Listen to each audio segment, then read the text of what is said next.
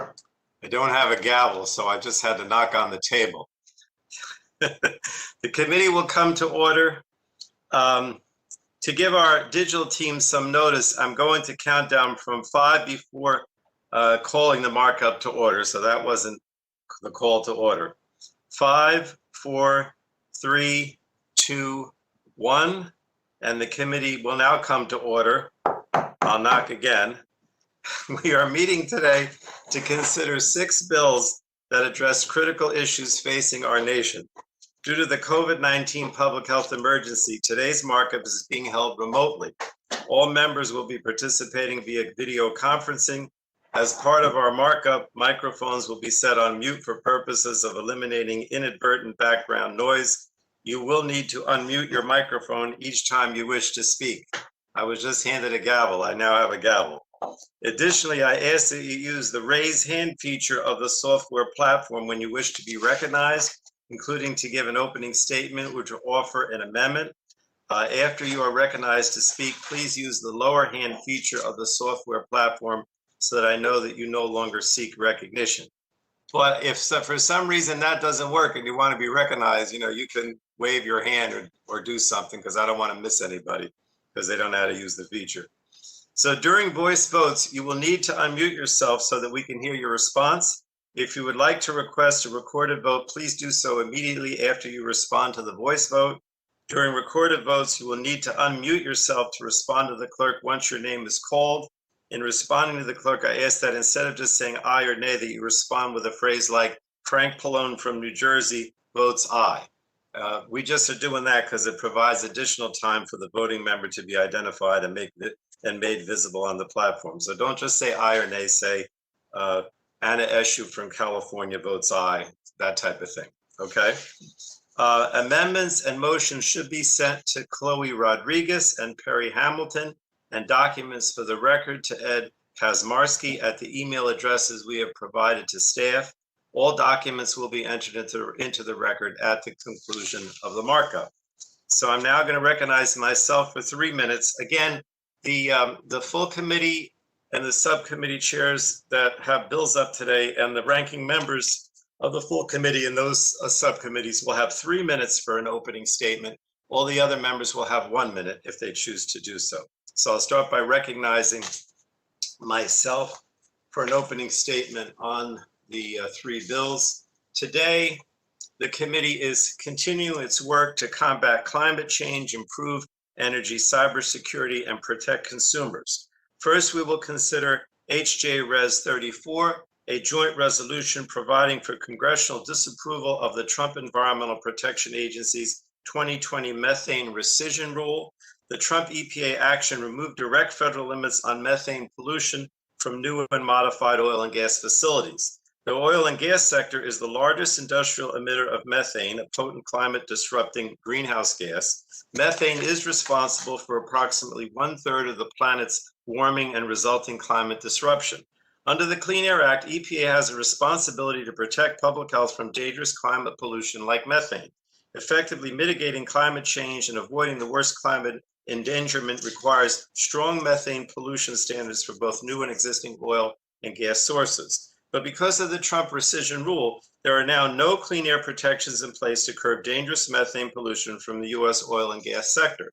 The Trump rescission rule was a thinly veiled attempt to limit regulation of the oil and gas industry at the expense of our health, our safety, and our planet at a time when these protections, I think, are needed more than ever. And it was such an outrageous overreach that it was opposed by not only environmentalists, but also by many in the fossil fuel industry. Favorably reporting HJ Res 34 today soundly rejects and nullifies, in my opinion, one of the most egregious environmental rollbacks of the Trump EPA, would restore the robust clean air pollution standards established in 2012 and 2016, and clears a path for stronger protections in the future. Second set of bills are on cybersecurity, 4 bipartisan energy cybersecurity bills. Members of the committee have worked together on these bills for many Congresses, and I hope this year we'll finally enact them into law. After all, cyber threats to the U.S. energy system have only increased in recent years, culminating with the Colonial Pipeline ransomware attack last month. These bills will bolster the cybersecurity of our energy system. And finally, we'll consider what I consider an urgently needed bill to protect consumers and ensure lawbreakers do not get to profit from fraud, scams, and other illegal conduct. HR 2668, the Consumer Protection and Recovery Act, Coney Cardenas's bill, would restore the Federal Trade Commission's authority under Section 13B of the FTC Act to go to court to get victimized consumers and businesses their money back. Action is needed now after the Supreme Court gutted this authority earlier this year. We must protect consumers and ensure the FTC remains the premier consumer protection agency in the world. So all these bills, I think, are important to protect our safety, security, and well-being. And with that, I would now yield to Ms. Rodgers, the ranking member, for an opening statement. Good morning, Mr. Chairman. Hi. Good morning, members of the Energy and Commerce Committee. I'm sitting here in Spokane, Washington, joining this markup, and I'm very disappointed. I'm frustrated, and I'm asking, why are we still doing 100% virtual work? The science is clear. The CDC guidance allows us to be in person. We're voting on the floor in person. The White House is holding in-person events with Democrat members of this committee and is holding daily press briefings in person. States across America are open with no restrictions because they're following the CDC guidance. Can the members who insist on keeping energy and commerce closed really tell us why we're locked down at home when their states are open? No. I'm almost certain that they're following the science, visiting friends and family indoors without masks and social distance, doing in-person events in their districts indoors without masks and social distance, dining inside a restaurant at 100% capacity, maybe even planning a vacation to London after President Biden committed to reopening travel to the UK just yesterday. Why? Because the CDC says it's safe. I'm asking you to follow the same standards and reopen this committee. We're doing a disservice for the citizens we were elected to represent. They're returning to work, so why do we think that we should be any different? What's the plan for opening the Energy and Commerce Committee? It's safe. Again, President Biden's CDC guidance allows for it. Energy and Commerce is in charge of public health. We should be leading by example, not promoting more fear and being anti-science. I'm heartbroken, and I'm really concerned about the damage this will have on the Energy and Commerce Committee. Surely we all remember that we're the best committee on Capitol Hill. We pride ourselves in attracting the members that are eager to do the hard work necessary to legislate and deliver results. Virtual work is eroding this. It's contributing to the polarization of Congress, and it's damaging the culture of this committee. We should be engaging in the most important debates of our time and doing the people's work. That is our rich history on the Energy and Commerce Committee. And it's not happening behind computer screens when we're muted and miles apart. Let's end this virtual charade and let's reopen. Let's reopen. We're duly elected to serve, and it's an abuse of power to keep us effectively from doing our jobs so that the majority can maintain command and control. I urge you to reopen. It's time. It's time that Energy and Commerce Democrats follow this science. And I yield back. Thank you, Mrs. Rodgers. I'm just going to say I disagree with you about the in-person and move on. I recognize now Mr. Rush, Chairman of the Subcommittee on Energy, for 3 minutes for an opening statement.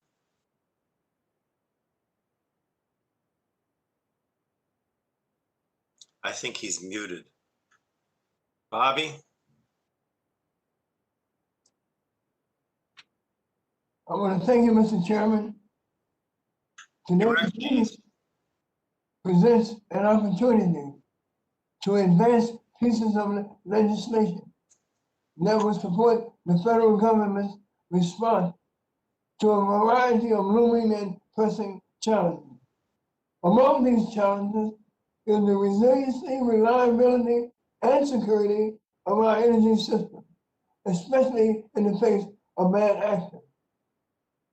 In the wake of the recent Colonial Pipeline crisis, Our committee has demonstrated its steadfast and bipartisan commitment to move legislation that will confront cyber and physical security vulnerabilities within our energy system.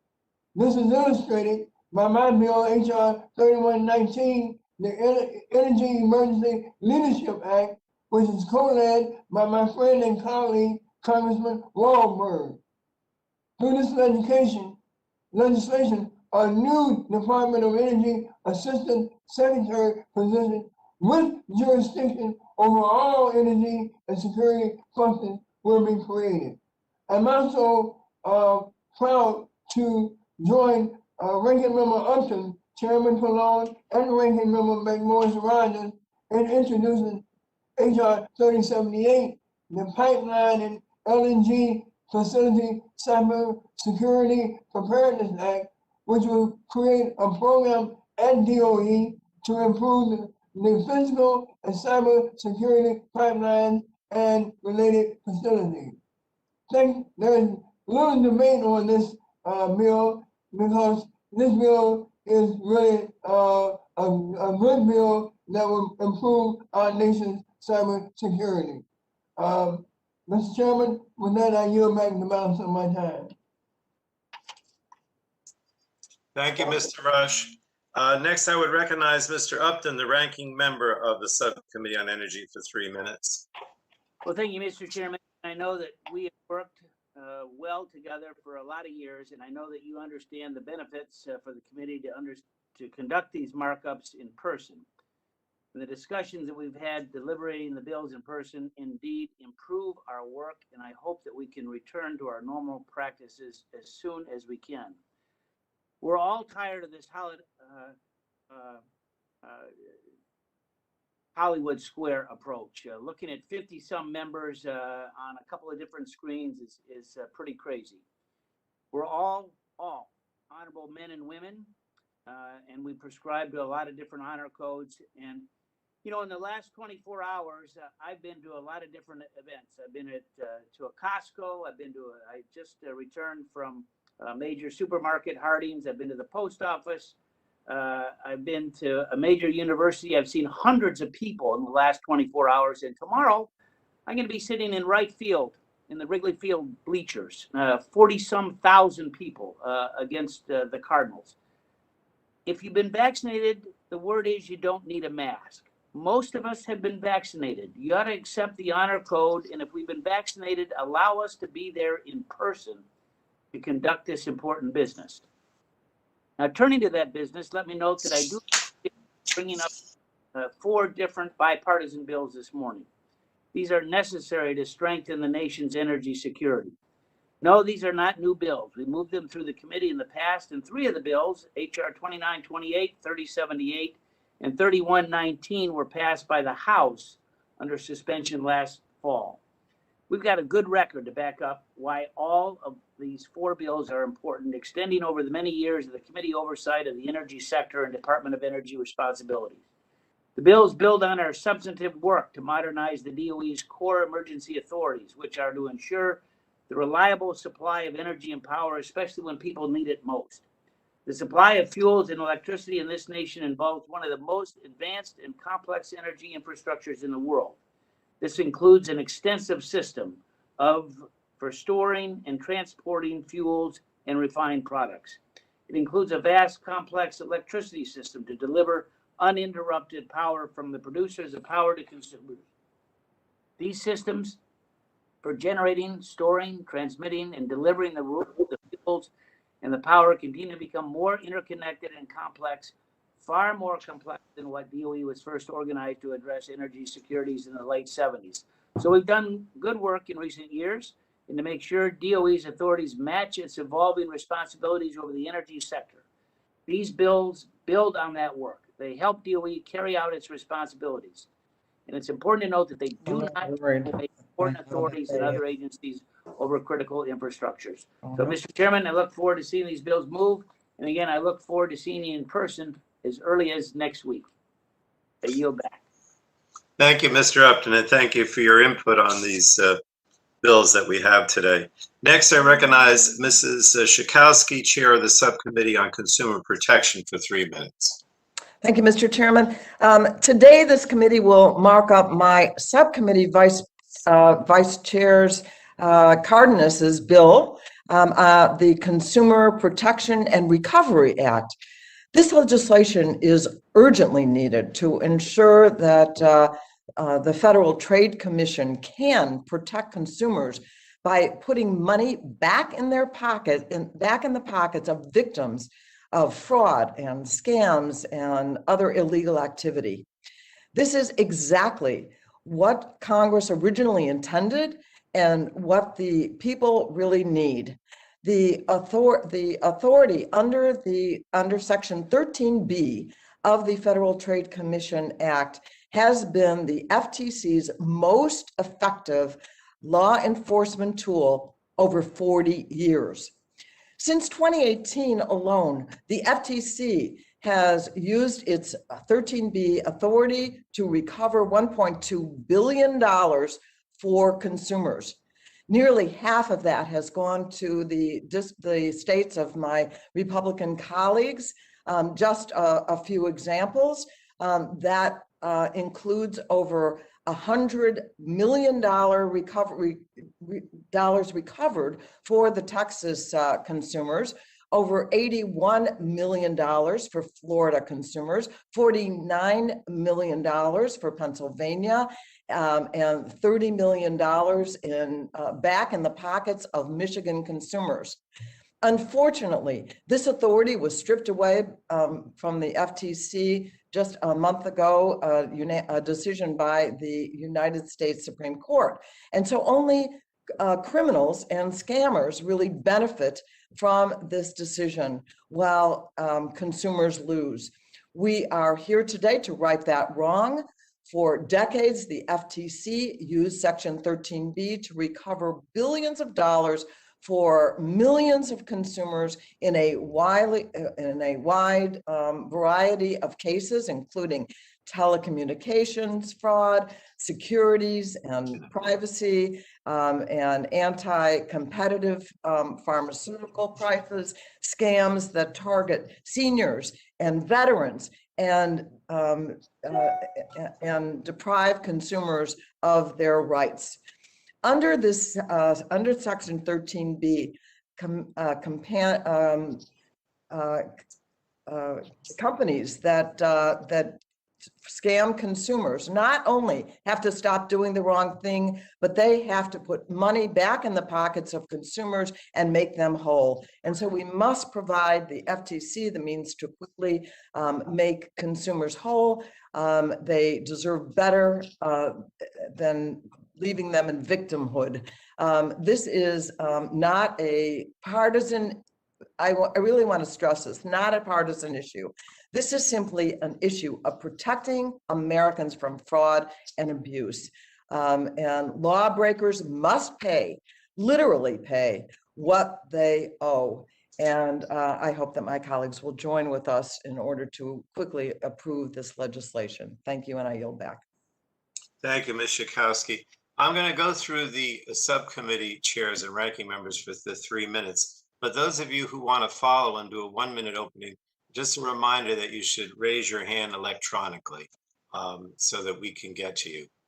So next is Mr. Bilirakis, ranking member of the Subcommittee on Consumer Protection and Commerce, for 3 minutes. Thank you, Mr. Chairman. I appreciate it. 2 weeks ago, the Consumer Protection and Commerce Subcommittee held its first virtual markup this Congress. Unfortunately, it was very challenging with unnecessary confusion instead of sincere collaboration because of the technical difficulties. These screens are keeping us divided, and I know we could better resolve our differences if we met here in person. As I mentioned in that markup, we are missing a great opportunity to enact privacy legislation. And Chair Schakowsky, I understand you would like to begin privacy roundtable soon. I really appreciate your seriousness to work on that issue and remain eager to learn more about the process. And we've already had one roundtable. which I feel was very productive with regard to privacy.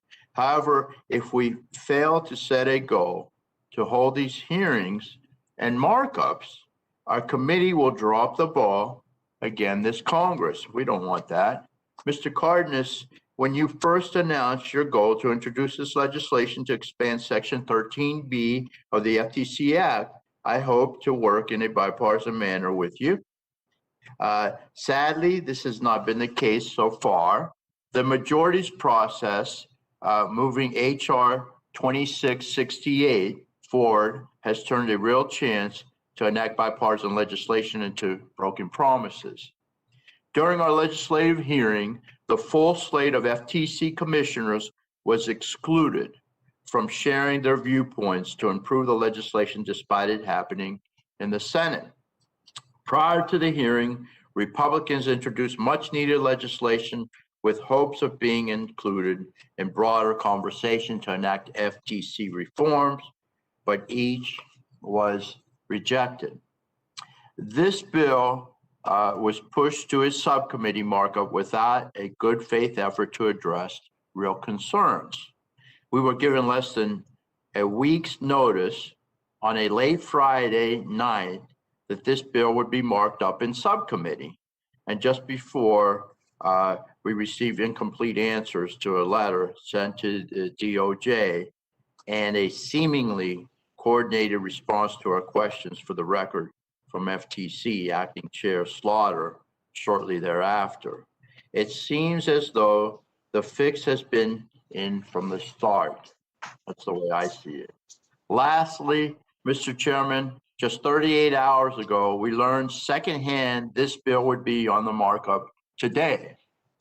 To my Democratic colleagues, we all want to protect consumers, but this is not how this committee should operate. I will offer an amendment today that we believe is a fair and equitable compromise to protect consumers. I remain sincere and hopeful we can work together. So let's end this partisanship. Let's open the doors to 2123 Rayburn, and let's get back to doing good work for the American people together. Thank you, Mr. Chairman. I yield back. Thank you, Mr. Bilirakis. Next, I recognize Mr. Tonko, Chairman of the Subcommittee on Environment and Climate Change, for 3 minutes. Well, thank you, Chairman Pallone. You can hear me? Yes. Thank you. Thank you. Thank you for your leadership, and thank you for moving so much legislation forward. Today, we will consider one resolution, HJ Res 34, referred to the Subcommittee on Environment and Climate Change. Methane is a potent greenhouse gas with a global warming potential 84 times worse than carbon dioxide over a 20-year period. We know, indeed, how critical it is to address methane to achieve our climate targets. It is why EPA had taken good, well-supported steps previously to reduce methane emissions and other harmful air pollution from the oil and gas sector. HJ Res 34 is a resolution of disapproval for the Trump administration's 2020 rescission rule. If enacted, it would reinstate the pollution reduction requirements that were part of the established efforts in 2012 and 2016. A companion resolution has already passed in the Senate with bipartisan support. And the resolution has support from a diverse coalition of stakeholders. I do want to thank Representatives DeGette and Peters for their work on this resolution and their multi-year efforts of curbing methane pollution. I believe this is a very important bit of our achieving our climate goals and decarbonizing our environment. I encourage members to support this resolution. And with that, Mr. Chair, I yield back. Thank you, Mr. Tonko. So I next recognize Mr. McKinley, Ranking Member of the Subcommittee on Environment and Climate Change, for 3 minutes. Thank you, Mr. Chairman. We're here today once again virtually, but in more than one sense of the word. There has been no customary legislative process for the majority of these bills in this Congress.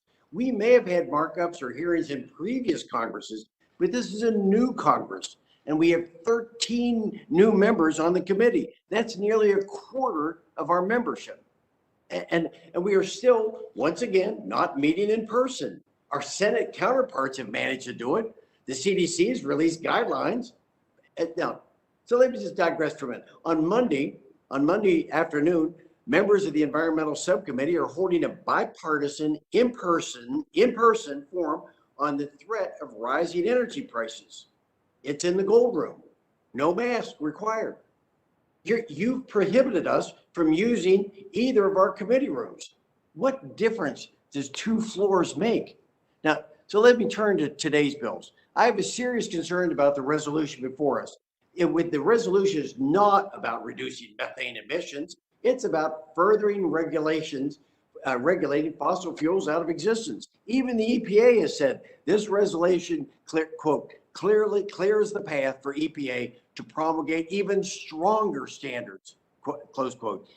Even though methane emissions from the oil and gas sector have paled in comparison to other energy activities. In fact, in recent years, methane emissions from oil and gas have dropped by 15% in the United States, while natural gas production has doubled, even more without more regulations. The private sector is doing its part. So, Mr. Chairman, this is nothing but a political solution in search of a problem. States are adequately regulating these emissions, and overturning this rule will increase costs, hurting smaller independent operations and the livelihoods they support. They shouldn't be collateral damage. Is that really, Mr. Chairman, is this really what America wants? Higher prices and lost jobs? Is this what you call environmental justice? Thank you, Mr. Chairman. I yield back. Thanks, Mr. McKinley.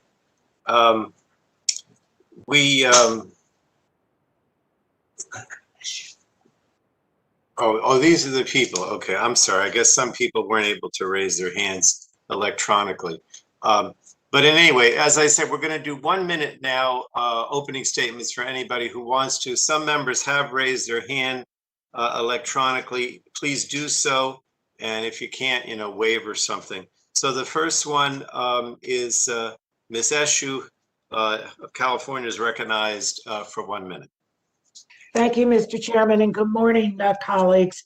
First, I want to say that I support the bills that are before us, and I just want to say a few words about the FTC bill.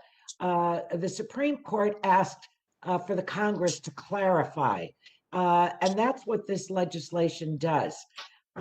Every single one of us have listened to constituents in town hall meetings, letters that they sent to us, emails of how they have been scammed. And so I don't even think this is not partisan. Bipartisanship is wonderful. This is nonpartisan. If you look at the list, every single state, every single congressional district, our constituents have been impacted by this. So I think this clarification is not only a good one, I think it's absolutely necessary. Who wants to go home and say, I stood in the way of you being, your funds being restored? That doesn't make sense. And our Republican colleagues have raised over and over again, meeting virtually. As one member of the committee, I really want to know if everyone is vaccinated and that all of the staff is vaccinated. If that can be established, I think that would be very important. This virus is a killer, and we can't just take for granted. I'm not going to take for granted sitting in closed quarters that some people are vaccinated and others aren't. I know it's sensitive, but because you're raising it, I want you to know how I view it. So I think that I've used up my time, and I yield back, and I thank the chairman for recognizing me. Thank you, Ms. Eshu. So I have only 2 more people that have asked for an opening, and that's Mike Burgess and Bill Johnson. So we'll go to Mike Burgess now for 1 minute. Thank you, Mr. Chairman. And I have an opening statement I'll submit for the record. I'll post it on appropriate social media because I'm sure everyone wants to read it. But I do feel it's important to add my voice to those who have already made statements about this fact that we're meeting virtually for a markup. I mean, it's one thing to meet virtually for a hearing, but a markup is a different situation. And we should be gathered in one room. I respect the people who've raised concerns about, I can't know that everyone is vaccinated, but look, the CDC said, I'm vaccinated, you're vaccinated, we're good. The person who's at risk is the person who's not vaccinated. So let's make an N95 mask available to them, a face shield available to them, a gown if they so desire, but we should be back in the hearing room, having these hearings real time, face to face. There are things that you miss if you are not able to be physically present during the time of a markup, the ability to provide additional input, to provide for staff additional input on it. This is something that we are missing by these virtual markups. It's time for us to get back to normal. If we believe in the vaccines, let's act like it. I yield back. Thank you, Dr. Burgess. So now I do have Peter Welch and then Bill Johnson. Peter, gentleman from Vermont is recognized for 1 minute. Thanks, Frank. I'm not quite sure how I got on the list. I'm happy to listen to my colleagues, but I look forward to making progress on this important hearing. Thank you. Thank you. And then we have Bill Johnson recognized for 1 minute. Gentleman from Ohio. Well, thank you, Chairman Pallone and Ranking Member Rodgers. Having spent over 40 years in information technology, I understand how critically important cybersecurity is. As we become more reliant on technology, even more so during the pandemic, our networks become more and more susceptible to cyber attacks by criminals and hostile nations. The cyber attack on the Colonial Pipeline is an alarming example of the vulnerabilities in America's critical infrastructure. The ability of our adversaries to threaten our national security and harm our economy is very real. Unfortunately, the attack on the Colonial Pipeline isn't the only example. Dozens of government agencies, a Florida city's water supply, and ferry services off of Cape Cod have all been victims to the sharp rise in recent cyber attacks. It's past time that we act to protect our critical infrastructure, our energy grid, our pipelines, and resources that produce fuel for our power generation. This committee has passed 3 bipartisan cybersecurity bills to protect America's pipelines multiple times, and I'm hopeful we can do so again today. With that, I yield back. Thank you. Gentleman from Alabama, Mr. Palmer had his hand up. Recognized for 1 minute. Thank you, Mr. Chairman. I want to associate myself with Ranking Member McMorris, Rodgers, and the others about the need to meet in person, and would like to make a motion that the committee majority provide in writing the scientific basis for not allowing us to meet in person. I will make this request in writing to the chairman. I'd also like to ask that if every Democrat member of the committee has been vaccinated, that they at least be willing to meet with those of us who have been vaccinated and to meet in person. And with that, I yield back. All right. Rather than entertain that motion now, let's get through the opening statements and then we'll go to it. Does anyone else? I don't have anybody else who's asked for should make an opening statement. All right. So, Mr. Palmer, would you mind, instead of making a motion that, I mean, I can either, look, I can state now why I disagree with Mrs. Rodgers, or I can, give you something in writing. I mean, why don't I just explain now, and maybe that'll satisfy you. If not, I can. I would prefer that you do it in writing. I mean, this is an egregious assault on representative government. All right. An abuse of power, and I would like to have it in writing. I've talked to Mrs. Rodgers, and I would certainly be willing to discuss it further. And if you want me to put something in writing, I gladly will.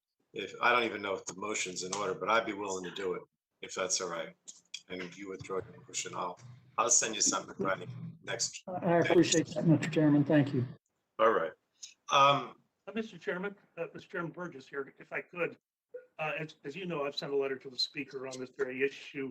I've asked you, Chairman McGovern, Chairman Yarmouth, as the chair of the various committees on which I sit to help me with the Speaker's office. I've gotten no response out of the Speaker's office. And as you're providing a written response to Mr. Palmer, I would also like a response to the letters that I've sent you, if that wouldn't be too much to ask. Yeah, I am not aware of it, but is it on the same topic, Dr. Burgess? Yeah, as you know, we wrote. No, I'll respond to Mr. Palmer's request and send it to everyone on the committee, not just him. I'll respond to what he said and put it in writing to all of you. I'd appreciate you bringing up with the Speaker as well, which was the. Well, the Speaker, I'm not aware of what you've done with the Speaker, but I'd be more than willing to. Your staff has several copies of the letter, I assure you. Well, I'll take a look at the Speaker's letter, but I'll just explain why I've told Mrs. Rodgers, but I'll explain in writing why I don't want to have the in-person hearings yet.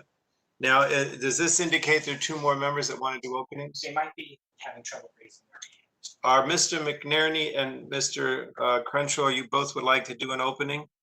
Is that correct? All right, then we'll go to Mr. McNerney. He's recognized for 1 minute. Okay, thank you, Mr. Chairman. We'll be considering two grid security bills today that my friend and co-chair of the Grid Innovation Caucus, Bob Latta, and I have been working on for a long time, HR 2931, the Enhancing Grid Security Through Public-Private Partnership Act, and 2928, the Cyber Sense Act. These are important bills. They'll make a difference. The growing cyber threats and recent have highlighted the need and urgency to do this. Today, we'll also be considering legislation to reverse the Trump administration's rescission rule. This rule's deregulation of the methane emission marked a significant retreat in combating climate change, and it's absolutely critical that we reverse this harmful rule. And lastly, we need to move quickly to restore the Federal Trade Commission's authority to go after those who have stolen money from consumers and to get this money back to consumers. This is especially important for districts like mine, where many are struggling to pay rent and put food on the tables. Consumers who have been defrauded deserve to get their money back. We need to give the Federal Trade Commission authority to do this. Thank you. I yield back.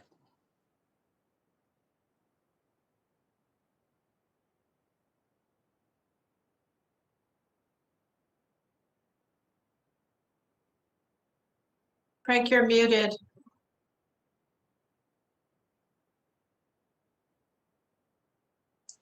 I had a request for 1 minute from Mr. Crenshaw of Texas. He's recognized for 1 minute. Sorry about that, Mr. Chairman. My staff must have jumped the gun on that one. But I'll be very brief. I just want to echo the comments of everyone else. The science says, the CDC says we can meet in person.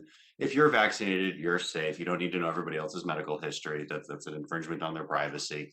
And you're safe. Everybody is safe. And I know that everybody's going back home and meeting with lots of other people in person. Everybody knows this. America is doing it. We should show that leadership. Unfortunately, we haven't. We'd be leading from behind at this point.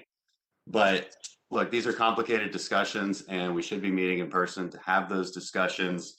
And if we don't believe the CDC's scientific method, we have jurisdiction over them. We should drag them in front of the committee and question their scientific method if we don't believe that what they're saying is correct.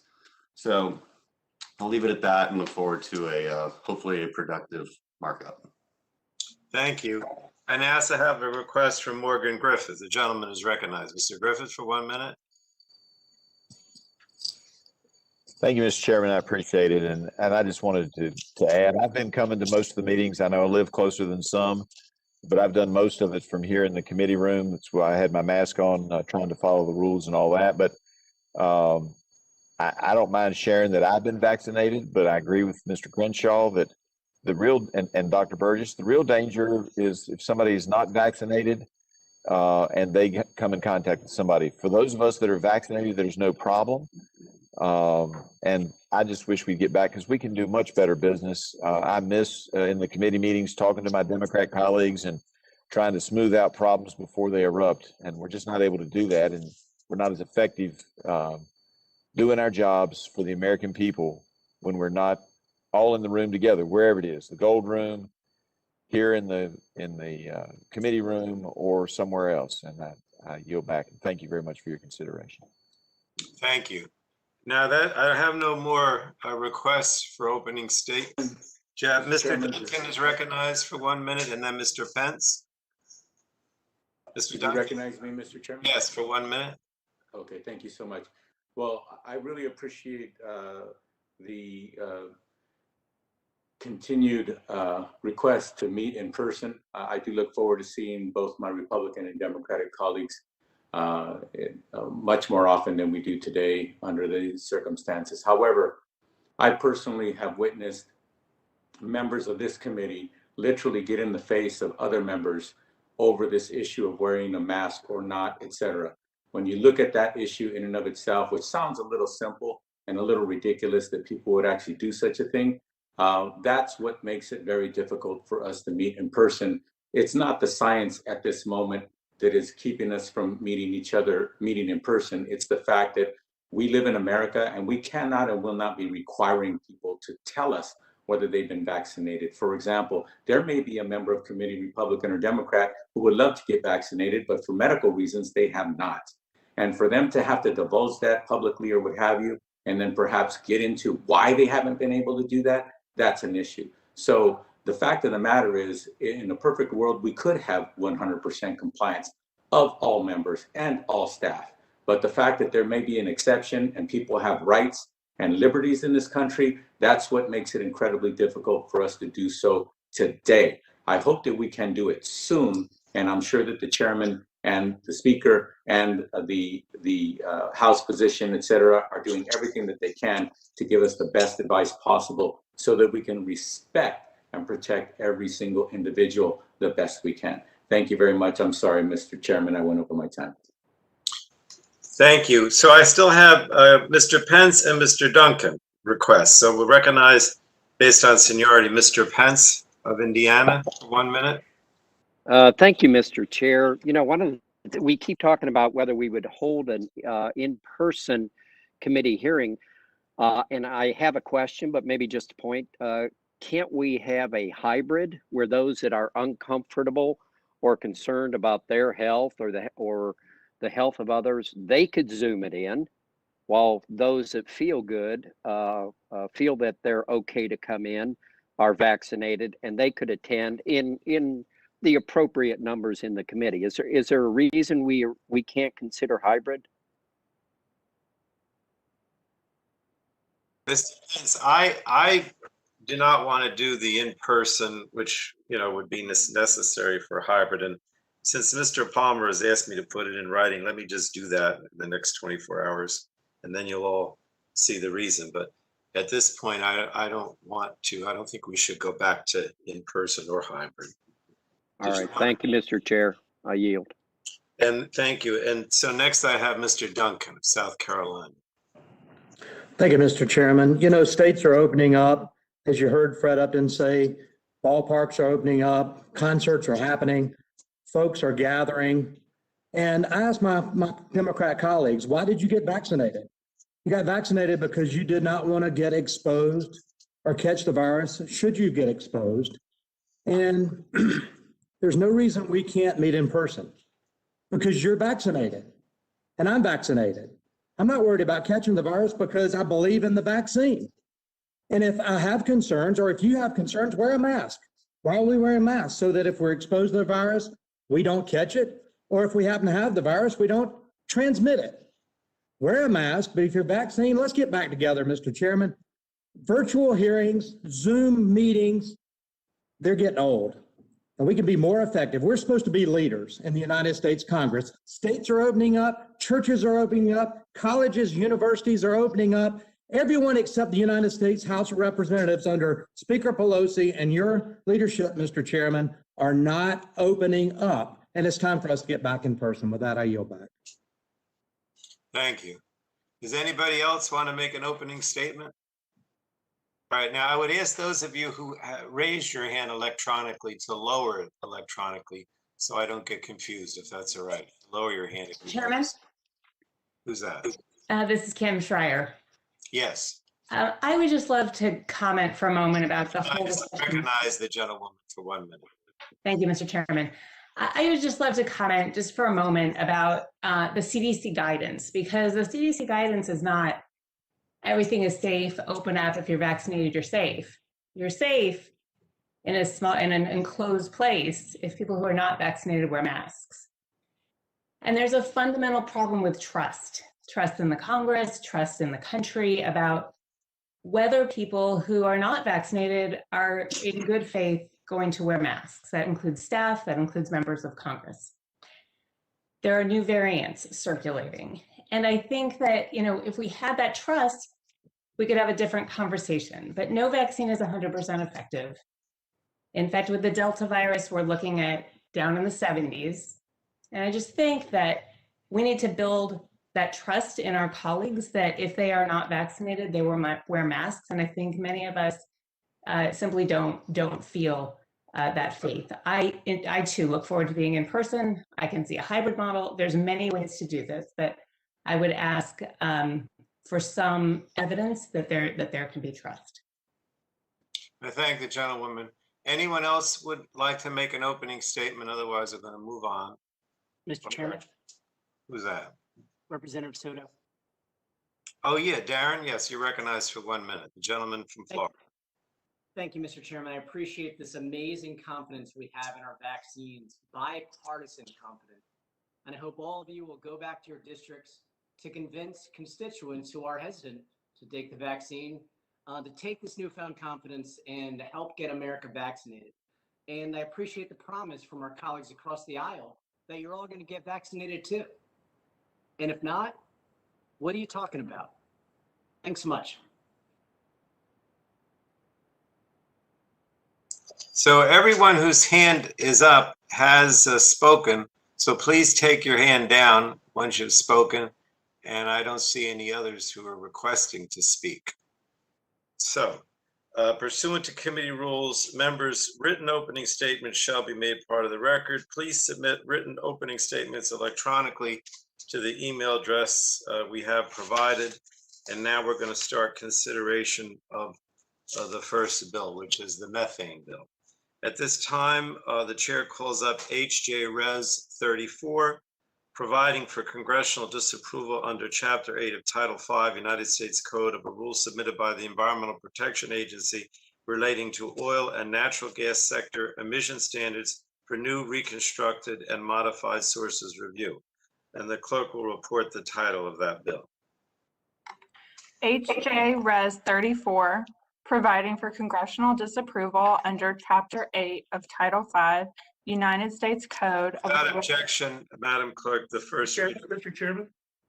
Yes. I object to the suspension of the reading of the bill.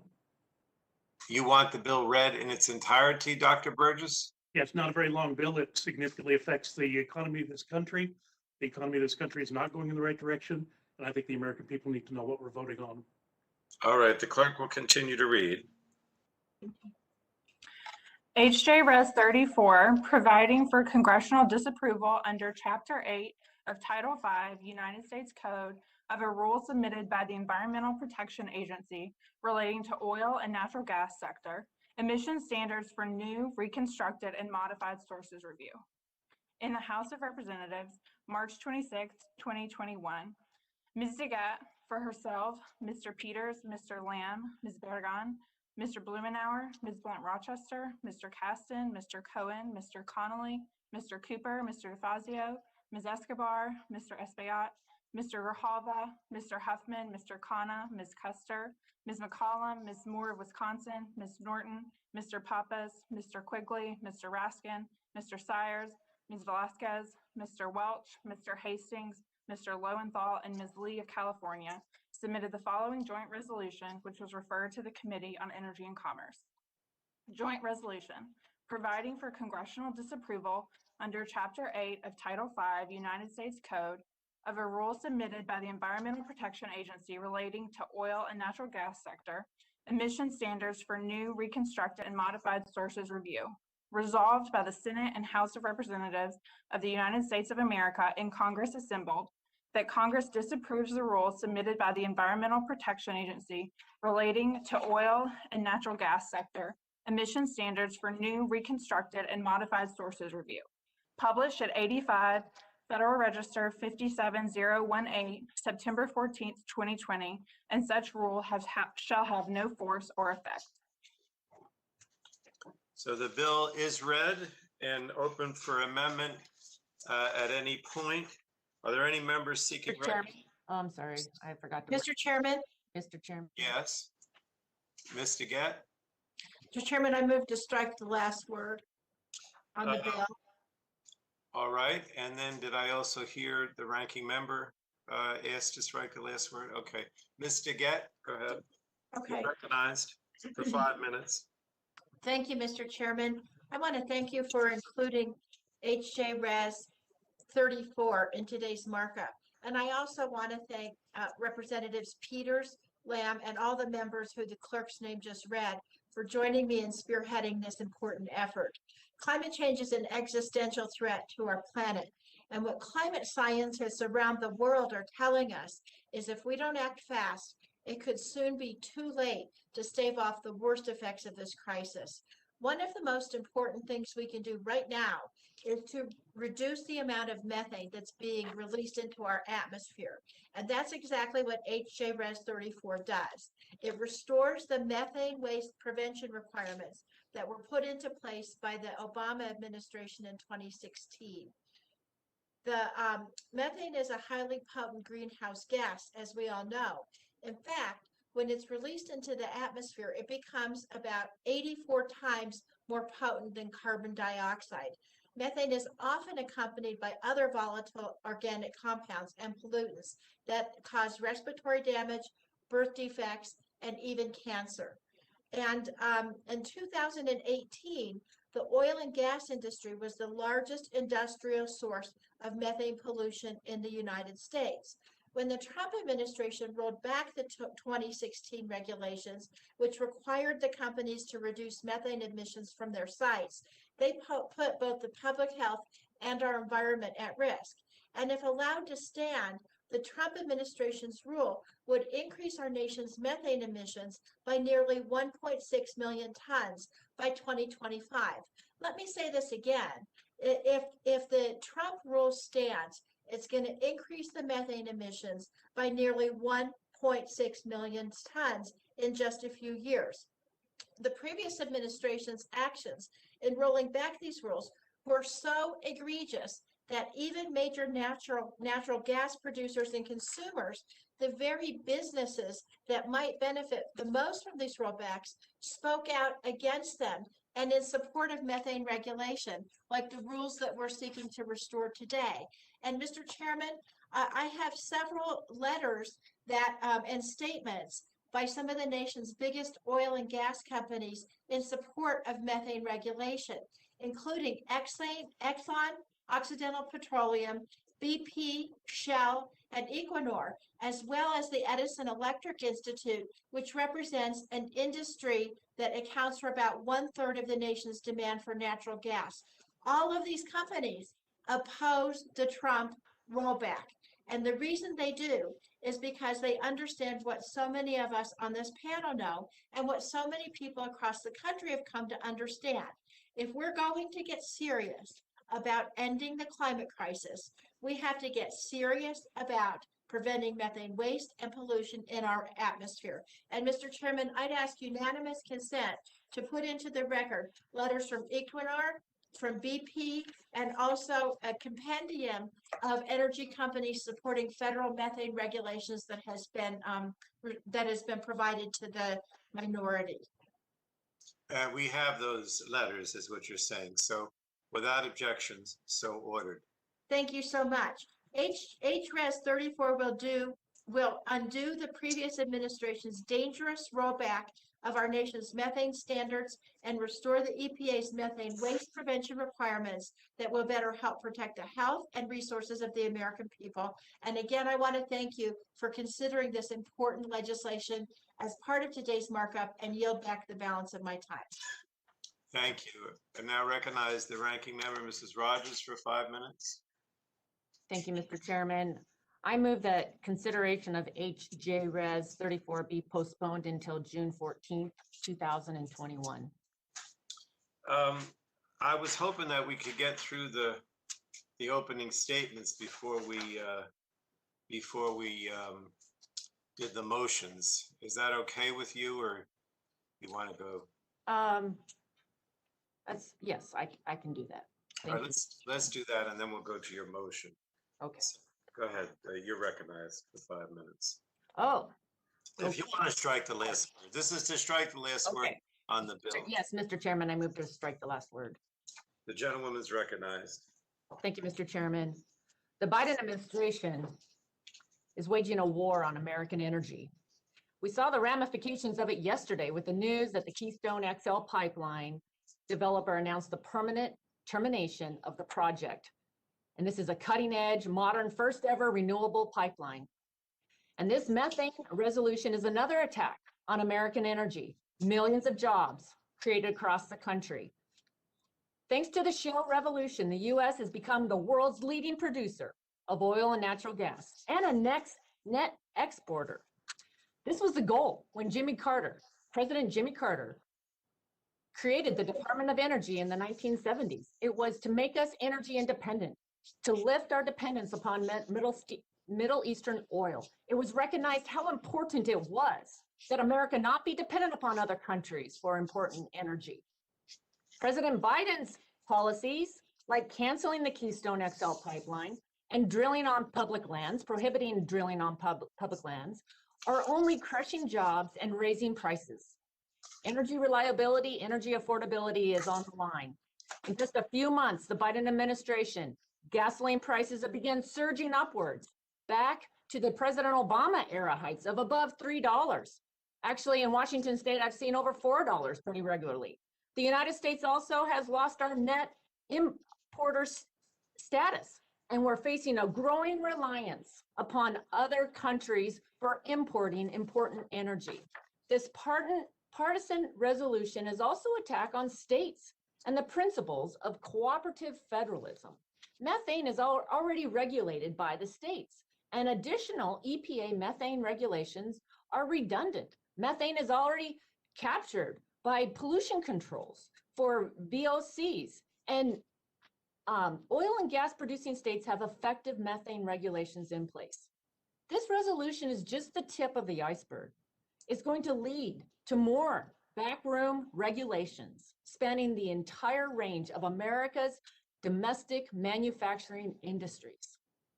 President Biden's statement of administration policy in the resolution says it all. Quote, the resolution will clear the pathway for EPA to promulgate even stronger standards under Section 111 of the Clean Air Act. EPA should use this resolution to regulate any of the 70 plus source categories already under the Clean Air Act under Section 111 list, including manufacturing, chemicals, paper, metals, and many others. These are the kind of regulations that harm America's jobs, America's competitiveness, American manufacturing. So I urge my colleagues to vote no on this resolution. And I yield back the balance of my time. Thank you. We'll go to a Democrat. I have Mr. Cardenas, 5 minutes to strike the last word. Or is you left over from the previous? All right. Well, if anyone who had their hand up before and doesn't want to speak, please lower their hand. I have Scott Peters is recognized for 5 minutes. Thank you, Mr. Chairman. I move to strike the last word. It's recognized. Thank you. Thank you for hosting this markup. And we need to address methane emissions for several reasons, and I just want to focus on 3 in my time here. First, controlling methane is the single most important step we can take today to combat the climate crisis. That's because methane is a super pollutant more than 80 times as potent as carbon dioxide and is responsible for about 25% of the man-made warming we experience today. My Republican colleagues never miss a chance to point out that the natural gas revolution has contributed to our historic energy independence and has cut our carbon dioxide emissions from energy productions. But they're right, but there's still a problem, and that problem is fugitive methane emissions. While burning natural gas produces 40% lower carbon dioxide emissions than burning coal, almost all that benefit is wiped out if fugitive methane leaks persist, even at a low level. Put simply, to reap the climate benefits of natural gas, you have to address methane. Second, controlling methane emissions is critical to the economic competitiveness of the U.S. gas industry. That's why so many of them support rescinding the Trump actions. Last year, the French government blocked a power utility in France from signing a $7 billion 20-year contract to buy LNG from a facility in Brownsville, citing concerns that U.S. natural gas is too dirty. I understand oil and gas are not going away tomorrow, and I understand the important role the industry plays in supplying us with reliability and economic opportunity, and that for many U.S. communities, the industry isn't just an economic feature, but also a cultural one. However, world markets and domestic politics and the planet itself will not tolerate natural gas as a so-called bridge fuel unless the industry can prove with real credibility and transparency that it has fixed its methane challenge. U.S. gas can be the cleanest in the world, but a workable, durable, and effective regulatory environment has to facilitate that. Third, U.S. companies can lead the world in developing technologies to monitor and reduce methane emissions. Small businesses currently comprise 2/3 of the methane mitigation industry, and these companies represent the best of American innovation, creating economic opportunity and tackling global challenges at the same time. I thank Ms. DeGette for her leadership in bringing forward this resolution of disapproval. This is a critical first step to properly address methane emissions. However, I would be remiss to emphasize that our work is just getting started. We have to work together, Republicans, Democrats, the administration, industry, and environmental groups, and many others, to develop a new, ambitious, and long-term federal framework for reducing methane emissions. The framework should be based on the latest science, minimize costs for industry, and incentivize technological innovation. On Earth Day, I introduced the Methane Act, which I believe fits this framework. My bill would provide a durable foundation for the EPA to use performance-based standards and robust emissions measurement, reporting, and verification requirements to achieve ambitious methane emissions reductions, establish U.S. leadership internationally, and provide businesses with regulatory certainty and flexibility to innovate. My hope is for a bipartisan, bicameral coalition around this bill and to work with all the relevant stakeholders to make necessary tweaks to meet our common goals. And that said, I'm proud to be a co-lead on the resolution we're marking up today, and I'm glad we're taking an important first step for reducing methane emissions. It's critical. Thank you, Mr. Chairman. I yield back. I thank the gentleman. Next, I have Dr. Burgess. Move to strike the last word. You're recognized for 5 minutes.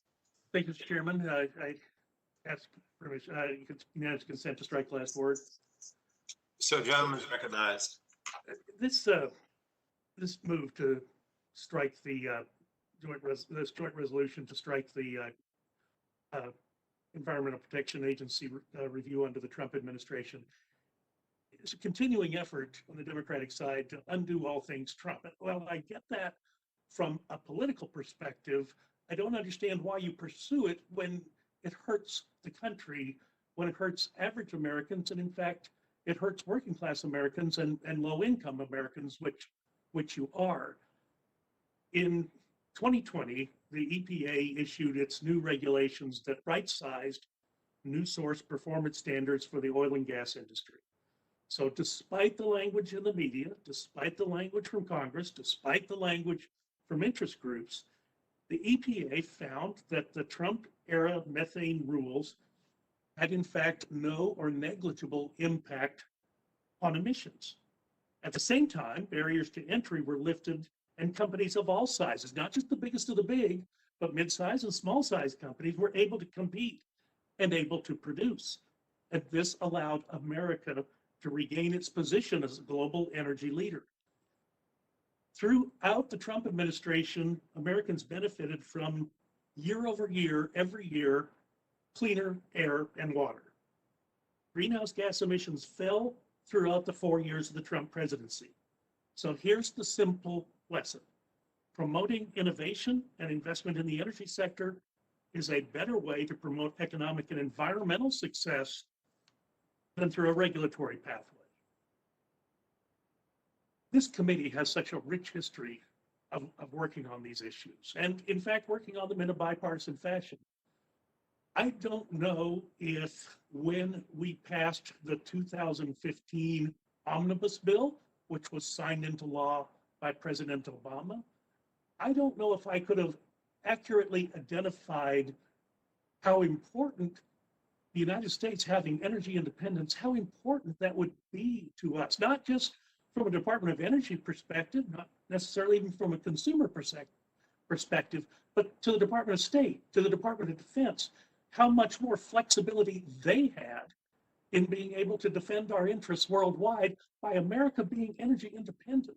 I don't know if I really understood that completely when I voted for that omnibus bill back in 2015. But what I do know is within a week, export of Permian Basin crude out of the port of Corpus Christi was occurring, and the economy, which had lagged in the doldrums since the 2008 recession, suddenly found signs of life.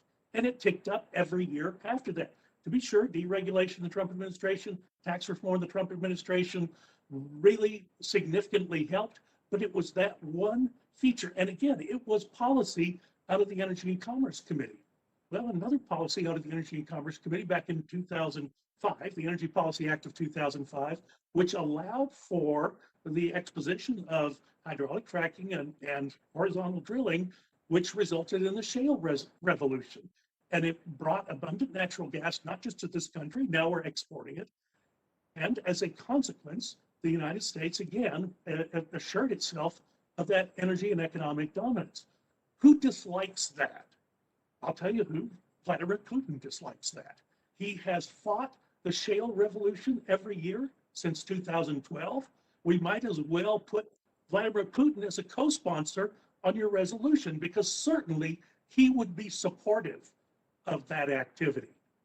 Look, we should be favoring America and Americans. We should be helping those who are not as fortunate as others.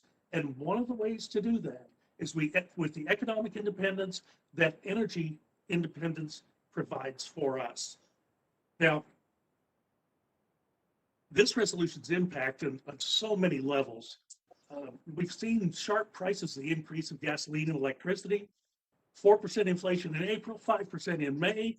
This is not hurting people at the upper ends of the income scale. It's hurting those who are lower on the income scale. We've got to be sensitive about what we are doing in this committee. We affect 40 to 50% of the nation's economy in this committee. And if we're not sensitive to what is occurring because of our policies, we are going to be hurting average Americans.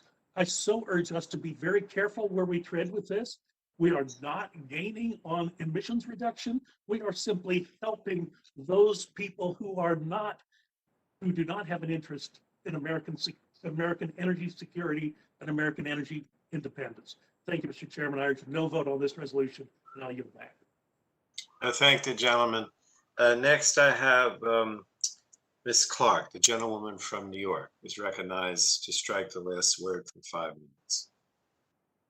Thank you, Mr. Chairman. I move to strike the last word. Gentlewoman's recognized.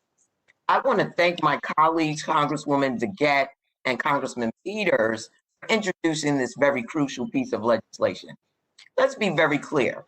From the Trump administration's first day in office until its last, every conceivable attempt was made to undermine our nation's environmental protections and destabilize the foundation of science on which our laws and regulations are built.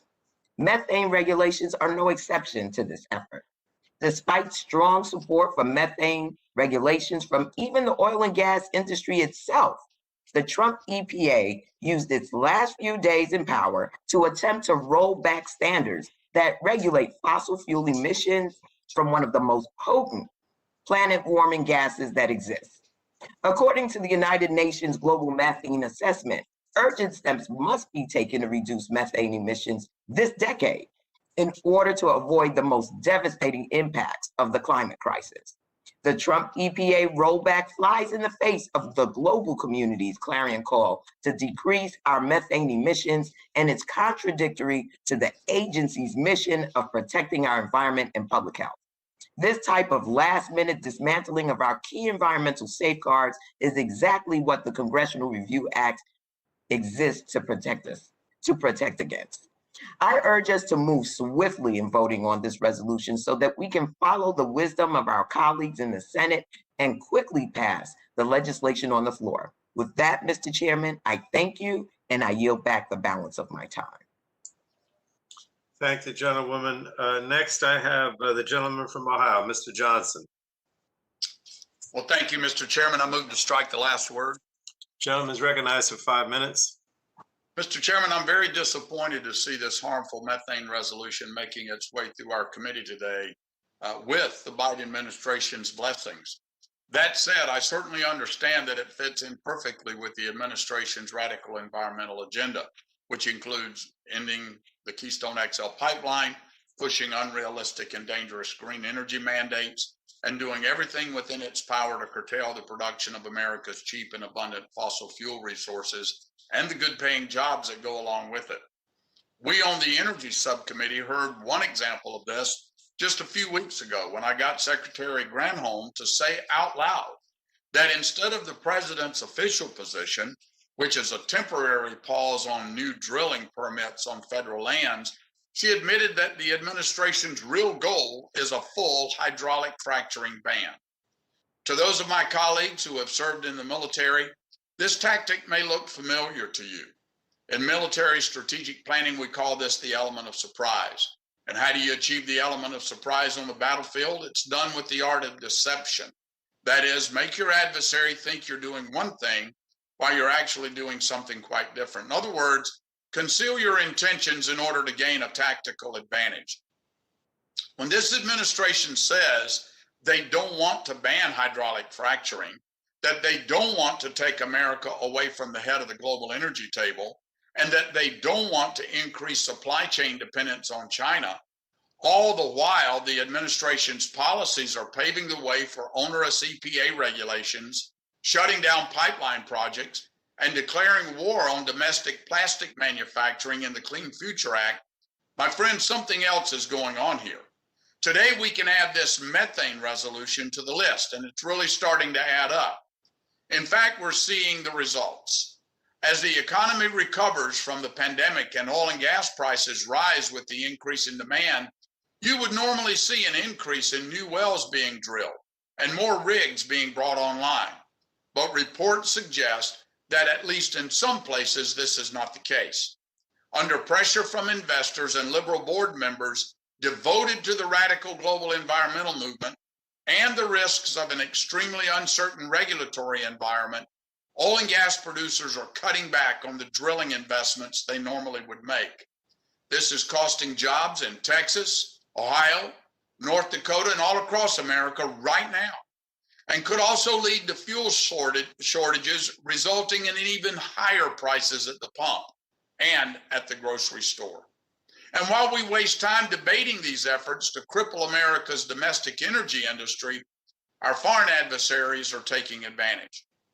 For example, Russia's Nord Stream 2 pipeline is getting closer and closer to being fully operational every day, thanks to President Biden lifting sanctions on the builder of the pipeline, a well-known Vladimir Putin crony. And then our own Secretary of State, Tony Blinken, this week declared the completion of Nord Stream 2 was, I quote, a fait accompli, a foregone conclusion that America couldn't have done anything about it. I wonder how that went over with our allies in Ukraine. Simply put, this is not the kind of global leadership we so desperately need right now. President Biden is lifting sanctions on our adversaries' oil and gas industry while leading efforts like this methane resolution to essentially impose sanction on American industries and workers. Vladimir Putin is laughing and profiting. We are better than this, Mr. Chairman, and I believe this committee has a chance to show some leadership here. What we should be talking about is how to expand America's hard-earned energy dominance. Mr. Chairman, let's keep America's pipelines open, and let's work on issues that used to be bipartisan. For example, exporting more American liquefied natural gas around the world, which strengthens America's geopolitical strength, while blunting the influence of bad actors like Russia's Putin, who want to trap Europe into energy dependence. Perhaps in the next markup, we'll include my legislation, the Unlocking Our Domestic LNG Potential Act, which would help do just that. With that, I urge my colleagues to oppose this counterproductive methane resolution, and let's get back to working for American workers and American industries, not against them. Mr. Chairman, with that, I yield back. Thank you, Mr. Johnson. Next, we have the gentlewoman from Florida, Cathy Castor, is recognized to strike the last word for 5 minutes. To strike the last word. Gentlewoman's recognized.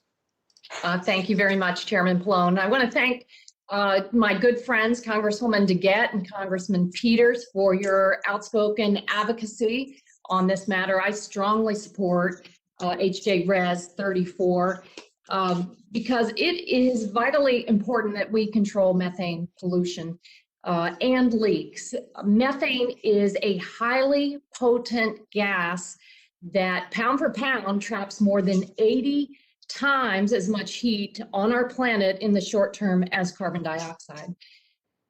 Plugging methane pollution leaks is good for our public health, reduces asthma, heart attacks, premature deaths. It's good for the climate. It's good for business. It will create thousands and thousands of jobs all across America. And that's why there is broad consensus from energy companies, local communities, the tourism industry, labor, environmental organizations, environmental justice organizations, and faith leaders on this issue, on methane pollution control.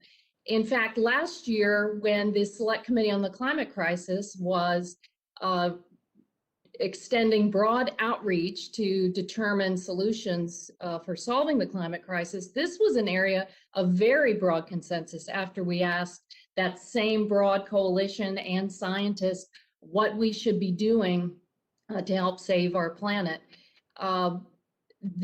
And we made recommendations along the lines here. And actually, this is a fairly modest step. It's an important step. It's an easy step. It's one that has broad support. And that was before the National Oceanic and Atmospheric Administration's report in April, where they said despite the COVID-19 pandemic and the various shutdowns, CO2 and methane emissions surged in 2020, including the largest recorded increase in methane emissions since they have been keeping records over the past 37 years. People know it. In fact, a recent Morning Consult poll found the overwhelming majority of Americans, including 81% of Republicans, support congressional actions requiring oil and gas companies to regularly check for and fix methane leaks. So again, this is the least we can do, but it's an important step, a very important step. And I think it goes a long way to answering our moral call to action on behalf of our kids and future generations. So thank you, and let's move this resolution as quickly as possible. Thanks, and I yield back. Thank you, Ms. Castor. Next, we go to Mr. Latta from Ohio. You're recognized for 5 minutes. Well, thanks, Mr. Chairman, and thanks for recognizing me. I oppose HJ Res 34. My district's home to over 60,000 manufacturing jobs. And just in the last couple of weeks, we've had announcements of over probably 4,000 more jobs being located here. We want to make sure that hardworking Americans out there have jobs. We want to make sure they have good paying jobs. We have to make sure that they have the energy to make sure that they can turn those machines on in the morning when Americans get up to go to work. So it's important that we make sure that we have the energy out there for them. You know, when we talk about our friends across the pond, I've met, and a lot of you have met with them too, from Central and Eastern Europe. You know, they all ask me how, we were able to do what we did. Well, by producing the natural gas and the oil that we have, become world leaders. It's pretty much by having the regulations on place that companies can get out there and do it. And they did it. And what do these countries want? They want a good supply of that's going to be there for them, especially in Central and Eastern Europe. Because if, again, you look at the Ukrainians, for the Eastern Europeans, they don't want to be shut off in the middle of the winter by the Russians, if they all have been held hostage by them. They want that supply. So it's important for us to make sure that we have that energy not only for us to take care of ourselves in this country, that we never have again the situation we had back in the mid 1970s that most of us remember, that with the gas lines and the fear of not having any energy in the winter, that we have to put on sweaters, turn down the thermostat, and walk to work. That's not what we're about as Americans. We're out there to make sure that we can solve the problems that are before us. With our friends in France, of course, we know that the French are heavily nuclear, and so that they're not going to be promoting on the natural gas side. So I think it's really important we take these into consideration. We think about this resolution for us today. And I oppose the resolution. And Mr. Chairman, I yield back the balance of my time. Thank you. Thank you. Next, I have a gentleman from Texas, Lizzie Fletcher, is recognized. Well, thank you, Mr. Chairman. I move to strike the last word. Gentleman is recognized. Thank you, Mr. Chairman. I'd like to address some of the comments that we have heard today, and frankly, some of the hyperbole that we've heard about this particular bill and how it will hurt domestic energy production. I would be surprised if there's a member of this committee or of this Congress who represents more people who work in the pipeline industry than I do. And what we're hearing from some of our colleagues here today about this bill is not what they are saying.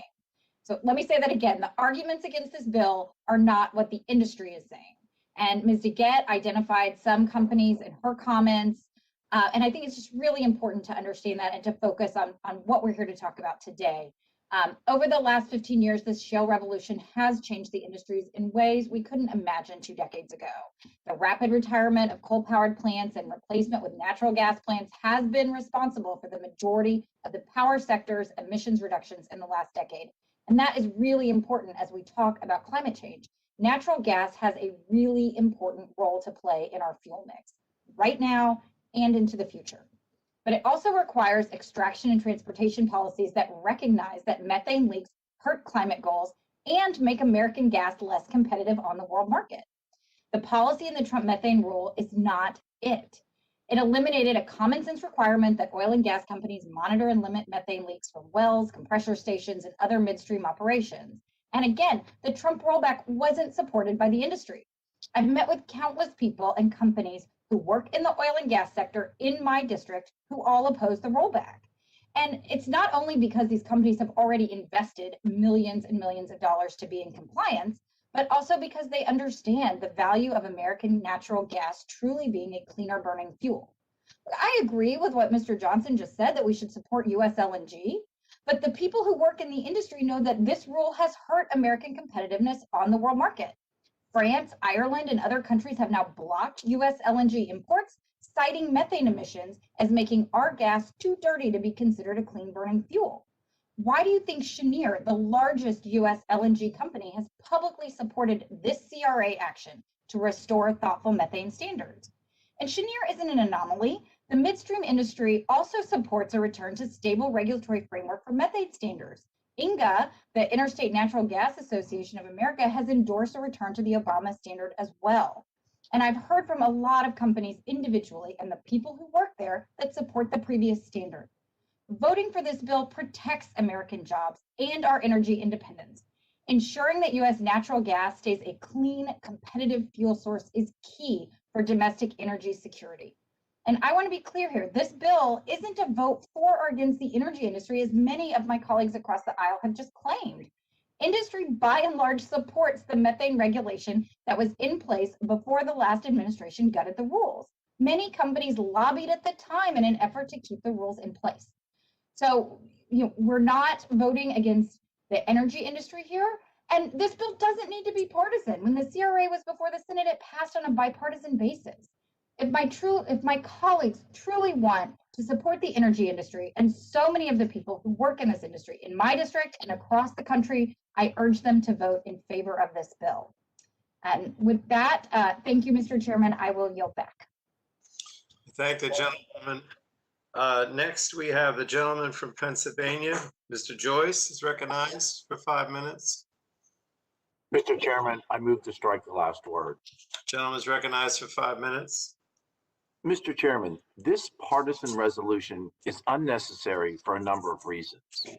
At its core, this is a solution that is looking for a problem. The oil industry already is voluntarily reducing methane emissions, and the United States has led the world in reducing greenhouse gas emissions in the last 2 decades. Innovation, that's the ultimate answer to cutting emissions. We cannot afford to stifle advancement. As a nation, we cannot regulate our way to a cleaner environment. Most importantly, new methane regulations are duplicative of existing federal and state regulations under the Clean Air Act for volatile organic compounds, known as VOCs. There is no dispute about whether new methane regulations are duplicative. In fact, for this reason, the EPA determined in an earlier rulemaking that rescinding the methane limits will not actually change the amount of methane emission reductions. This solution is not about methane emissions. This solution is not about climate change. The truth is, we already regulate methane. The EPA and the states have strong standards in place for volatile organic compounds and methane. The existing standards and the pollution control equipment installed at oil and gas facilities help to manage both methane and volatile organic compounds because they are both produced from the same sources and have similar chemistry and similar behavior. The real intent of this misguided resolution is simple. The oil and gas sector is just the tip of the iceberg. Its true purpose is to give EPA authority to Section 111 of the Clean Air Act and to regulate every other sector of our economy. That is not the way forward. Congress must continue to embrace the bottom-up innovation that will result in leaps in efficiency far greater than any mandate. Instead of expensive overregulation, it will take money out of working Americans' pockets. As a nation, we can do better. I urge my colleagues to join me in voting no on this resolution, and I yield the balance. Mr. Joyce, Dr. Joyce, would you yield to me? I yield the balance of my time to our ranking member, Ms. Rodgers. Thank you, Dr. Joyce. I heard some citing what France and Ireland had to say. I wanted to point the committee to today's Wall Street Journal editorial about, it's titled America's Gift to Dictators. And I thought I would just highlight what they had to say about Russia and China taking advantage of US energy disarmament. Russia's laying down thousands of miles of oil and gas pipelines to supply Europe and Asia. Putin is gloating that Russia's Nord Stream 2 gas pipeline to Germany will soon be finished, as Mr. Biden has refused to sanction Russian companies running the project. But he didn't care about upsetting Canada when he killed the Keystone XL pipeline, nor Alaskans when he suspended ANWR leases. Mr. Biden wants to curtail North American energy development while he stands by Russia, uses its natural resources for strategic gain. That includes coal, by the way. Russia's spending more than $10 billion on railroad upgrades to boost its coal exports. According to a new report by the Global Energy Monitor, coal producers in Australia, China, India, Russia, and South Africa are planning mining projects that would increase global output by 30%. China has 112 coal mines under construction. It's also developing shale. You know, as we are continuing to see a surrender, and this is still quoting the Wall Street Journal, surrender of one of America's major strategic economic advantages in the name of saving the climate. Banishing fossil fuels in the United States won't eliminate carbon emissions, but it will be produced somewhere else. But it will cost us the jobs, the economic growth, and the geopolitical leverage that the United States of America has enjoyed. I urge you to reconsider the movement, this position on this resolution today, Mr. Chairman, and members of this committee. Ranking member, this is Brett Guthrie. Would you yield to? Yes, I'll yield to Mr. Guthrie. All I want to do is, We only Mr. have Chairman, 15 15. 15 seconds. I know, Mr. Chairman, you have going to do in writing. I just want to enter into the record the CDC guidance, the interim public health guidance for fully vaccinated people for May 28th. The CDC guidance into the record. I'd be glad to do it. Do you have a written copy you can give us? Well, the CDC guidance, yes, we'll make that available. All right. Yes, Without objection, so ordered. And if you want to have your own time, you can. I just wanted you to know that the other time has expired. So next, we go to Mr. Rush from Illinois, recognized for 5 minutes. I want to thank you, Mr. Chairman. Mr. Chairman, I move to strike the last word. Gentleman's recognized. Mr. Chairman, it's been said over and over and over again this morning, and I want to join and be perfectly clear. Methane is an incredibly and most harmful heat-trapping greenhouse gas that is 25 times more powerful than carbon dioxide. Although the carbon dioxide stays in the atmosphere longer than methane, we know that the methane that leaks from the natural gas system and from other major sources, such as from livestock, are key human-caused contributors to the global climate crisis. Considering these alarming facts, Mr. Chairman, I certainly want to join my colleagues in thanking our distinguished colleague, Chairwoman Diana DeGette, as well as Chairman Scott Peters, and also Connor Lamb for their fine work on H.R. Res 34. This very resolution would undo Trump's senseless rollback of vital methane regulations that were put forth by the Obama administration to curtail this climate warming threat to our climate and our overall health and well-being. Today's vote on this resolution is an important step, Mr. Chairman, in our dedicated mission to tackle the climate crisis. And with that, I sincerely urge all of my colleagues to join me in supporting this resolution. Mr. Chairman, if there's anyone to use the remaining of my time, I will yield to them.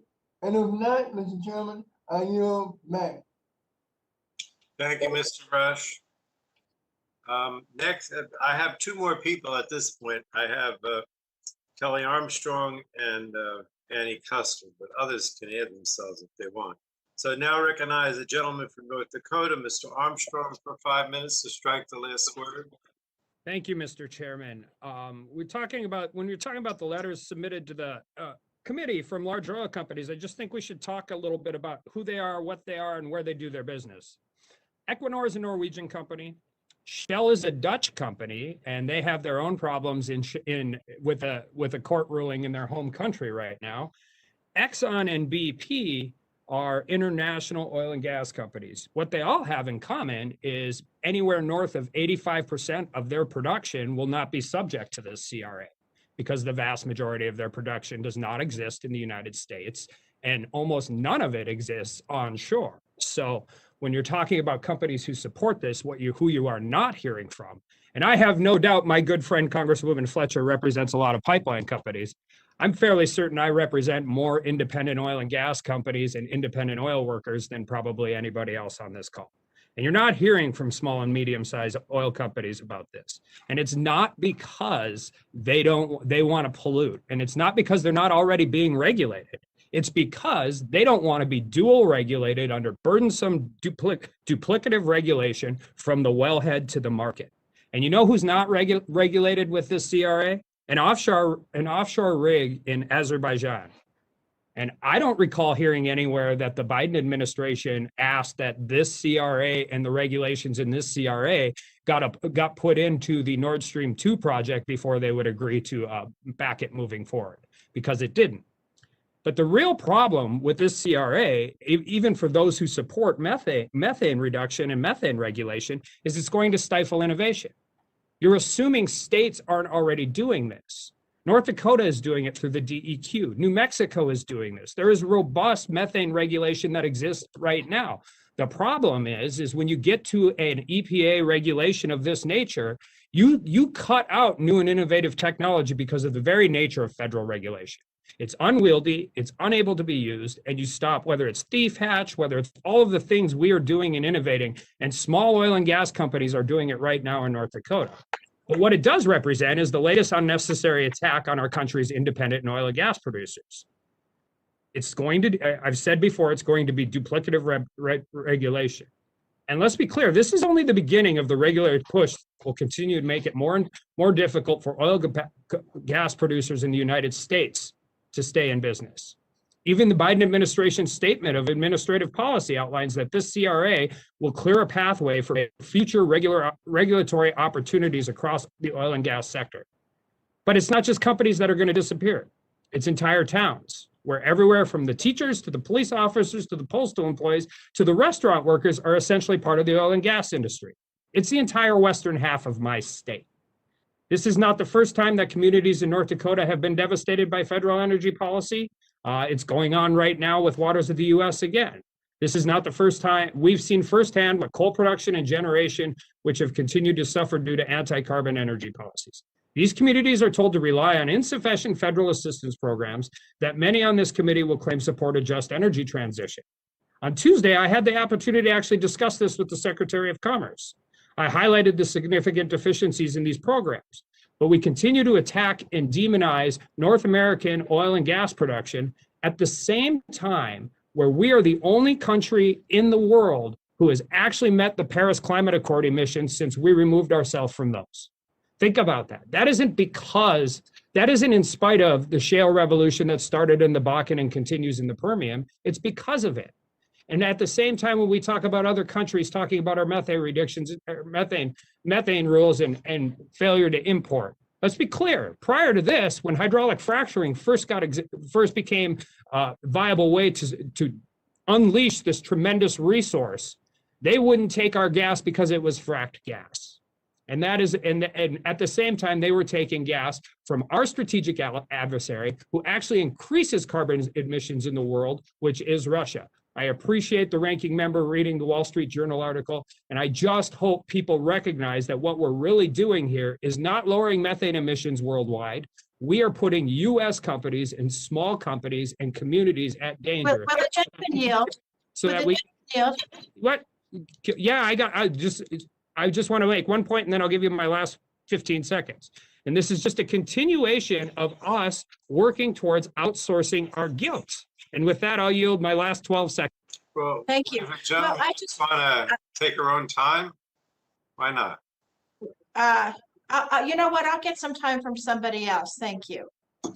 We have Annie Custer, and then we can go to you, Diane, if you want. So I recognize the gentlewoman from New Hampshire for 5 minutes to strike the last one. Thank you, Chairman Pallone. And I just want to say for the record, I want to commend Dr. Kim Schreier. I think most of us would be more than willing to come back to hearings in person if we knew that all of our colleagues were vaccinated. But I'm very troubled by the fact that not only in terms of the public record are only half Republicans vaccinated, but I presume there are more who are, but they're not willing to say so publicly. And that's where the issue with the trust lies. So I want to thank my good friend and colleague, Congresswoman DeGette, for her leadership on this critical issue. Reducing methane emissions of domestic oil and gas producers is one of the single most important actions that Congress can take to combat the climate crisis.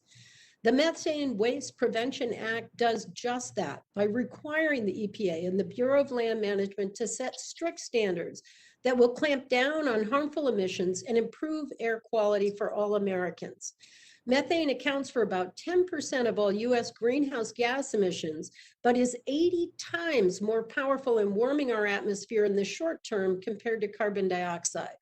Research undertaken by the Environmental Defense Fund found that the US oil and gas industry emitted over 13 million metric tons of methane each year, which is enough natural gas to fuel 10 million homes. This is a disturbing statistic for my constituents who end up paying through the nose on the coldest days of winter and the hottest days of summer. To compound this issue, New Hampshire has one of the highest rates of childhood asthma in the entire country. Today's markup moves us one step closer to cleaning our air and protecting the health of all Americans.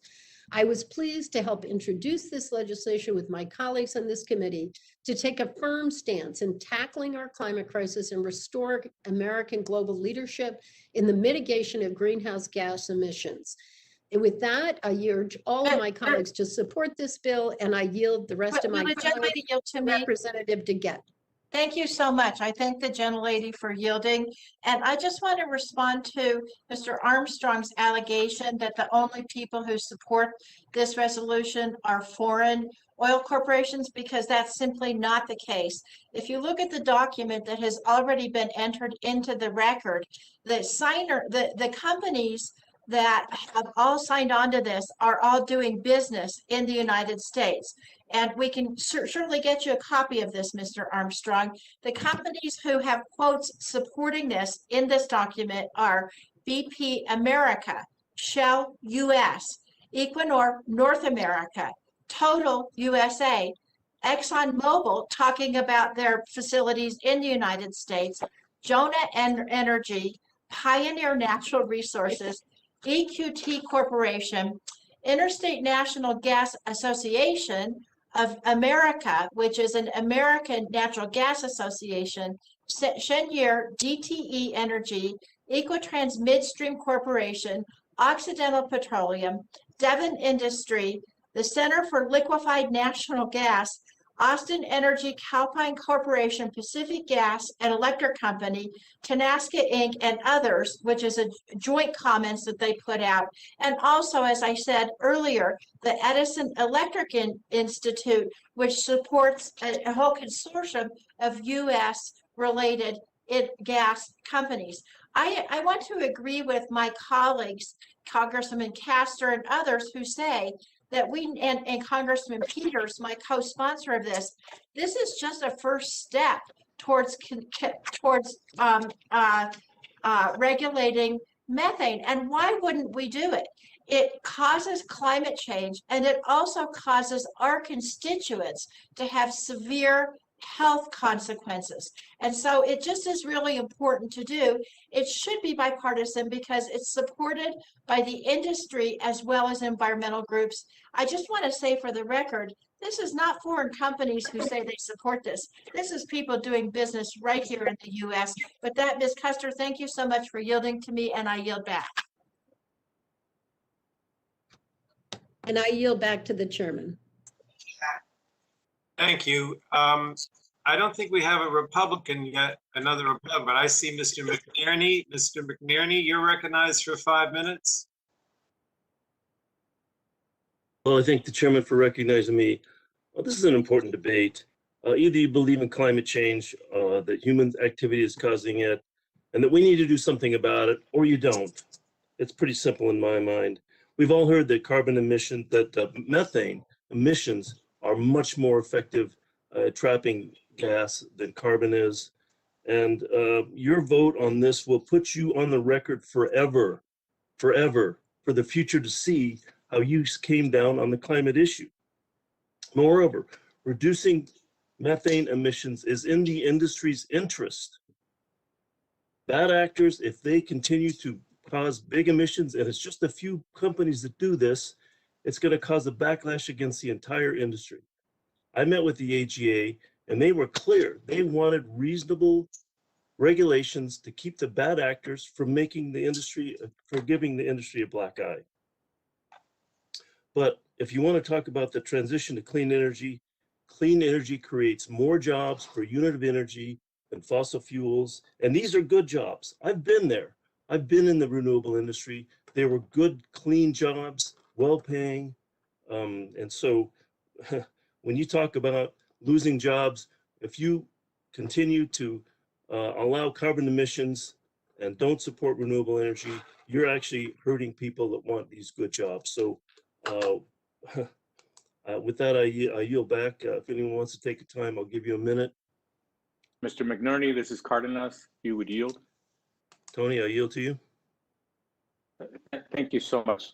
Look, I appreciate this debate, and one thing that I'd like to point out is that the United States of America for hundreds of years has been recognized as a country that has the guts and the will to look at the long game, to look at the present and the future. And that's what I believe has garnered respect around the world for us, that we have been able to look at what is important for today and also make very good decisions about what's best for the United States for tomorrow. But being that we have been the world leader for generations now, I think it's important for us to understand that what we're talking about here today is truly about the American spirit, about being leaders, not worrying about the fear mongering of jobs being lost or what have you, because let me tell you, in the long game, climate change, global warming, that is going to decimate industries, going to cost capitalists billions and eventually trillions of dollars if we don't get it right now. So I support this resolution before us, and I believe it's the right thing to do. And I think this debate is good. It's healthy, but at the same time, it does expose the fact that sometimes the politics here in the United States gets short-sighted instead of looking at the long picture and the big picture, which is what has garnered the United States of America the respect and appreciation around the world as leaders. So today, in my opinion, we are making sure that we're taking care of the short game, but more importantly, this is truly who we are as a country, that we are leaders when it comes to the big picture and the long-term picture for the sake of the United States of America, and also in leading the world by example. Thank you very much, Mr. McNerney. I yield back to you. Mr. McNerney, do you yield back? I yield back to the chair. All right, thank you. I believe that's everyone who wanted to speak on the underlying bill. I see Mr. Palmer's hand up. Would you like to speak, strike the last word, recognized for 5 minutes? I'd like to strike the last word. We talked about the consequences from your perspective, but I think there's also the unintended consequences.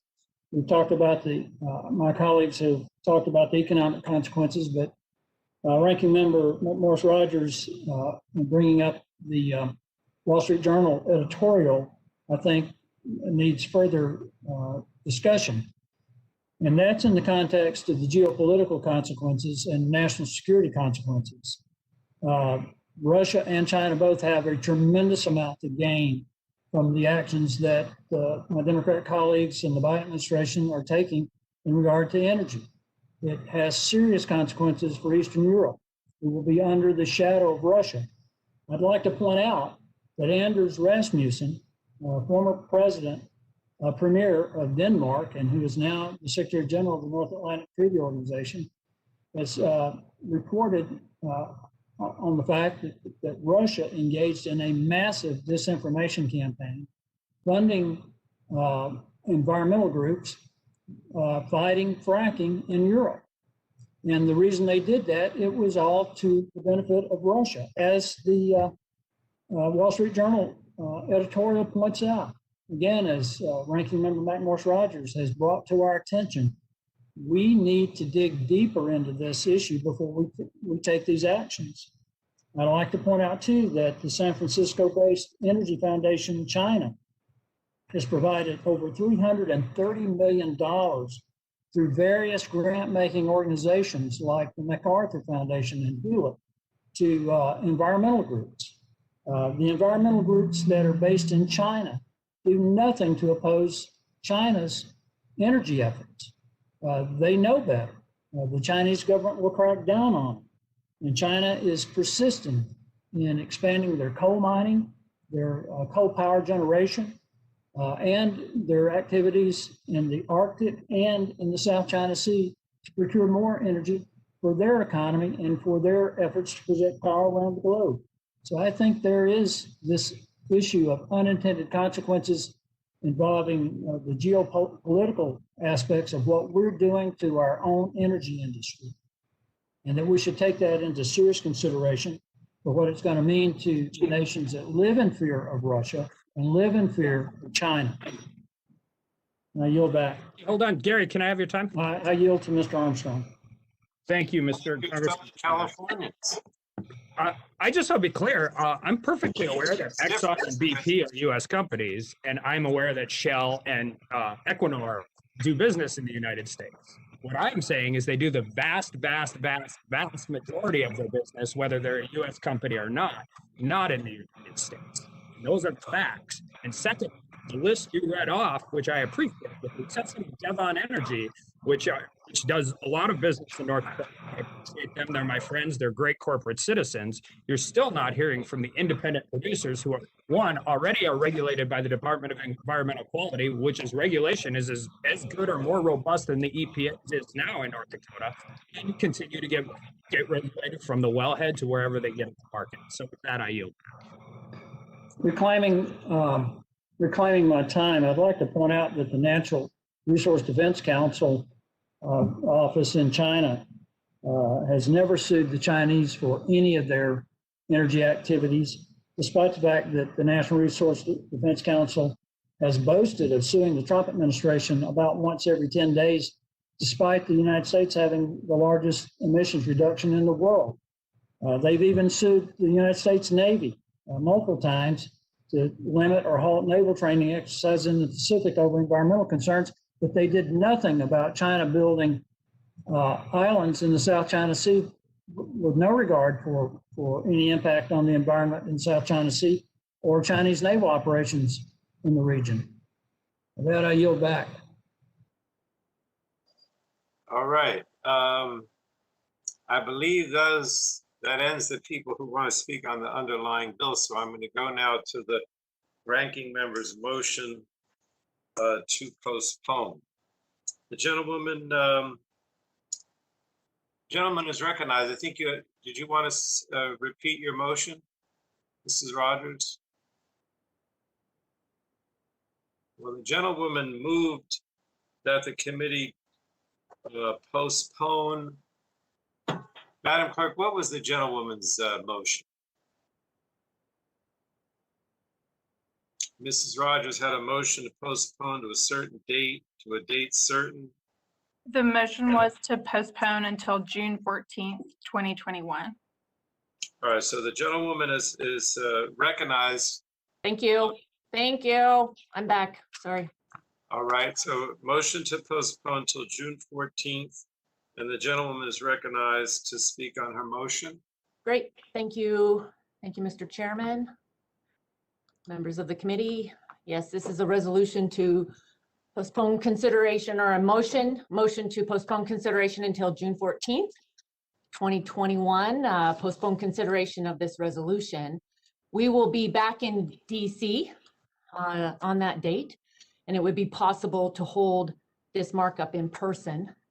I seem to be hearing from the majority that they are not comfortable meeting in person until they're 100% certain that 100% of the members and staff of this committee have been vaccinated. It's really a self-imposed standard. It's not being driven by the CDC. It's not being driven by science. It's the majority saying that they know better, that they know better than the CDC. They know better than the science. They know better than many states across the country that are opening up. You know, I can't help but think, you know, how many times in this committee, in the Energy and Commerce Committee, do we hear that decisions should be based on the latest science? And I believe it is fundamental in the Energy and Commerce Committee that we make decisions based upon learning from the science. We recognize that science evolves. We've all learned a lot about the science surrounding COVID since March 2020. So it begs the question, why isn't the majority opening up this committee? Why is the majority shutting down voices of the duly elected representatives of the people? I see it as an abuse of power. You know, COVID has resulted in a lot of fear. Fear is not the way to govern. It's not the way to lead. Fear creates stress. It's paralyzing. You know, fear is a liar, and it shuts people down. And one of the biggest lessons of COVID is the importance of not making decisions in a vacuum. So we've made all these decisions to protect people's physical health, but we must take into consideration people's mental health. That's one of the big lessons of COVID. Right now, what are we seeing? We're seeing record stress, record anxiety, record suicide attempts. This committee should be making wise, targeted decisions. That's leadership. COVID has taken a toll on all of us. It's going to have deep, lasting impacts. And I think every day that goes by, we're seeing the heartbreaking impacts of COVID. This is a time for us to lead as a committee. This is a time for us to bring hope, to bring healing to our country. You don't do that by continuing to keep us locked down, by continuing to isolate us as members of this committee, by shutting down the voices of the duly elected representatives of the people. And with that, I would ask for support of this motion to delay until we can be back in person together and do this markup the way that it should be done, that would help this committee function, that would help us heal as a committee. So, Mr. Chairman, I ask for your consideration, and I yield back. Gentlewoman, Mr. Chairman, I move to table the motion. Gentlewoman, the Vice Chair, Robin Kelly, has moved to table the gentlewoman's motion. So the motion to table is in order, and it is not debatable. So the question is, shall the committee table the motion to postpone? And all those in favor would say aye. Aye. Aye. Aye. All those opposed say no. No. No. No. Opinion of the chair, No. the noes. I just voted. Sorry, the opinion of the chair, the ayes have it, and the motion. Go ahead. Mr. Chairman, I would ask for a recorded vote. Recorded vote. The gentlewoman has requested a recorded vote. It's been ordered. The question now occurs on the motion to table the motion to postpone. So if you're voting aye, you're voting to table the motion to postpone. So and those opposed would say no. And so the clerk shall call the roll. Again, if you vote aye, you're moving to table the motion to postpone. The clerk shall call the roll. Mr. Rush, Vote aye. Mr. Rush votes aye. Ms. Eshoo, Eshoo votes aye. Ms. Eshoo votes aye. Ms. DeGette, DeGette votes aye. Ms. DeGette votes aye. Mr. Doyle, Mr. Doyle votes aye. Mr. Doyle votes aye. Ms. Schakowsky, Schakowsky votes aye. Ms. Schakowsky votes aye. Mr. Butterfield, Butterfield votes aye. Mr. Butterfield votes aye. Ms. Matsui, Ms. Castor, Ms. Castor votes aye. Ms. Castor votes aye. Mr. Sarbanes, Mr. Sarbanes votes aye. Mr. Sarbanes votes aye. Mr. McNerney, Mr. McNerney of California votes aye. Mr. McNerney votes aye. Mr. Welch, Mr. Welch votes aye. Mr. Welch votes aye. Mr. Tonko, Mr. Taco of New York votes aye. Mr. Tonko votes aye. Ms. Clark,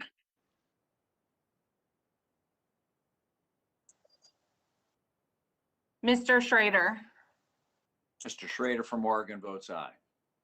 Mr. Schrader votes aye. Mr. Cardenas, Cardenas from California votes aye.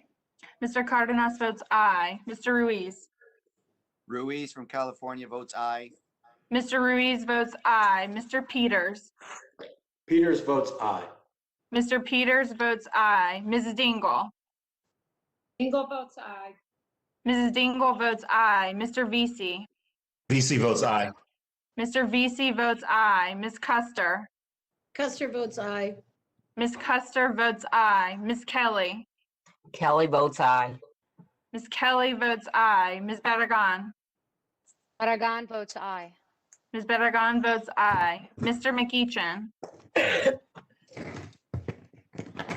Ms. Blunt Rochester, Ms. Blunt Rochester of Delaware votes aye. Ms. Blunt Rochester votes aye. Mr. Soto, Votes aye. Mr. Soto votes aye. Mr. O'Halloran, O'Halloran votes aye. Mr. O'Halloran votes aye. Ms. Rice? Ms. Rice votes aye. Ms. Rice votes aye. Ms. Craig? Ms. Craig votes aye. Ms. Craig votes aye. Ms. Schreier? Ms. Schreier votes aye. Ms. Schreier votes aye. Ms. Trahan? Trahan votes aye. Ms. Trahan votes aye. Ms. Fletcher? Ms. Fletcher votes aye. Ms. Fletcher votes aye. Mrs. Rodgers? Mrs. Rodgers votes no. Mrs. Rodgers votes no. Mr. Upton? Upton votes no. Mr. Upton votes no. Mr. Burgess? Burgess votes no. Mr. Burgess votes no. Mr. Scalise? Mr. Scalise votes no. Mr. Scalise votes no. Mr. Latta? Latta votes no. Mr. Latta votes no. Mr. Guthrie? Guthrie votes no. Mr. Guthrie votes no. Mr. McKinley? McKinley votes no. Mr. McKinley votes no. Mr. Kinzinger?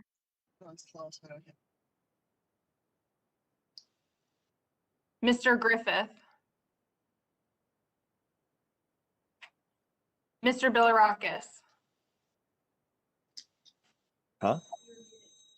No, wasn't. Mr. Johnson? Mr. Johnson Forgive me? votes no. Mr. Johnson votes no. Mr. Mr. Chairman? Long? Mr. Chairman? Mr. Chairman? Yes. Something was going on. I was unmuted, but y'all couldn't hear me, and I voted no. Do we have him recorded as a no, Griffith Madam voted no. Clerk? Mr. Griffith votes no. All right, thank you. Let's continue. Mr. Long? Really? Mr. Bouchon? Mr. Bouchon votes no.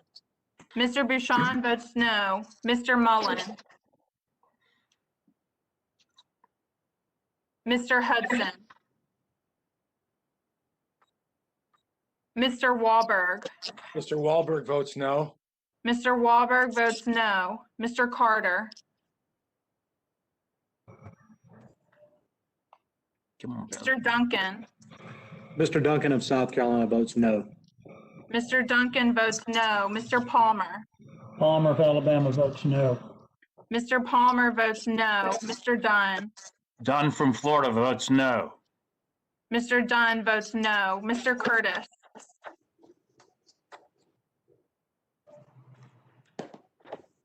Ms. Lesko? Lesko votes no. Ms. Lesko votes no. Mr. Pence? Pence votes no. Mr. Pence Carter votes vote. no. Mr. Crenshaw? Crenshaw votes no. Mr. Crenshaw votes no. Mr. Joyce? Joyce of Pennsylvania votes no. Mr. Joyce votes no. Mr. Armstrong? No.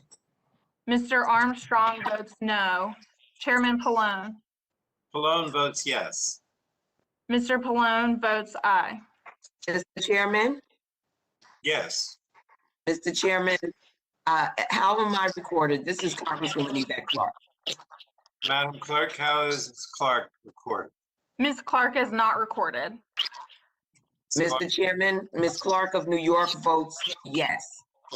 Ms. Clark votes aye. Any other members wish to be recorded that have not been? Mr. Chairman? I Mr. do. Chairman, this is Bilirakis. Bilirakis is not recorded. Mr. Carter, how do you want to vote? I want to vote no.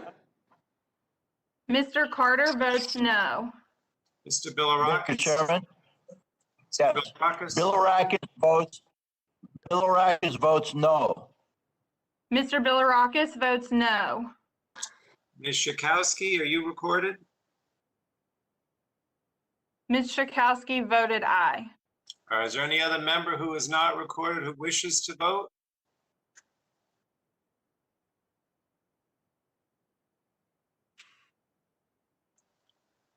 Okay, Madam Clerk, would you give us the results? On that vote, Mr. Chairman, the ayes were 30 and the nays were 21. Okay, the vote is 30 ayes to 21 noes, and the motion to table is agreed to. So now we're going to go back to amendments. Are there any members who seek recognition to offer an amendment? Mr. Chairman, I have an amendment at the desk. And that is Mr. Duncan. Duncan, okay. Mr. Duncan, what is your amendment labeled? Does the clerk have it? Republic Amendment 1. The clerk have it? Yes. The clerk will report the amendment. Amendment to HJ Res 34 offered by Mr. Duncan of South Carolina. Page 2, line 4, strike the period and insert, and Congress disapproves Russia's Nord Stream 2 pipeline. Without objection, the reading of the amendment will be dispensed with. And Mr. Chair, I'd like to reserve a point of order. the Vice Chair, Ms. Kelly, offers a point of order. Would you state your point of order, please?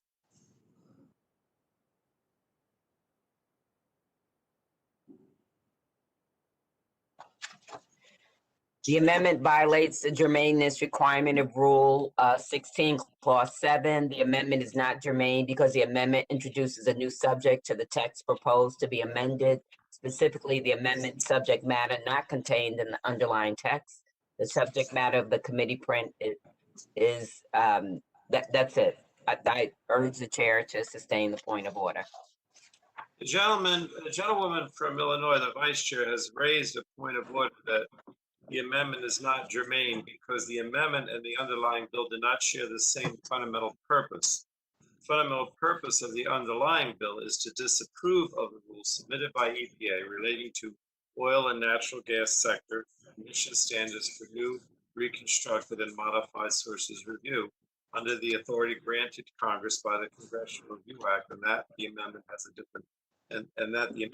different purpose. So because the amendment has a different purpose, the chair finds that the amendment and the underlying bill do not share the same fundamental purpose, and as such, the amendment is not germane to the underlying measure. For that reason, the point of order is sustained. Mr. Chairman, I ask for a roll call. Yes. Now, Madam, can I ask counsel, what is the roll call on now? What are we voting on, and what are the ayes versus the nays on this? So you have made a personal decision as chairman to sustain the point of order? Yes. Could we get clarification from the council is, the gentleman has asked for a roll call. Is it in order to have a roll call? And what will members be voting on if it is in order? That's what I'm asking the council. I just want to appeal the ruling of the chair, please. So you want to appeal the ruling of the chair? Yes, sir. Yes, Mr. Chairman, I'd like to ask for a parliamentary inquiry, please. One moment. Yes, but just so we know, so now the gentleman has appealed the ruling of the chair, and a Democrat, if they want to, could move to table the gentleman's appeal. But if that's how we would proceed. But if Ms. Rodgers, who asked the question? Mr. Chairman, I did. Mr. Chairman, Yes. Mrs. Rodgers asked for a parliamentary inquiry. Yes, Historically, when someone moves to strike the last word to introduce an amendment, they are recognized for 5 minutes to speak on that amendment prior to the chairman making a ruling or a decision. And I would just ask if Mr. Duncan would be afforded the 5 minutes traditionally granted. Yes, I have no problem with that. I just wanted everyone to understand what's happening here. He's appealing my ruling. As at this time, we don't have a motion to table. I move to table the motion. All right, but let me do this. At the ranking member's request, I'll ask Mr. Duncan to speak on it because if we move the table, then there's no more debate. So let him speak for 5 minutes. Mr. Chairman, parliamentary inquiry. Mrs. Rodgers is traditionally the minority is given an opportunity to speak on the germaneness of the amendment before. He has moved to appeal the ruling of the chair. So let him speak now, and if anyone else wants to speak, they can on the germanes before we move to table. I mean, I understand what you're saying, but I mean, Okay. it's kind of the same thing. So, Mr. Duncan, you recognize for 5 minutes. Okay, tell me again. Thank you, Mr. Chairman. And this just points to the need for us to be in the committee room, meeting in person. The points have been made. I'm not going to continue to berate that, but this points to that fact. Mr. Chairman, this amendment is straightforward. It expresses Congress's disapproval for the completion of Nord Stream 2 pipeline. While I commend the committee today for taking up 4 bills to enhance our energy security, we must also address the actions by the Biden administration to do the exact opposite and actually impede energy security and national security. President Biden's decision to waive sanctions on the Nord Stream 2 pipeline will effectively ensure its completion.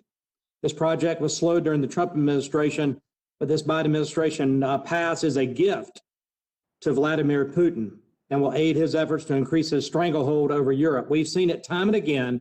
Russia turns on and off the energy spigot in order to influence policies in Europe. Under the Trump administration and through innovation in the private sector, the United States is the #1 oil and gas producer in the world. In fact, they have met or exceeded the Paris Climate Accord guidelines and mandates. So a 2018 report by the House Committee on Science, Space, and Technology determined as the threat of American energy continues to grow, so does the Kremlin's incentive to influence energy operations in Europe and the United States. Moreover, as they have demonstrated, the Kremlin will use any and all tools at their disposal to preserve Russia's dominant energy status. The Colonial Pipeline cyber attack is the most recent reminder of this longstanding effort by the Russians to undermine American production and transportation of energy. The FBI has blamed the pipeline attack on the dark side, a ransomware group based in Russia. The decision to waive sanctions will continue to play into Putin's hand while undercutting our security, jobs, competitiveness, and geopolitical influence of America. Putin would love nothing more than for America to be energy dependent, and President Biden is helping him achieve this goal. As a side note, New England imports natural gas, not from Texas, Ms. Fletcher, but from Russia. By waiving sanctions, President Biden's treating a pipeline that increases Russian influence far better than American pipelines that enhance our influence. As one of his very first acts, President Biden revoked the key permit for Keystone XL pipeline, which was critical to our energy security and top priority for our Canadian allies. Just yesterday, the Keystone XL project was officially canceled. It's truly baffling and illogical that President Biden's willing to greenlight Russian energy projects over American energy projects and jobs. Projects like the Keystone Pipeline and the Atlantic Coast Pipeline would have continued the U.S. trend in leading the world in carbon emission reductions. President Biden's own DOE secretary recently admitted pipelines are the best way to transport oil and gas. From an environmental perspective, it makes no sense to favor higher emitting Russian natural gas over more carbon-friendly American LNG to meet the rising global demand. According to DOE, Russian natural gas exported to Europe has a life cycle greenhouse gas emissions profile 41% higher than American LNG exported to Europe. If Europe were to switch from dirtier Russian natural gas to U.S. LNG, global emissions would be reduced by over 70 million tons each year. We have the ability and arguably the moral responsibility to export our clean burning natural gas to countries dependent on corrupt regimes like Russia. As Rick Perry said, when the U.S. exports energy, we are exporting freedom. Although Russian gas is cheaper, countries like Poland are willing to pay a premium to avoid Russian gas because they understand Russia influences the policies in Europe by controlling the spigot. We often talk about environmental justice in this committee, and in my opinion, waiving the Nord Stream 2 sanctions is in direct opposition to that objective. The move is essentially a reward to Vladimir Putin, who continues to crack down on dissidents, imprison Alexei Navalny, Russian opposition leader, and threaten the sovereignty of its European neighbors. For the entirety of the Trump administration, Democrats were obsessed with Russian influence over the Trump administration's policy, repeatedly calling him a Russian agent. If Trump had waived sanctions on a Russian company and a friend of Putin like the Biden administration just did, there would be an immediate call for an investigation. This amendment does not make any changes to the underlying bill. It simply adds a new clause. And I would urge my colleagues to vote in favor of my amendment, and we to vote to table the motion of the chair on the germaneness. I yield back. All right, and let me repeat again where we are. Ms. Kelly, the vice chair, moved a point of order on Mr. Duncan's amendment based on germaneness. I sustained the point of order. Mr. Duncan then appealed my ruling, and Ms. DeGette was about to move to table the appeal before we had Mr. Duncan speak. So I'd like. And I do make that motion to table, Mr. Chairman. Okay, so Ms. DeGette has moved to table the gentleman, Mr. Duncan's appeal, and the motion to table is not debatable. So the question is, shall the committee table the gentleman from South Carolina's appeal? All those in favor of the motion to table should vote aye, and all those opposed to the motion to table should vote no. So let's say all those in favor say aye. Aye. Aye. Aye. And all those opposed say no. No. Chairman, I ask for a roll call vote, please. Okay, we'll have a roll call vote on that. Recorded vote has been ordered. The question now occurs on the motion to table Mr. Duncan's motion to repeal the ruling of the chair. Again, if you wish to table, you should vote yes. If you don't, you should vote no. And the clerk shall call the roll. Mr. Rush. Rush of Illinois votes aye. Mr. Rush votes aye. Ms. Eshoo. Eshoo votes aye. Ms. Eshoo votes aye. Ms. DeGette. DeGette votes aye. Ms. DeGette votes aye. Mr. Doyle. Mr. Doyle votes yes. Mr. Doyle votes aye. Ms. Schakowsky. Schakowsky votes aye. Ms. Schakowsky votes aye. Mr. Butterfield. Butterfield votes aye. Mr. Butterfield votes aye. Ms. Matsui. Ms. Castor. Ms. Castor votes aye. Ms. Castor votes aye. Mr. Sarbanes. Mr. Sarbanes votes aye. Mr. Sarbanes votes aye. Mr. McNerney. McNerney votes aye. Mr. McNerney votes aye. Mr. Welch. Mr. Tonko. Paul Tonko of New York votes aye. Mr. Tonko votes aye. Ms. Clark. Ms. Clark of New York votes aye. Ms. Clark votes aye. Mr. Schrader. Mr. Cardenas. Cardenas of California votes aye. Mr. Cardenas votes aye. Mr. Ruiz. Ruiz from California votes aye.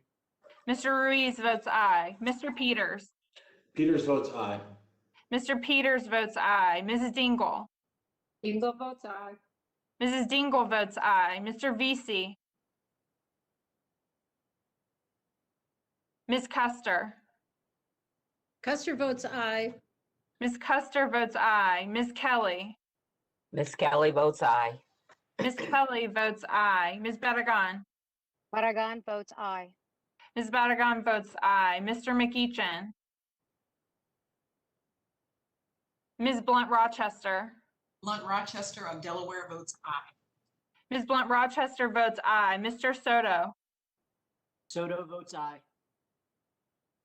Mr. O'Halloran. Ms. Rice. Rice votes aye. Ms. Rice votes aye. Ms. Craig. Craig votes aye. Ms. Craig votes aye. Ms. Schreier. Schreier votes aye. Ms. Schreier votes aye. Ms. Trahan. Trahan votes aye. Ms. Trahan votes aye. Ms. Fletcher. Fletcher votes aye. Ms. Fletcher votes aye.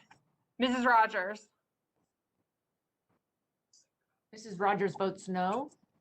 Mrs. Rodgers votes no. Mr. Upton. Upton votes no. Mr. Upton votes no. Mr. Burgess. Votes no. Mr. Burgess votes no. Mr. Scalise. Scalise votes no. Mr. Scalise votes no. Mr. Latta. Latta votes no. Mr. Latta votes no. Mr. Guthrie. Guthrie votes no. Mr. Guthrie votes no. Mr. McKinley. McKinley votes hell no. Mr. McKinley votes no. Mr. Kinzinger. Mr. Griffith. Griffith votes no. Mr. Griffith votes no. Mr. Bilirakis. Bilirakis votes no. Mr. Bilirakis votes no. Mr. Johnson. Johnson votes no. Mr. Johnson votes no. Mr. Long. Mr. Bouchon. Bouchon votes no. Mr. Bouchon votes no. Mr. Mullen. Mullen votes no. Mr. Mullen votes no. Mr. Hudson.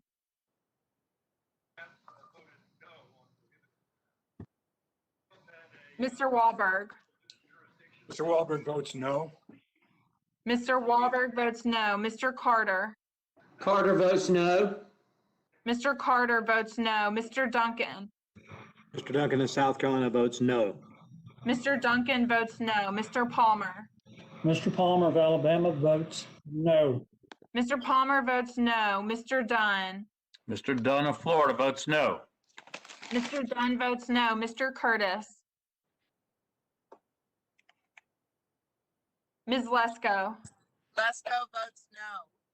Ms. Lesko votes no. Mr. Pence. Pence votes no. Mr. Pence votes no. Mr. Crenshaw. Crenshaw votes no. Mr. Crenshaw votes no. Mr. Joyce. Joyce votes no. Mr. Joyce votes no. Mr. Armstrong. Chairman Pallone. Pallone votes aye. I think Armstrong voted no, didn't he? No. Hi, how am I recorded? This is Peter Welch. Mr. Welch is not recorded. Mr. Welch votes aye. Mr. Welch votes aye. Chairman How is Pallone Mr. votes aye. Mr. Mr. Armstrong Schrader votes no. recorded? Right, but we had several members who didn't respond. So who still wants to vote? Congressman Schrader would like to vote.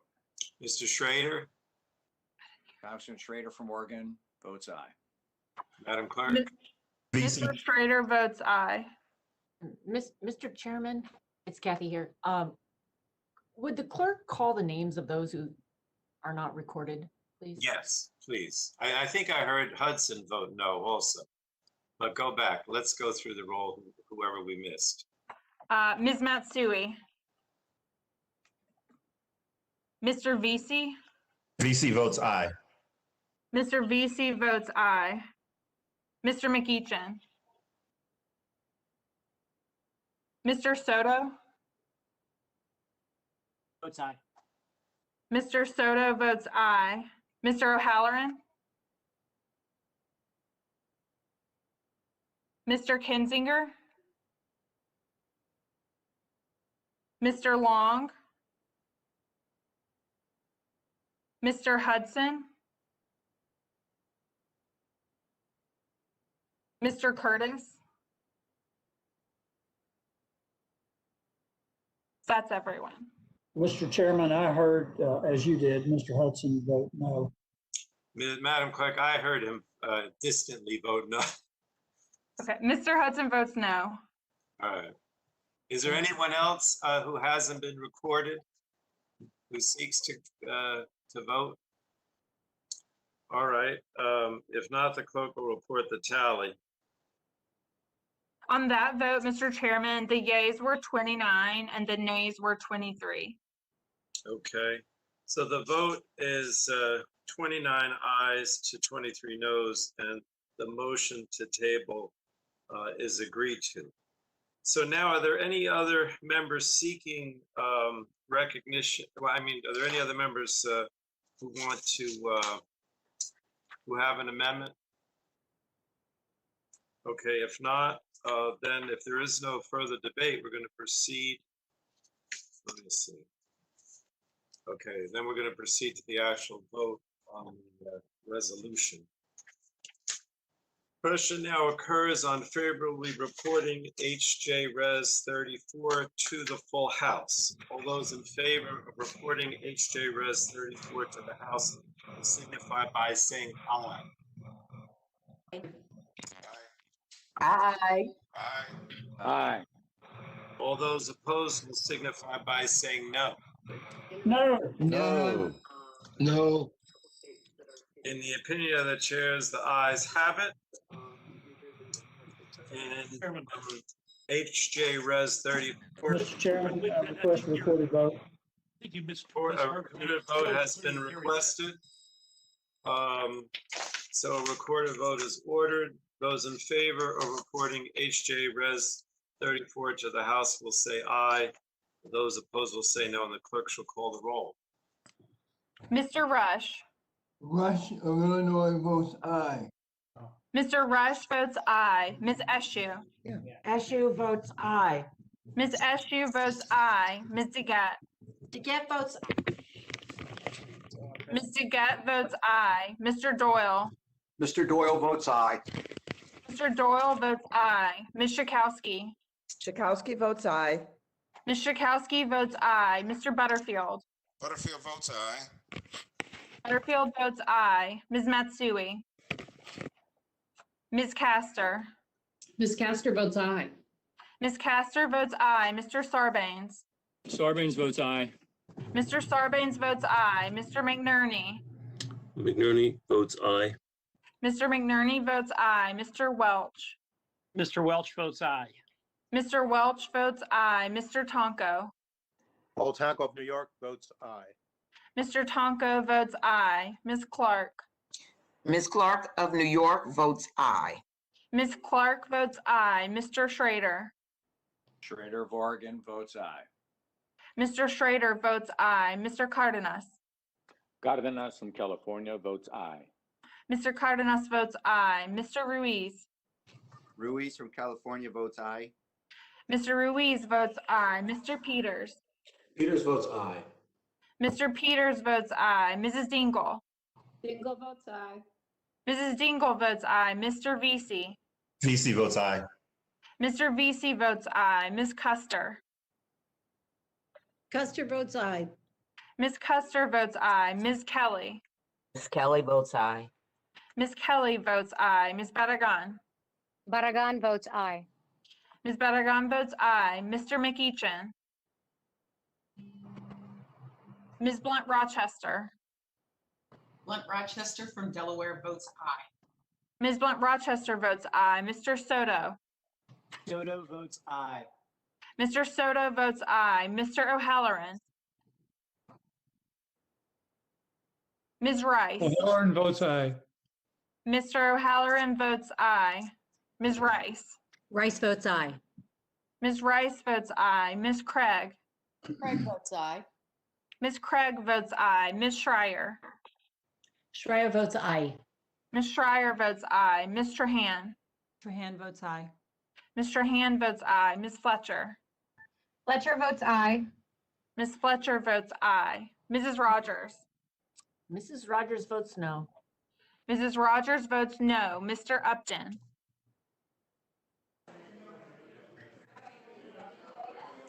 Mr. Burgess. Votes no. Mr. Burgess votes no. Mr. Scalise. Scalise votes no. Mr. Scalise votes no. Mr. Latta. Latta votes no. Mr. Latta votes no. Mr. Guthrie. Guthrie votes no.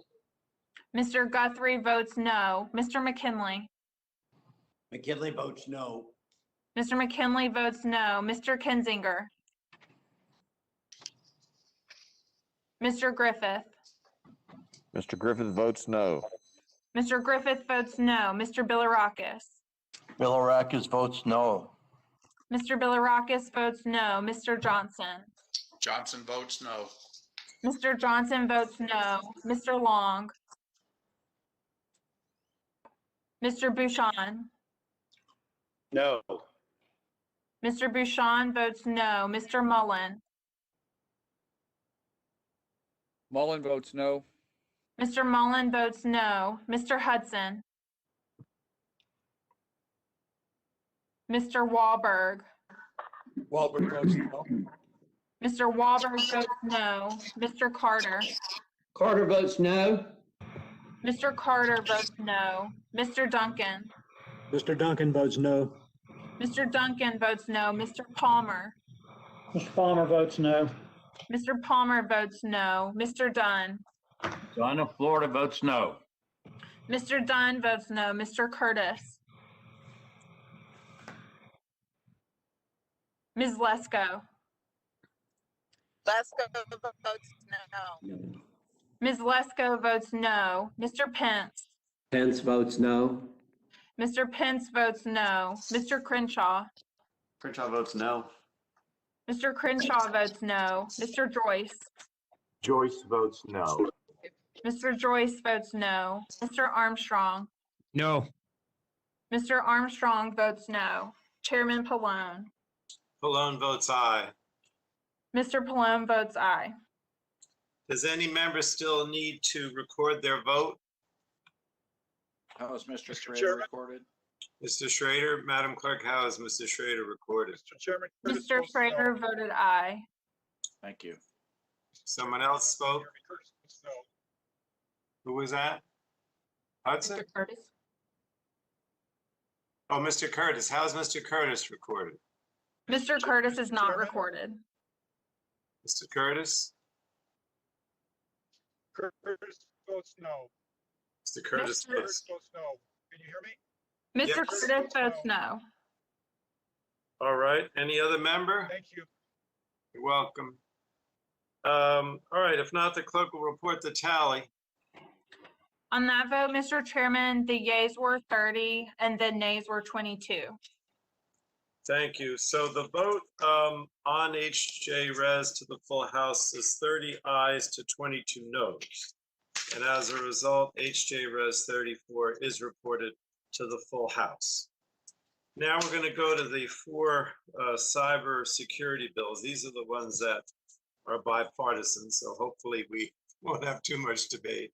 The chair calls up the first bill, H.R. 2928, the Cyber Sense Act of 2021, and a clerk will report the bill. H.R. 2931, a bill to provide for certain programs and developments in the Department of Energy concerning the Without cybersecurity and objection, Madam Clerk, vulnerabilities. without objection, the first reading of the bill will be dispensed with. The bill is now considered as read. Without objection, the bill is considered as read and open for amendment. Are there any, well, let's go to the underlying bill. Are there any members seeking recognition to speak on the underlying bill, HR 2928? Mr. Chairman, Yes. this is Bob Ladd. I'd like to strike the last word. Yes, the gentleman from Ohio is recognized for 5 minutes. Well, thank you very much, Mr. Chairman, and I'm pleased that we are marking up HR 2928, the first of 2 bills I've introduced and worked closely with my good friend, the gentleman from California, Mr. McMorris, over the last few Congresses. This bipartisan effort will identify and promote the use of cybersecurity products in the bulk power system. It will also establish a testing process and a cybersecurity vulnerability reporting process and database. Given the recent cyber attacks on our critical infrastructure, including the Colonial Pipeline hack, now is the time for Congress to act, and passing this legislation will be a giant step forward. We as a nation need to better prepare to guard against these types of attacks, and HR 2928 will assist in this effort. I ask my colleagues to support the legislation. And Mr. Chairman, I yield back the balance of my time. Thank you very much. Thank you. I have Mr. Armstrong and Ms. Schakowsky's hand raised. I guess this is about this one. If not, we'll see. So Ms. Schakowsky seeks recognition on this. All right. If you don't want to speak, take your hand down. So right now I've got only Bobby Rush. Mr. Rush, you want to speak on this?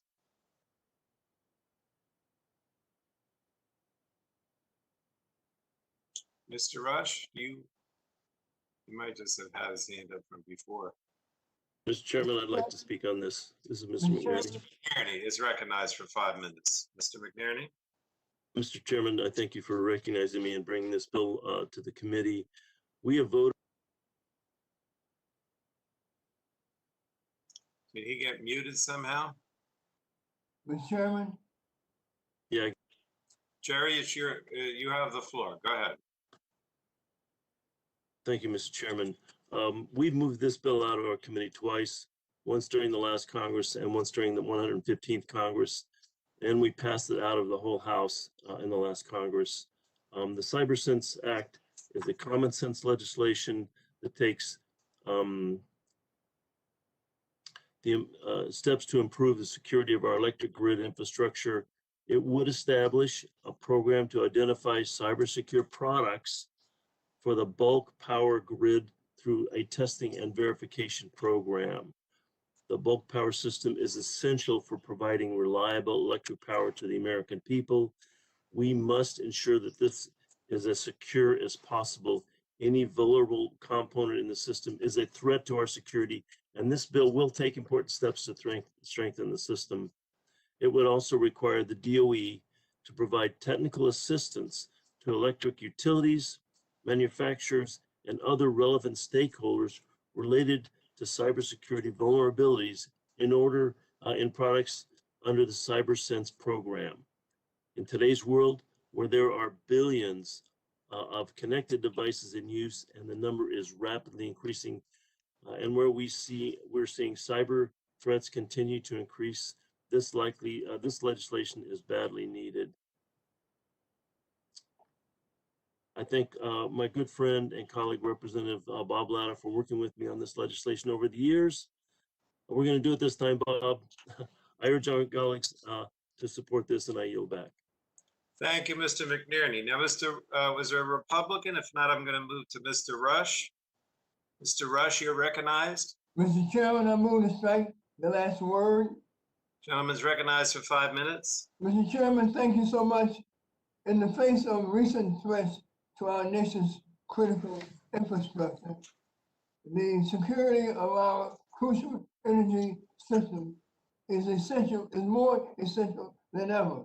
That is why I am pleased, very pleased that my colleagues, Congressman McNerney and Congressman Latta, introduced this fine piece of legislation, H.R. 2928, the CyberSense Act of 2021. Testing and identifying the cyber security of products used within the bulk power system is an important element in strengthening the security of this system. Therefore, I support this bill's aims to create a DOE program to do just that. Equally important, Mr. Chairman, is that this bill requires DOE to engage stakeholders through technical assistance to further reduce their cyber security vulnerability. This proposal, as well as other legislation being considered today, will support our ability to impede further attacks while maintaining the reliability of this all-important system. I urge, Mr. Chairman, all my colleagues to support this bipartisan piece of legislation. And now, with that, I yield back the balance of my time. Thank you, Mr. Rush. Anyone else want to speak on this bill? Okay, if not, I don't think there are any. Does someone want to speak? Yes, Rep. Soto. Mr. Soto is recognized for 5 minutes. Thank you, Mr. Chairman. I think we all have seen over the last few months that our nation is under attack by cyber terrorists harbored by Russia. The SolarWinds attack was on the federal government itself. The Colonial Pipeline, a key part of our oil and gas infrastructure in the Southeast, was hacked. JBS, a key part of our beef production, also hacked. As we see President Biden go to the G7 this week, they've acted quickly with a full audit for SolarWinds, sanctions against those responsible for SolarWinds, an executive order to improve DHS's ability to improve government networks against hackers, and requiring energy companies to provide notices of hacks, as well as a high-profile meeting with Putin this week. It's time for the Congress to get serious too. That's why I'm thrilled to support the bipartisan CyberSense Act of 2021, which identifies and promotes cybersecure products, establishes a testing process for cyber products, vulnerability reporting processes and databases. In short, this and the suite of bills we're about to vote on will help address and acknowledge that the 21st century brings the United States evolving cyber threats, and our nation must be prepared, and this committee must step up, and I'm pleased to see us doing so today. Thank you, Mr. Soto. Anyone else want to speak on this bill? I don't believe we have any amendments. Are there any amendments? I don't think so, because this is all agreed to. So the question now occurs unfavorably. Ms. Escher, did you want to speak? Yes, you'll recognize for 5 minutes. Thank you, Mr. Chairman. I just want to say a few words about the bill. It's a good bill because it allows the DOE to work with the private sector. But I think it's very important for everyone to understand that the private sector is in charge of the private sector. Companies, small, medium, and large, have to make the consistent investments to make sure that their systems are secure. In the case of the oil company, they left themselves wide open. And thank goodness the FBI was able to come in and help retrieve most of the ransom that was paid. That's the public sector coming in to save the private sector. So over and over again, we've seen these attacks. I think that these are really national security issues. So I think that we're on the right track, but I just wanted to state this for the record. Every company, small, medium, large in our country, yes, it's wonderful to get assistance, really professional assistance from the DOE, which is what the bill allows. But in the last analysis, they are responsible to secure their systems. So I yield back and thank you. Thank you, Ms. Escher. Unless there are further comments, I'm going to move. The question now occurs. The question now occurs on favorably reporting HR 2928 to the full House. All those in favor of reporting HR 2928 to the House will signify by saying aye. Aye. Aye. Aye. All those opposed will say no. Okay, in the opinion of the chair, the ayes have it. And the HR 2928 is reported to the full House. Now we're going to go to the second cybersecurity bill. Mr. Chairman, Yes. Mr. Chairman, I asked for 2 days to submit additional views on the legislation considered by the committee today.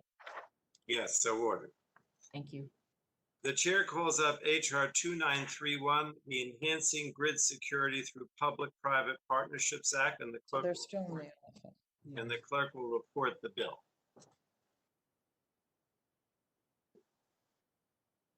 HR 2931 to provide for certain programs and developments in the Department of Energy concerning the cybersecurity and vulnerabilities of and physical threats to the electric grid and for other purposes. Without objection, Madam Clerk, the first reading of the bill will be dispensed with, and the bill is now considered as read. And without objection, the bill is considered as read and open for amendment at any point. Are there any members seeking recognition to speak on the bill? HR 2931. I see, well, I think these might be from the last one. Mr. Latta, were you asking to speak on this one? No? Yes, Mr. Chair, I move to strike the last word. Yeah, the gentleman's recognized. Well, thank you very much, Mr. Chairman. And again, this is the second of two bipartisan bills that my good friend, the gentleman from California, Mr. McMorris, and I have worked to improve the resiliency of our nation's grid against cyber attacks. Both of these bills passed overwhelmingly in the last House, in the last Congress, or pardon me, in the House and the last Congress, and I hope we will see the same level of support in this Congress. When these bills are passed again on the House floor, I call on the Senate to quickly take them up so they can be to get to the president's desk for a signature as soon as possible. We can't allow criminal cyber behavior like what occurred with the Colonial Pipeline to continue to go unchallenged. Both HR 2829 and 2931 will help in the fight against cyber attacks. And again, when you look at HR 2931, it directs the Secretary of Energy in consultation with the states and other federal agencies and industry stakeholders to create and implement a program to enhance the physical and cybersecurity of our electric utilities. So it's a very, very important piece of legislation. And again, I want to thank the chairman, the ranking member, and Mr. McNerney for all of their hard efforts in working on this piece of legislation. And I encourage my colleagues to support this bill. Mr. Chairman, I yield back the balance of my time. All right. So again, if you don't want to speak, and you spoke before, lower your hand. Right now I have 4. Darren Soto, Bobby Rush, Jerry McNerney, and Anna Eshu. So Bobby Rush would be next if he would like to speak on this. Mr. Chairman, I move to strike the last word. Gentleman is recognized for 5 minutes. Thank you, Mr. Chairman. Mr. Chairman, HR 2931, the Enhancing Grid Security Through Public-Private Partnerships Act, was introduced by my friends Congressman McNerney and Congressman Latta, and it is a bill that will provide DOE and stakeholders another tool in our important work to fortify our energy systems through against external threats. This legislation will allow DOE to do better training as well as share their best practices and data to improve the physical and cyber security of electric utilities. A program like this, Mr. Chairman, will support the Department of Energy, electric utilities, and other stakeholders in mitigating a variety of threats to the security and resiliency of our nation's electric infrastructure. Therefore, Mr. Chairman, I really commend my 2 esteemed colleagues for their continued bipartisan leadership on this effort, and I urge members to support them and this bill as well. Thank you. With that, I yield back. Thank you, Mr. Rush. Seeing no Republican, next in seniority is Anna Eshu, gentleman from California, is recognized. Thank you, Mr. Chairman. Move to strike the last word. I'll be very quick. What's the difference between 2928 that we just voted for and 2931? I keep reading through it, and I don't really know what the difference is between the two. What is this? What does 2931 do that 2928 doesn't? If you give me a minute, I'll tell you. I yield back. All right. Mr. Chairman, this Bob Latta, may I speak to this? Yeah, sure. The gentleman. Thank you very much, Mr. Chairman. To my good friend from California. The Cyber Sense Act, really what we want to make sure is that that you can go out and test the product, and so that when a company goes out and gets it, that they know that it's been tested and it's secure before they go in and installing it. So that's really important. And we also want to make sure that that the DOE is out there promoting and determining the testing process for it. So that's where you get into the actual testing. So both bills are very, very important, and both what each bill does to make sure that we have a good protection out there with cybersecurity. Thank you, Mr. Chairman. Thank you. All right, next I have, in order of seniority, Mr. McNerney. I thank the chairman for recognizing me, and I want to talk about HR 2931. I appreciate Ms. Eshu's question. The Cyber Sense Act really is about testing and components This one's more about training and making sure that the companies know how to use the equipment. This is another important piece of legislation that we need to pass quickly to help secure our nation's grid. The Colonial Pipeline attack, coming on the heels of the cyber attack that SolarWinds identified, is a glaring warning that we can't wait any longer. Again, I'm proud to author this bill with my friend Bob Latta. HR 2931 would create a program to enhance the physical and cyber security of electric utilities.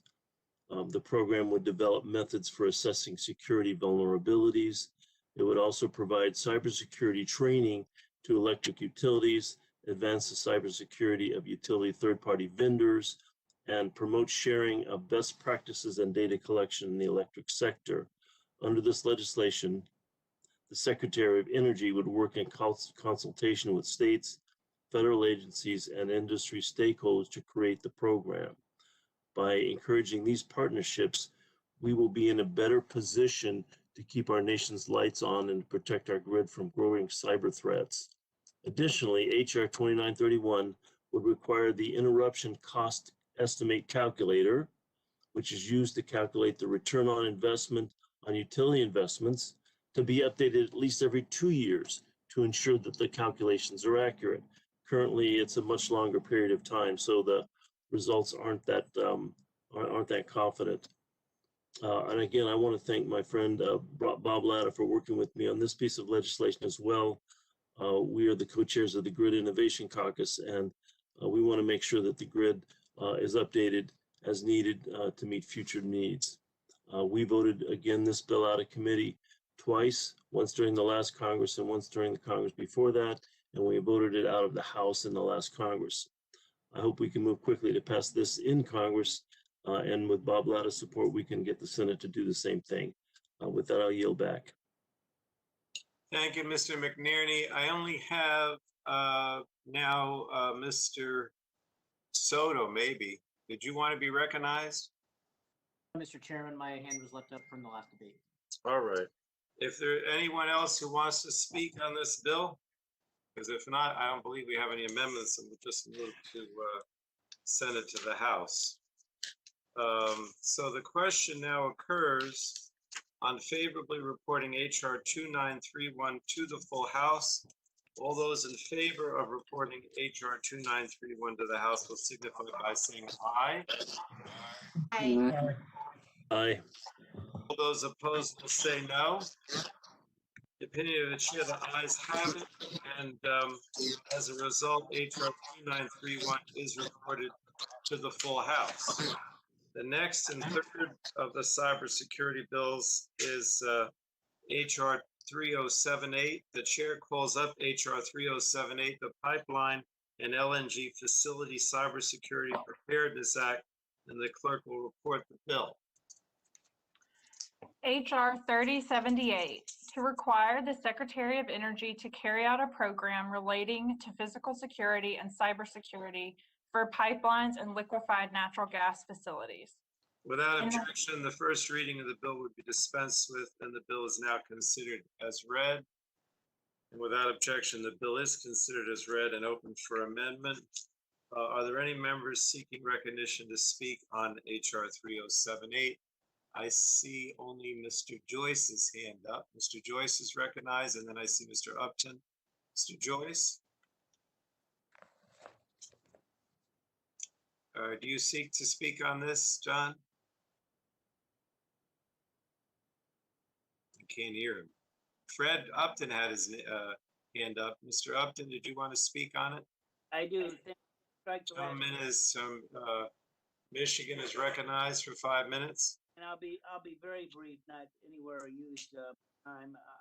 This is a bipartisan bill. I want to thank Chairman Rush, yourself, Mr. Pallone, CMR. This is going to strengthen DOE's ability to respond to physical and cyber threats to our nation's pipelines. Colonial Pipeline was more than a wake-up call. We've been talking about this for a long time. So this bill is going to help hopefully address the future. As a sector-specific agency for energy, DOE's got to play a stronger lead role to protect our nation.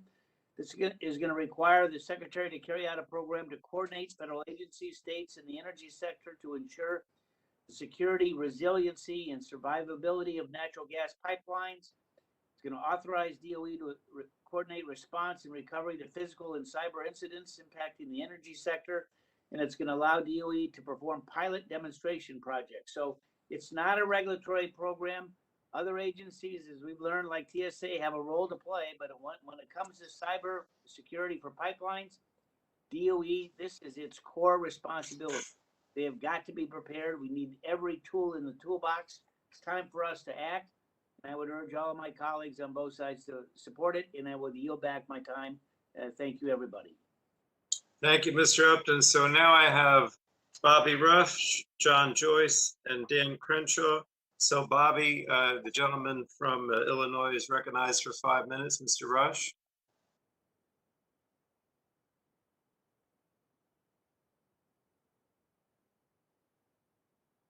Mr. Rush, did you see? I move to strike the last word. Gentleman is recognized for 5 minutes. Mr. Chairman, HR 3078, the Pipeline and LNG Facility Cybersecurity Preparedness Act, is designed to strengthen the Department of Energy's response to physical and cyber security threats at our nation's pipelines and liquid gas facilities. The recent ransomware attack on our critical infrastructure is, Mr. Chairman, proof positive that we must take concrete steps to remedy the energy sector's vulnerabilities to these wide and dangerous threats. With this in mind, Mr. Chairman, I am proud to join my friend and colleague, Ranking Member Upton, you, Mr. Chairman, Chairman Pallone, and Ranking Member McMorris Rodgers in an effort to secure the resiliency of elements within our energy system through this bill. And I thank the Ranking Member, Mr. Upton, for his work on this issue, and I ask that all my colleagues support this piece of legislation. With that, Mr. Chairman, I yield back the balance of my time. Thank you, Mr. Rush. Mr. Joyce, did you want to speak at this time?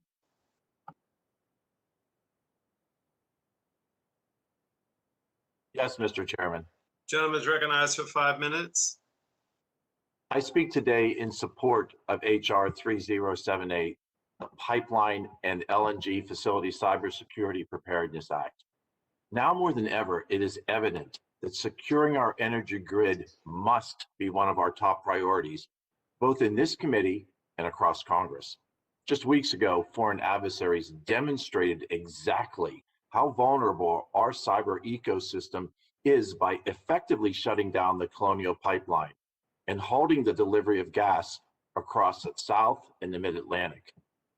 While pipelines continue to be the safest way to transport oil throughout the United States, we in Congress must act now to protect this critical infrastructure. This legislation will provide the U.S. Department of Energy with additional resources to develop programs to assist our nation's pipelines and LNG facilities with securing their cyberspace from nefarious actors. As we're seeing time and time again, threats from adversaries will only continue to escalate as bad actors manipulate our cyber vulnerabilities. The Department of Energy needs this legislation to fight back against any threats our country faces with swift action and minimal damage. I will continue to advocate for securing our nation's energy sector and making sure that the United States continues to set the standard for creating cyber-safe spaces for government and for industry.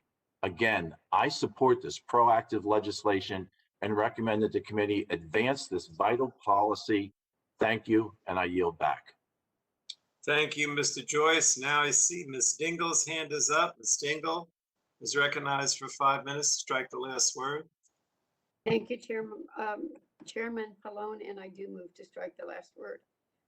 Cyber attacks by state and non-state actors are on the rise. and have been, unfortunately, for many years, though we're starting to see it and understand it more. On the Cybersecurity and Infrastructure Security Agency's webpage, it clearly states, the U.S. energy infrastructure fuels the economy of the 21st century. Without a stable energy supply, health and welfare are threatened, and the U.S. economy cannot function. That is true.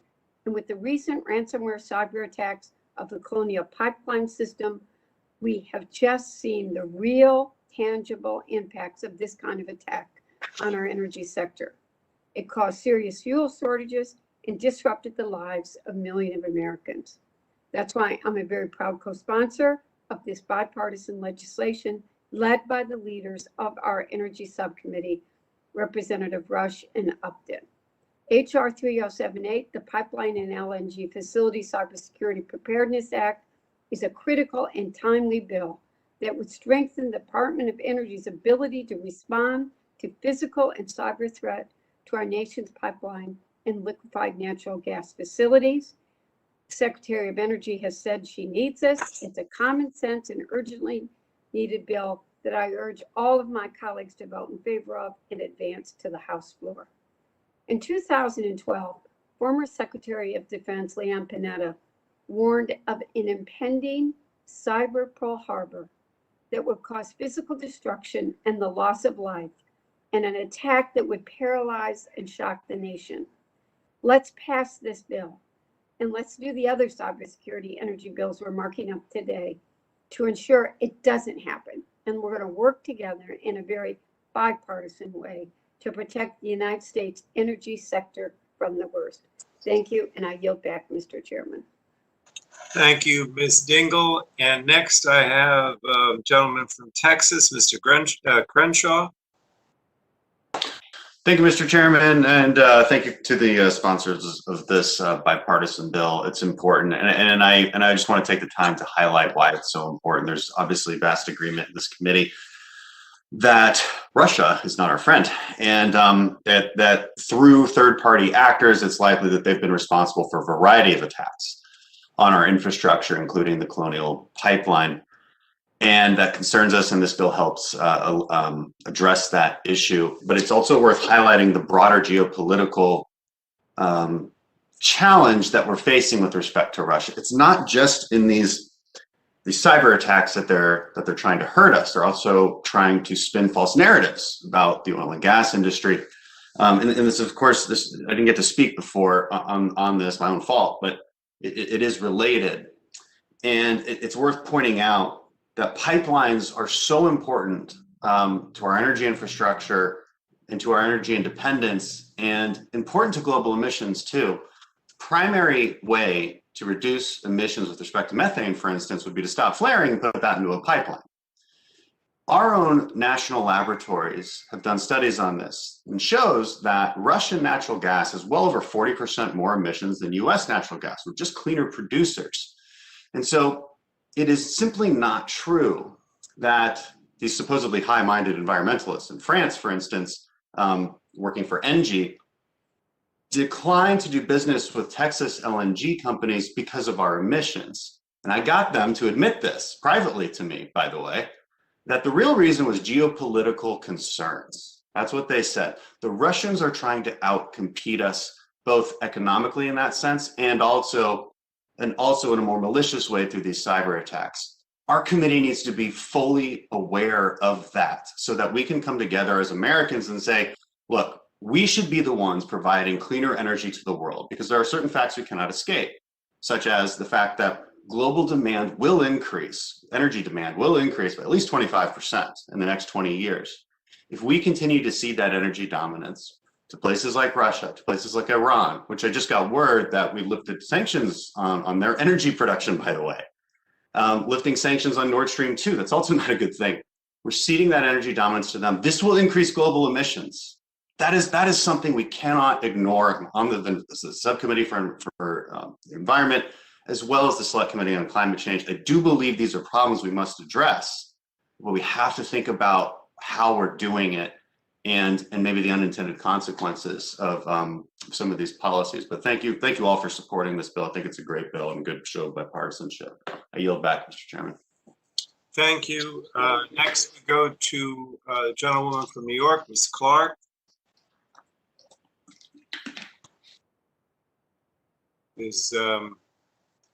Her hand was up. Is Yvette Clark there? I am, Mr. Chairman, and I move to strike the last word. Gentlewoman is recognized for 5 minutes. I thank you, Mr. Chairman, and I thank the chairman of the Subcommittee on Energy, Mr. Rush, and the ranking member. We know that over the past year, our critical infrastructure has been put to the test. Over these last few weeks in particular, we have seen the need for critical investment in our nation's cybersecurity infrastructure. Put simply, cybersecurity must be at the foundation of our 21st century economy, both to protect us from our adversaries and to preserve our nation's competitiveness on the global stage. I've had the pleasure of serving in a leadership capacity on both the Homeland Security Committee and the Energy and Commerce Committee, each with their own unique set of priorities when it comes to this important question of safeguarding our critical infrastructure. From this experience and perspective, I can confidently say that the interconnectedness of our future is unavoidable and demands that we pursue a cohesive path forward that ensures collaboration wherever possible and avoids duplication of the responsibilities that might trigger uncertainty and cause unnecessary roadblocks in future times of crisis. My experience tells me that this Congress is uniquely poised to address our cybersecurity needs on multiple levels. We can and we must utilize this moment to ensure our nation's response will enhance the work of both CISA and its partners, such as DOE, so that each federal agency can appropriately address infrastructure security concerns within their own areas of expertise. And so I urge my colleagues to always consider the holistic picture of the federal agency apparatus as we strive to lay the groundwork that will undergird our nation's cybersecurity practices and protocols. I look forward to moving forward common sense cybersecurity legislation to the president's desk. And with that, Mr. Chairman, I yield back and wholeheartedly support our committee's pursuit of this legislation. And I yield back. We thank the gentlewoman, and I believe the ranking member, Ms. Rodgers, would like to strike the last word. Thank you, Mr. Chairman. I move to strike the last word. Gentlewoman is recognized for 5 minutes. Thank you, Mr. Chairman. Cyber attacks pose a significant and rapidly growing threat to our nation's economic and national security. The threat permeates every aspect of this committee's jurisdiction, from healthcare to energy. For years, we've heard the sounding of the alarm. Now, following the Colonial cyber attack, the threat of a paralyzing attack on our nation's critical infrastructure is no longer hypothetical. Congress must act. For these reasons, I'm pleased to join Chairman Rush and Chairman Pallone in co-sponsoring Ranking Member Upton's legislation, H.R. 3078, the Pipeline and LNG Facility Cybersecurity Preparedness Act. I'm also pleased the committee has taken up 3 additional cybersecurity bills to strengthen DOE's emergency response capabilities and protect the electrical grid. As the nation witnessed the cyber attack and shutdown of the Colonial pipeline system, pipelines are absolutely critical to deliver the fuels that we are dependent upon. Following the Colonial shutdown, we saw gas stations across the East Coast run out of gasoline and airports scramble to secure enough jet fuel to keep planes in the air. Incredibly, gas stations right here in the nation's capital reported outages for almost 2 weeks due to the supply disruption. Given the cascading impacts that a cyber attack can have across the nation's energy supply chain, a coordinated government approach to cyber and physical security of pipelines, led by the Department of Energy, is essential in ensuring the safe and reliable flow of energy across the U.S. In 2015, this committee led the effort to designate DOE as the sector-specific agency for the energy sector under the FAST Act. Now Congress must act again to provide DOE with the additional authorities and responsibilities to strengthen the security of pipelines. While HR 3078 does not provide DOE with any regulatory authority, I share the view that it may be time to discuss establishing minimum pipeline security standards similar to the framework that Congress enacted to secure the electrical grid. For over a decade, the Federal Energy Regulatory Commission, in coordination with the North American Electric Reliability Corporation, has successfully established and enforced mandatory cybersecurity standards for the bulk power system. I look forward to supporting these cyber bills in committee today and passing them to the House floor at the next available opportunity. And thank you. I yield back. Thank you. And let me yield myself 5 minutes to strike the last word and to basically agree with what the ranking member said. As we know, the Colonial Pipeline cyber attack underscored the threats our energy system faces from malicious cyber attacks. And I want to commend all the sponsors of these bills for their hard work to make our energy system more resilient to cyber attacks. Chairman Rush, Ranking Member Upton, Representatives McMorris, Ladd, and Wahlberg put these energy cybersecurity issues front and center for a long time. And I wanted to specifically mention this bill, HR 3078. This bill is a priority and a common sense first step in response to the Colonial attack. I strongly urge its unanimous adoption. But at the same time, going along with what Ms. Rodgers said, I believe the committee must consider energy cybersecurity within the framework of energy reliability. It's time that we consider mandatory enforceable reliability standards for our nation's pipeline network, similar to the successful cooperative model our committee put in place for the electric sector under Chairman Barton and Ranking Member Dingell in the EPAC Act 2005. So I look forward to continuing to work on this important topic with my colleagues on the committee on a bipartisan basis. Now, does anyone else seek recognition? If not, we're going to move this to the full House. All right. The question now occurs on favorably reporting HR 3078 to the full House. Will those in favor of reporting HR 3078 to the House will signify by saying aye. Aye. Aye. All those opposed will say no. And in the opinion of the chair, the ayes have it, and therefore the bill HR 3078 is reported to the House. Chairman? Yes. Mr. Chairman, I ask for 2 days to submit additional views on the legislation considered by the committee today. So ordered. The chair will now call up HR 3119, the Energy Emergency Leadership Act, and the clerk will report the bill. HR 3119 to amend the Department of Energy Organization Act with respect to functions assigned to assistant secretaries and for other purposes. Without objection, the first reading of the bill will be dispensed with. The bill is now considered as read. And without objection, the bill is considered as read and open for amendment. Are there any members seeking recognition to speak on the bill? Strike the last word. No one? Well, I have Dan Crenshaw and John Joyce, but that might be from previous bills. Okay. All right, then we're going to move to report the bill. The question now occurs on favor. Mr. Chairman? Yes. Tim Wahlberg here. I thought I had my hand raised. No, you can be recognized. Go ahead. Strike the last word. You're recognized for 5 minutes. I appreciate that, Mr. Chairman. I do ask that the last word be stricken. I'd like to thank my good friend from Illinois, Mr. Rush, for continuing to work with me to get the Energy Emergency Leadership Act across the finish line. If my record keeping is correct, I believe this is the third time we've seen this bill come before the committee, each time passed on a bipartisan basis.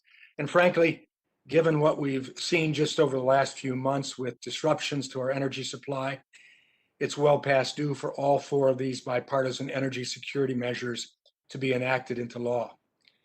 Mr. Chairman, our nation's economy and the health and safety of the American public depend upon the reliable and uninterrupted supply of fuels and electricity. Hazards of all forms, including natural disasters, digital and cyber attacks, are no longer just threats. They're occurring at an alarming rate.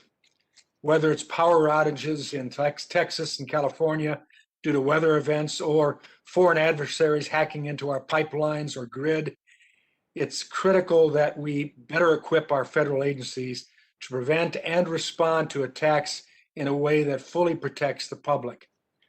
Presidential administrations of both parties have recognized this by providing the Department of Energy with the responsibilities, expertise, and tools to ensure the reliable supply of energy. It's time Congress does its part by requiring the energy emergency and cybersecurity functions at DOE to be organized under the leadership of an assistant secretary confirmed by the Senate. This will ensure the department has focused and accountable leadership with high-level continuity through future administrations. HR 3119 will encourage more effective and seamless information sharing with federal and industry stakeholders on energy security threats, risks, and incidents, as well as recovery and response. By passing this bill, we as a committee are doing our part to strengthen the agency and our federal government against all energy-related hazards.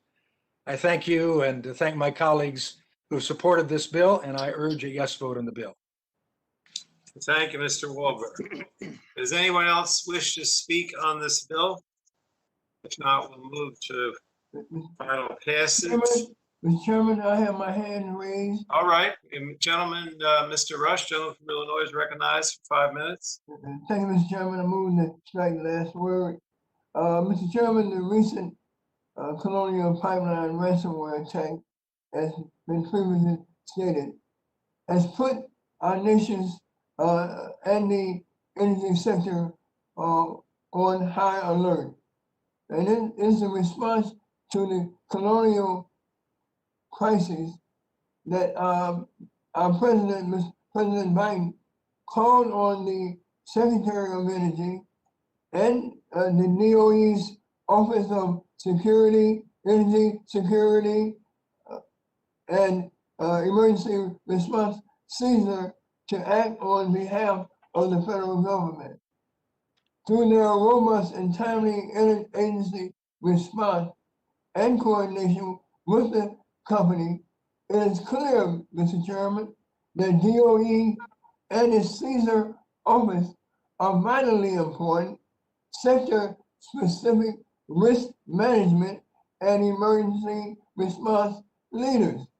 It is in this vein, Mr. Chairman, where we are officially arming DOE with an assistant secretary that will keep a laser beam focus on this work and this fundamental work. That is why I am pleased that this bill will authorize this vitally needed and new position. And I'm pleased that it's on today's agenda. Mr. Chairman, words cannot express how pleased I am with my colleague, Congressman Wahlberg, who has historically made this important effort, effort that we must recognize and take notice of today. And I want to commend him for making this a bipartisan effort. And with that, I yield back the balance of my time. Thank you, Mr. Rush. Does anyone else I don't see any other hands up? Does anyone else want to speak on this? Okay. If not, we'll go to the question. The question now occurs on favorably reporting HR 3119 to the full House. All those in favor of reporting HR 3119 to the House will signify by saying aye. Aye. Those opposed will say no. Opinion of the chair, the ayes have it. And as a result, HR 3119 is reported to the full House. Mr. Chairman, Yes. I asked for 2 days to submit additional views on the legislation considered by the committee today. So ordered. Thank you. Yeah, we have one more bill which is not bipartisan. This is HR 2668 related to the powers of the FTC. The chair calls up HR 2668, the Consumer Protection and Recovery Act, as forwarded by the Subcommittee on Consumer Protection and Commerce, and the clerk will report the title of the bill. Committee print to HR 2668, a bill to amend the Federal Trade Commission Act to firmly confirm the authority of the Federal Trade Commission to seek permanent injunctions and other equitable relief for violations of any provision of law enforced by the Commission. Without objection, the first reading of the bill would be dispensed with. The bill is now considered as read. And without objection, the bill is considered as read and open for amendment at any point. And I'm going to, Mr. Chairman? yes. Mr. Chairman, I move to strike the last word. Mr. Bilirakis? Yes, I move to strike the last word. Just, I assume you're going to be opposed to it, so maybe I shouldn't, but that's what I'm assuming. So I'm going to yield. I'm not going to be opposed to my amendment. Oh, all right. Well, before we go to your amendment, I'd like to, hear from members who want to speak on the underlying bill, and I'm going to start with myself and yield myself such 5 minutes, and then we'll go to the others, and then we'll go to the amendments. So I yield myself 5 minutes to strike the last word. This is about the FTC and its enforcement powers. Section 13B under the FTC procedure was the single most important and most effective tool the FTC had to return money to consumers victimized by fraud and scams. It allowed the FTC to return $11.2 billion to Americans in the last 5 years alone. But as of April, this ability to help the American people no longer exists. There's no substitute provision in the law, and this crisis requires Congress to enact a legislative solution. Americans are harmed more and more every day that we delay. Right now, the FTC has 24 outstanding 13B cases with over $2 billion of potential relief at stake. Without the ability to file court cases for monetary relief, crooks basically are incentivized to break the law. So initial violations of the FTC Act can be profitable.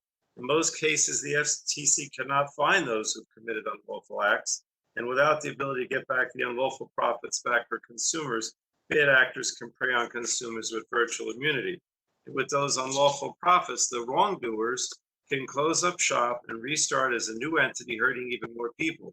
Consumers lose, and only the bad guys win. So some have said that 13B should only be addressed as part of a broader FTC reform.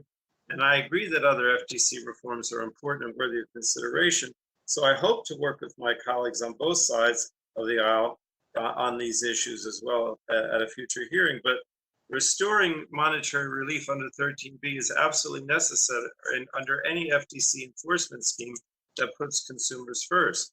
Well, you all know this was because of the Supreme Court action, which essentially interpreted the statute to say the FTC doesn't have this power, and the court said it would be up to Congress to remedy it. So let's remember that the FTC had these authorities for over 40 years until the Supreme Court acted, and that other consumer protection agencies like the SEC and the CFPB have these authorities despite regulating a much smaller portion of the economy than the FTC. So I think it's essential that the FTC be able to deprive wrongdoers of profits from misconduct and compensate victims. That's why the FTC itself, both bipartisan, has unanimously and repeatedly pleaded with us to reaffirm the 13B authorities it desperately needs. And that's what Congressman Cardenas' bill does. So again, I think there's a sense of urgency here because of the Supreme Court action, essentially interpreting this law to say that the FTC doesn't have this authority unless Congress acts. And I understand that you might want to do other things, but in the meantime, these crooks and fraudsters are operating without any impunity, and I just don't think it's a good thing from a consumer point of view.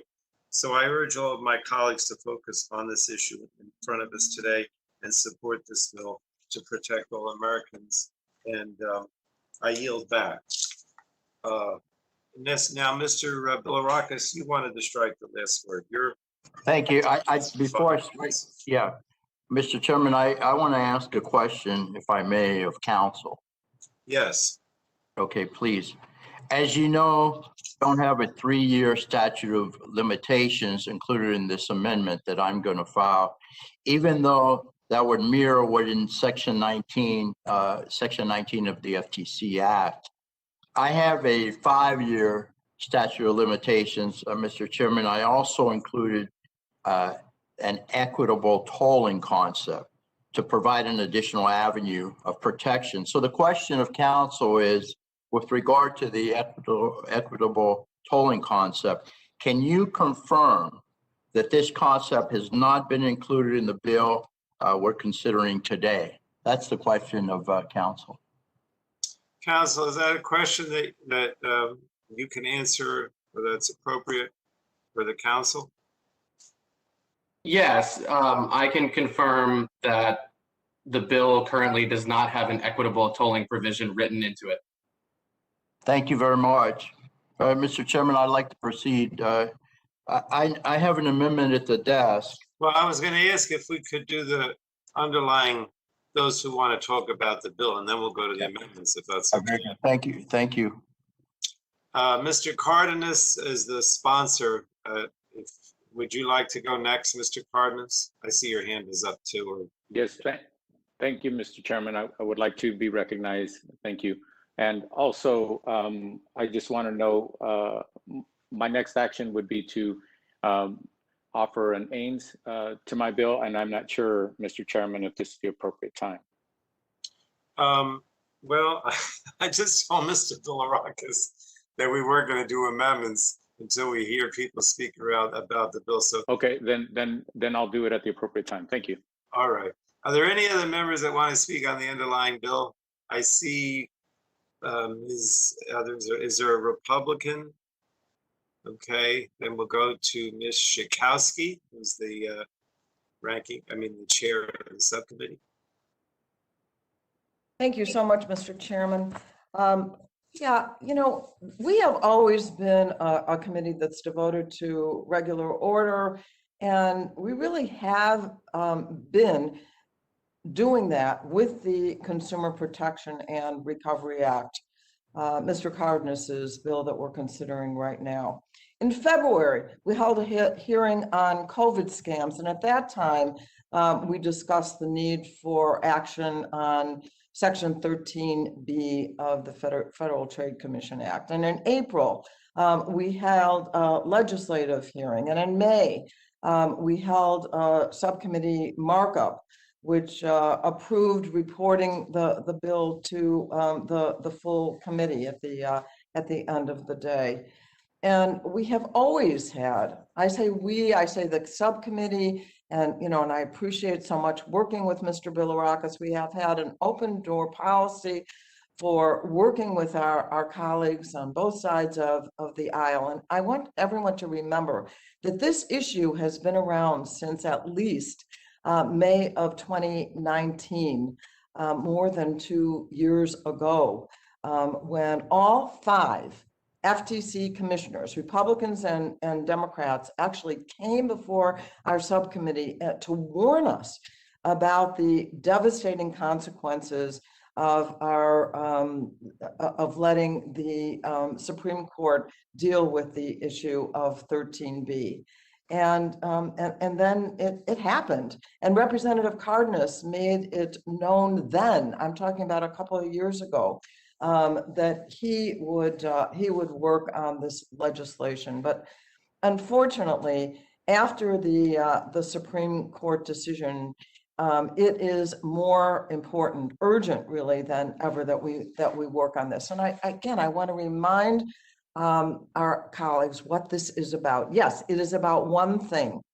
It is about 39B, restoring that single most important tool of the Federal Trade Commission to make sure that consumers in every one of our states will be made whole from what the scammers have done with them, what the illegal activity has done to them. They will not be the ones that have to pay the price. And so this is really a question right now of whether or not you're going to help the scammers, the cheaters, or you're going to help consumers that have benefited to over $1 billion nationwide in just a couple of years in every single state. So I want to work with all of you, and the only that way that we could get our Republican colleagues to seriously engage was to hold that markup.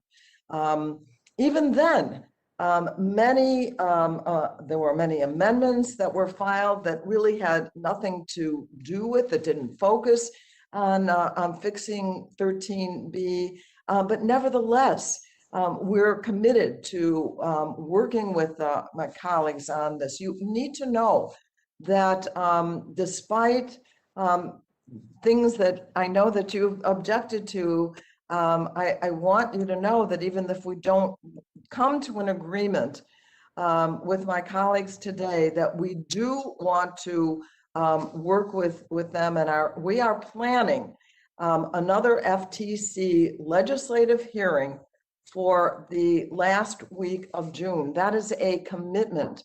And so I know many of you have other issues that you want to talk about. And we were told we have made offers. We actually proffered some ideas, but we were told that they were not acceptable. Mainly, they didn't deal.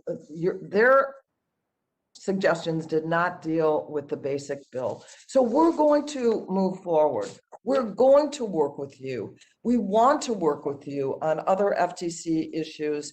And I know, Mr. Bilirakis, that you're sincere about that opportunity as well. And I just want to promise you right now, we're going to do one thing today, that we want everyone to vote on Mr. Cardenas's bill in support of that, and we will move on to all of the issues that you have raised. And I yield back. Thank the chairman. I have only Democrats, so next would be Bobby Rush, if his hand is up on this one. Mr. Rush, you wish to speak on this bill? My hand is up from the last. Okay. All right. Anybody whose hand was up previously, please lower it so I don't get confused. Next, Ms. Dingle wanted to be recognized. All right. Are you sure? Ms. Dingle? My hand down because the subcommittee chair was so eloquent. Oh, you want to speak or not? No, I'll pass. You pass? All right. So I still have Anna Eshu. The gentlewoman is recognized. Thank you, Mr. Chairman. I move to strike the last word.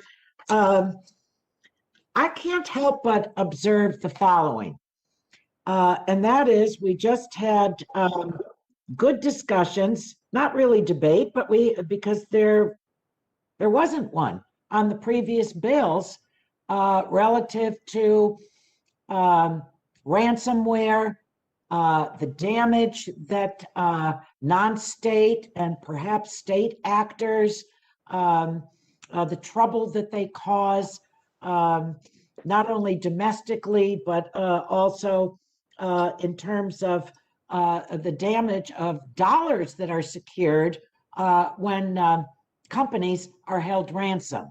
And so in the previous two bills, the language, and I did ask what the difference was between the two bills. We voted them out. They're going to the full House. And now we come to this, where average Americans are essentially held hostage. So, if there is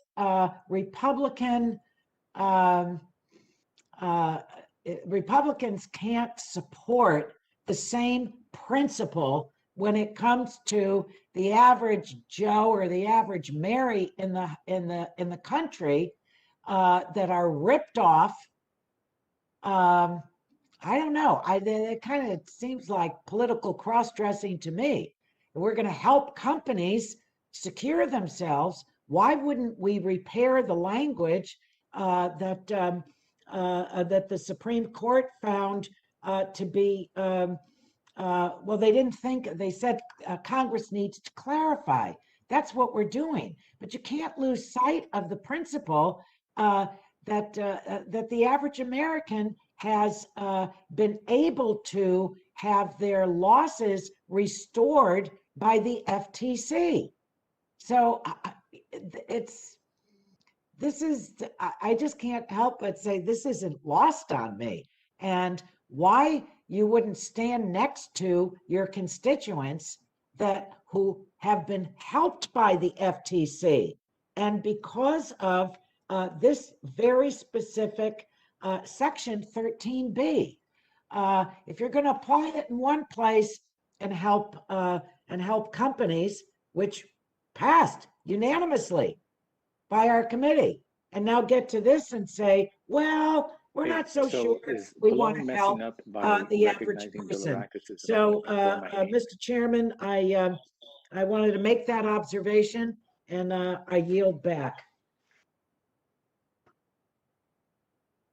Thank the gentlewoman. I still have maybe Yvette Clark and Darren Soto. Yvette, did you want to speak on this, Ms. Clark?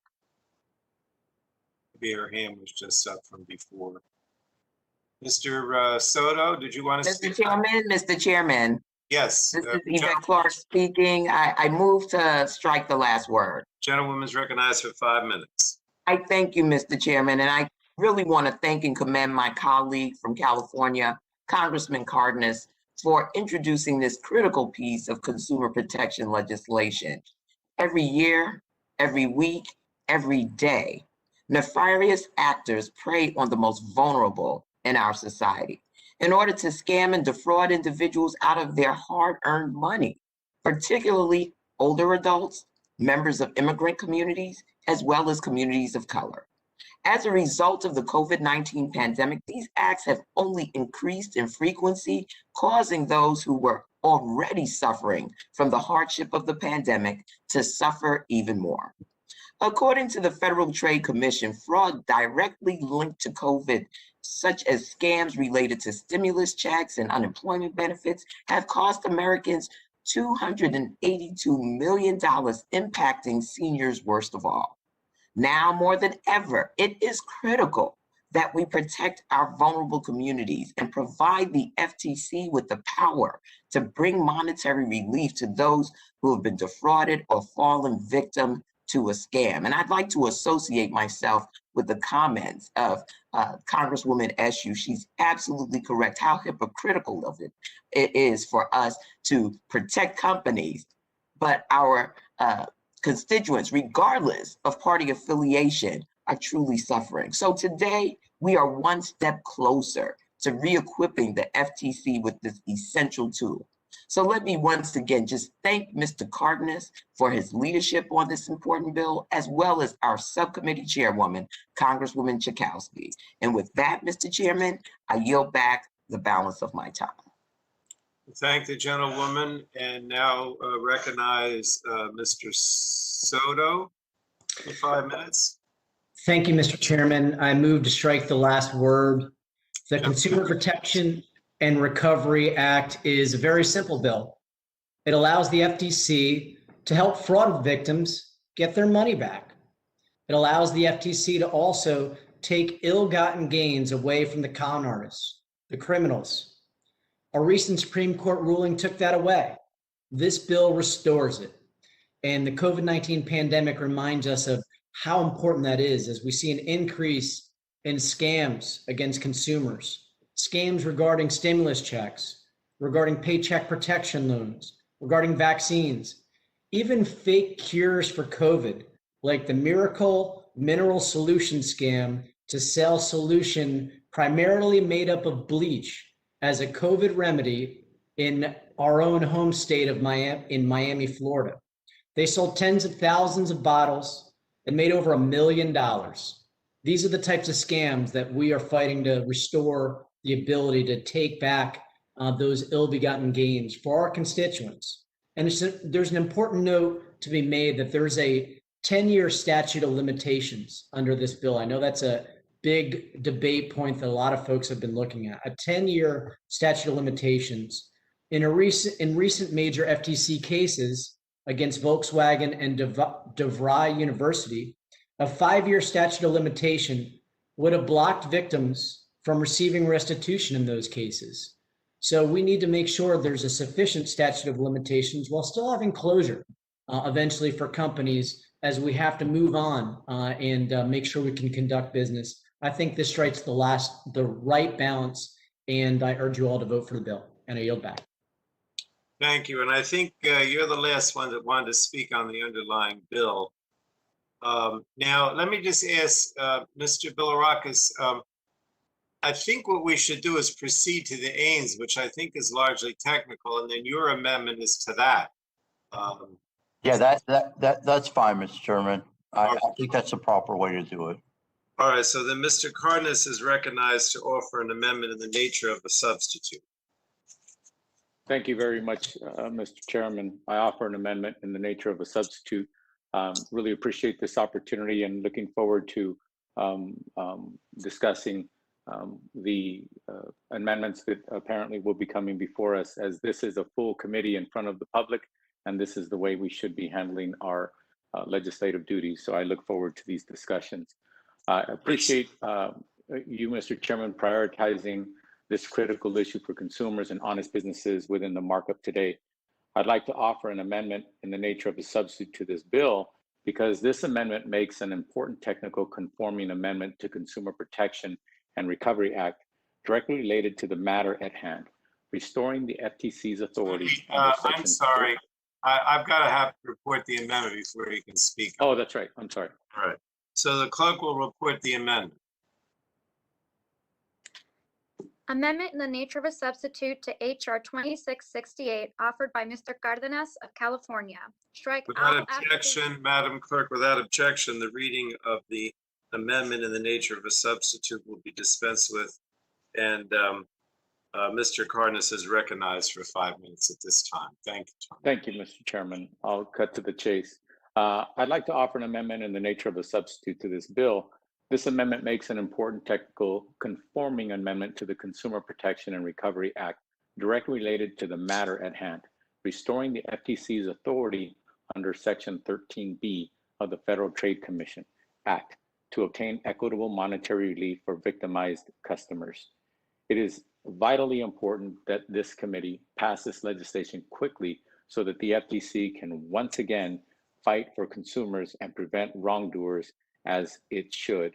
Again, as I mentioned in the subcommittee hearing, far too many Americans can't afford a lawyer. Far too many people across America are being egreged every single day. And today in this modern world, those egregements happen more often and more frequent and are attacking more of our vulnerable Americans, such as seniors, more than ever before. So with that, I appreciate the opportunity to have this urgency, Mr. Chairman. And I also thank the chairwoman of the subcommittee for having the hearing as well in good stead. And I'm glad we're here today. And I hope that we have success. And with that, I yield back. Thank you. Now, unless someone else wants to speak on the AINS, I'm going to move to Mr. Bilirakis' amendment to the AINS. Does anyone else want to speak on the AINS? I know we all spoke on it. You want to speak on the AINS? Yes, the gentlewoman from Florida is recognized. Ms. Casper. Great. Thank you, Mr. Chairman. Colleagues, I'm going to side with consumers on this and not with the crooks and scam artists. And I encourage you to do the same. I encourage you to, and first I want to thank my good friend, Rep. Cardenas, and Chair Schakowsky as well for moving this quickly following the Supreme Court decision. The Federal Trade Commission needs the full range of equitable authorities to protect consumers. That includes injunctions to prevent the scam artists from doing certain things. It includes getting money back to consumers. That's only fair, and it includes all of the equitable remedies necessary. Here are some Florida statistics overall, just since July of 2018 that I know Mr. Bilirakis, Mr. Soto, Mr. Dunn will be interested in. Just in that short time, over 545,000 Florida residents have received over $81 million back into their pockets. And when we're talking about 13B solely. Here are a few examples. There was an office supply store and a tech company that scammed consumers out of money. They said, oh, there's malware on your software, so buy our tech services and you'll be made whole. They were scammers. And thankfully under 13B, FTC got $4 million back to over 63,000 folks. We all know that the private for-profit online colleges often had very misleading and unfair practices. They would often promise prospective students that if they attended their college, spent the Pell Grants and the other tuition, that they would be guaranteed a job with a certain high income.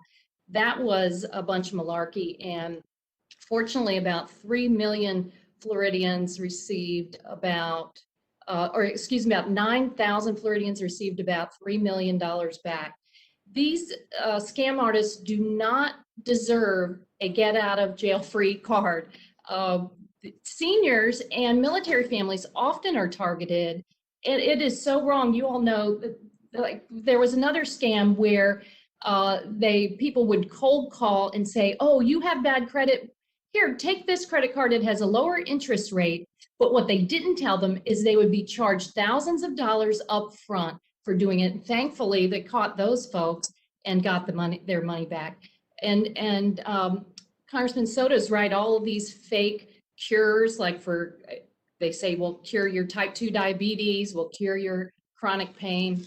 Look, we've got to make sure that FTC has every arrow in the quiver to go after these crooks. They've got to be able to recover the ill-gotten gains. We can't let them get away with it. So I really encourage you all to pass Rep. Cardena's bill, the Consumer Protection and Recovery Act, and do it quickly. Thanks so much. I yield back. Thank you, Ms. Cathy. Does anyone else wish to speak on the Cardenas amendment in the nature of a substitute? Hello, Mr. Chairman, Ms. Morgan. Yes, Mr. Griffin is recognized for 5 minutes. Thank you very much, Mr. Chairman. I, like everybody else, want to try to figure out what we can do to stop the scammers.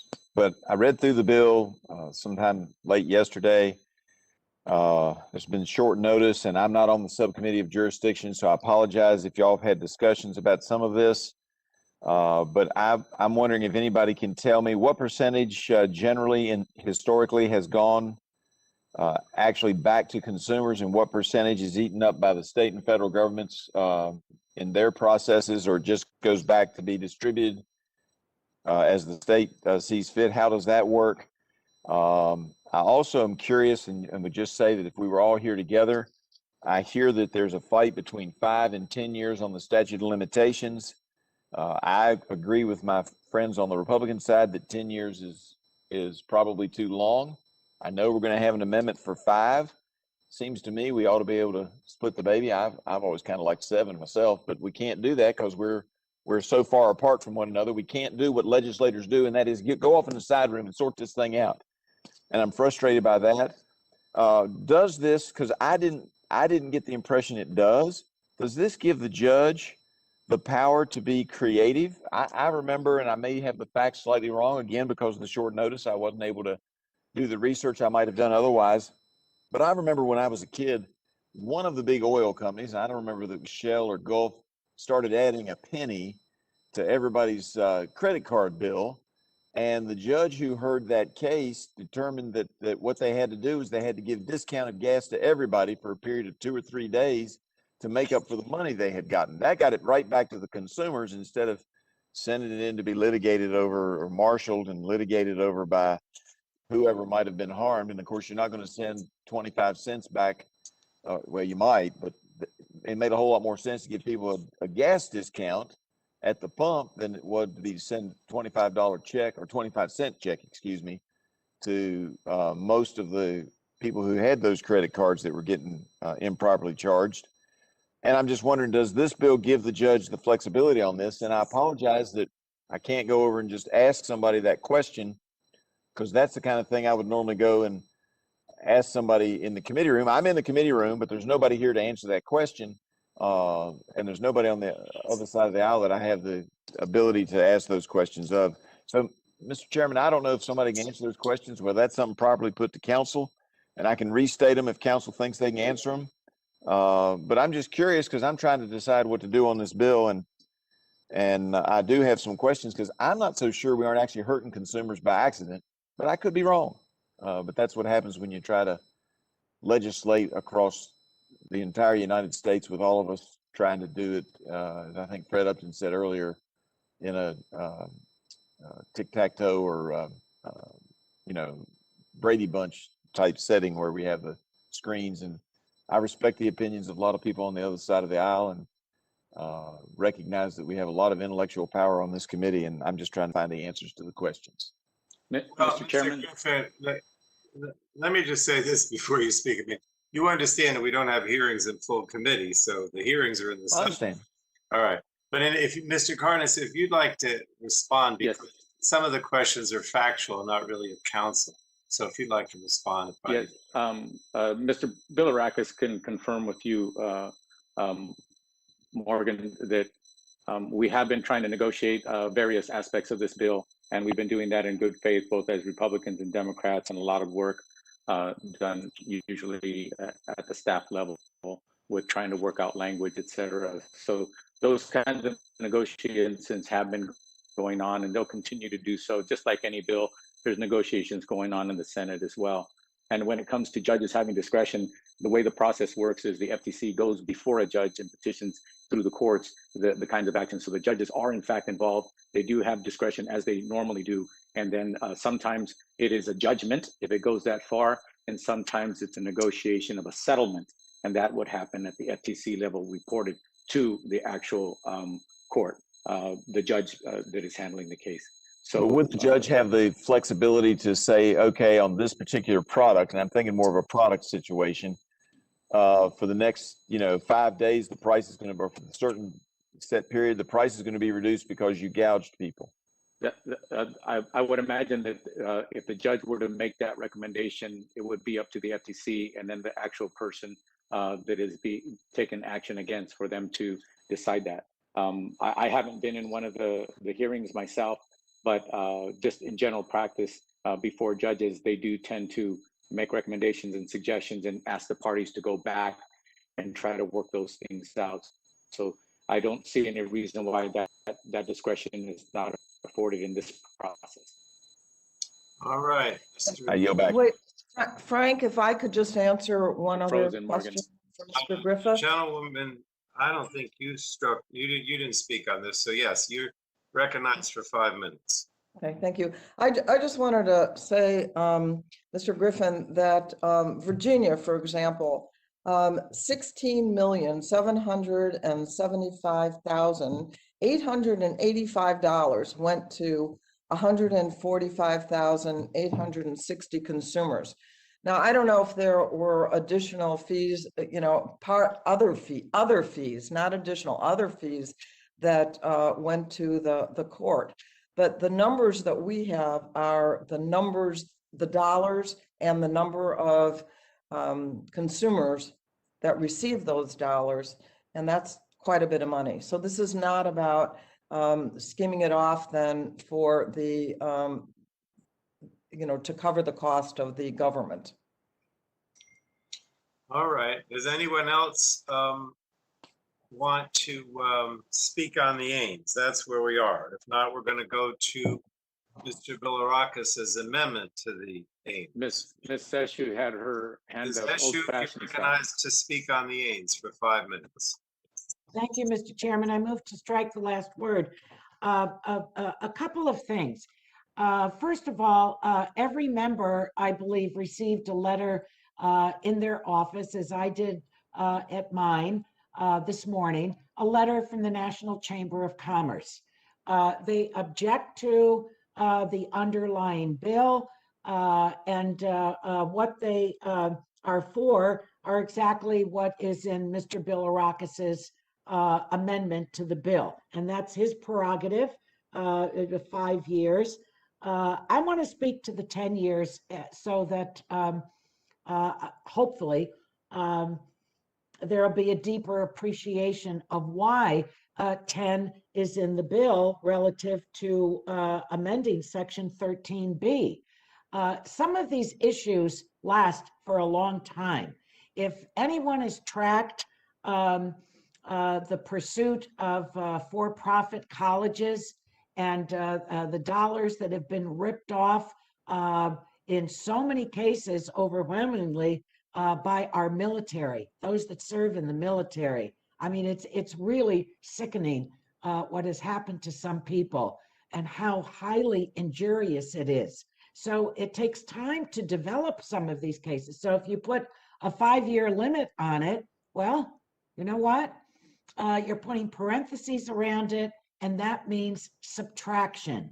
Fewer people will be protected. So I reject the National Chamber of Commerce stance in this case. I don't think it's a plausible case, and I don't think that it helps consumers in this country. Why are we afraid to have a longer time frame so that if in fact people have been ripped off and it takes, and they are, we know that, the facts are all there, that the FTC would have even a longer period of time to be able to resolve these and make people whole. So I wanted to maybe broaden out the discussion. I don't know if you've all seen the letter that the National Chamber of Commerce sent. They sent it to all of our offices. We got it this morning, and it tracks absolutely perfectly with what Mr. Bilirakis is offering, except I think it's a flawed case. In fact, I think it's injurious to consumers. I yield back.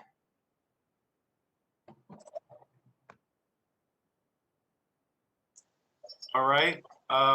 Anyone else want to speak on the Ains? Otherwise, we'll move to Mr. Bilirakis' amendment. Since we're already discussing it, I guess we might as well move towards it.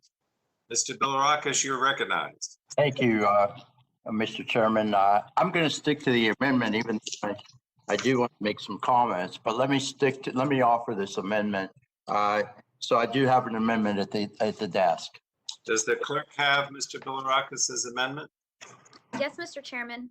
The clerk will report the amendment. Amendment to the amendment in the nature of a substitute to H.R. 2668, offered by Mr. Bilirakis of Florida. Without objection, Madam Clerk, the reading of the Bilirakis amendment will be dispensed with. And Mr. Chair, I'd like to reserve a point of order. The Vice Chair, Ms. Kelly, reserves the point of order. Reserve the point of order. She reserved the point of order. And the gentleman from Florida is recognized for 5 minutes to speak on his amendment. Thank you, Mr. Chairman. I appreciate it very much. As I've said before, I do appreciate my colleague, Mr. Cardenas, my good friend, and we do want to work this out, folks. And I know there has been negotiations on the committee level, the staff level, but I think we need to get together and sit around the table. And I know we can work this out with regard to the statute of limitations. And let me just say this: if it's initiated, correct me if I'm wrong, Council, but if it's initiated within the 5 years, then it can go obviously longer. We're concerned with the 10 years. People, the trade. I don't know how many FTEs there are, but they're going to look at the backlog, just like with the VA. And we have an appeals process, and the appeals process lasts 5 to 7 years. Well, what about the people that filed the claim 3 months ago? They have to wait in line, and that's not fair. So in any case, but I do want to, everybody wants to protect consumers on this committee. There's no question, but we must get it right. The legislation has to be responsible and practical. So I fully agree that we absolutely need to ensure that the FTC has adequate tools to fight against bad actors committing unfair or deceptive acts or practices against our constituents. That's why I'm pleased to offer the Republican compromise. that we believe strikes the right balance to provide the FTC with necessary tools to fight bad actors, but also places much needed guardrails to keep the FTC from shortcutting due process and exceed their authority like they did in the 1970s. My amendment would clarify that the FTC can seek restitution and disgorgement in cases involving unfair or deceptive acts or practices where a reasonable person would have known the potential violation under consideration was unfair or deceptive. It would also add economic guardrails to the commission when seeking restitution or disgorgement by ensuring the FTC has a sound basis for seeking such monetary relief. It also very clearly remains in the bounds of our jurisdiction, which is very important, which was an objection to language we offered at the subcommittee markup. Since the FTC's 2003 disgorgement policy was specific to competition cases, this was in despite of Republican commissioners speaking in support of reinstating that policy during their opportunity to testify in front of the Senate Commerce Committee, but also were excluded. They were excluded in our legislative hearing in the House during the subcommittee hearing. My amendment also seeks to address our concern with the statute of limitations by granting the FTC a 5-year retroactivity. I understand there's been some discussion even today with regard to compromising on that. Let's get this right, folks, for the benefit of our, we don't want any unintended consequences, like Morgan said. So again, my amendment also seeks to address our concerns with the statute of limitations. As I said, currently, this legislation will allow the FTC to seek equitable remedies in violation, again, to that going back 10 years. That's what the bill says, the Ains bill. Shorter statutes protect against surprises through the assertion of claims long after the conduct, when evidence may be stale or no longer available, and it serves to encourage the timely filing claims by regulatory agencies. Let's look at precedent. 10 years is a long time. Equitable remedies also discourage bad actors from seeking to violate the law in the future. And I believe a shorter statute will further discourage bad behavior. Additionally, I know my colleagues were concerned that a 5-year statute of limitations may preclude the FTC from seeking remedies from bad actors, like my good friend Ennis Eshu said, especially in cases like the Volkswagen Group of America case. I believe that was brought up. That's why my amendment would grant a grace period to the FTC if the commission can prove beyond a reasonable doubt that an entity engaged in an intentionally deceptive or fraudulent conduct which prevented the commission from bringing a suit. The court may allow the commission to seek equitable relief beyond the 5-year statute. And I understand there are members, and I'm not going to name them, on the other side of the aisle that aren't really pleased with the 5-year statute. They think it should be higher. I truly believe this is a real and thoughtful compromise on the statute of limitations we can all support. It provides a reasonable time frame for the FTC to retroactively seek equitable relief while providing guardrails to exceed that under special circumstances, and there should be. My amendment fairly addresses our concerns while allowing the FTC new authorities to seek equitable remedies. I hope my friends across the aisle will agree. I encourage all my colleagues to vote yes on this amendment. And Mr. Chairman, I will ask for a recorded vote. Thank you very much, and I appreciate the chairperson of the subcommittee, Mr. Kelsey, my good friend, offering that legislative hearing, or at least, the legislative hearing toward the end of the month on the other bills. But there are amendments today that are germane to the particular bill, and they were also offered. A couple of them were withdrawn by myself in the last committee hearing, so in the legislative markup. So thank you very much, and I yield back. I move to strike the last. This is Cardenas. I have actually 6 people, Tony, that want to speak. So I have to go in order of seniority. Ms. Eshu is first. If she seeks to, do you want to speak on the car in this amendment, or you already spoke? Thank you, Mr. Chairman. Rodgers. Thank you, Mr. Chairman, and I do. I don't understand what the harm is. I sincerely don't. What the harm is with having an extended period of time. You're agreeing in your amendment that there should be an extended period of time, but you shorten it. It seems to me that those issues that can be resolved in the shortest period of time, that we all agree that they would be. Some take longer. Everything is not going to take 10 years. But if there's a large case and it takes longer to move through it, you need that time. And we've already raised the issue of Volkswagen and other longer term issues. So I don't know, it seems to me that that we're not allowing for some things that would take longer. And my question is why? Who does it harm? Doesn't harm anybody to have that in the language. It's there. It actually will protect if, in fact, a longer period of time is needed. So I don't want to see anyone screwed and tattooed, in plain English. And so if it takes 10 minutes, terrific. If it takes, 5 months, okay. If it takes 5 years and it gets done, then the individuals are made whole.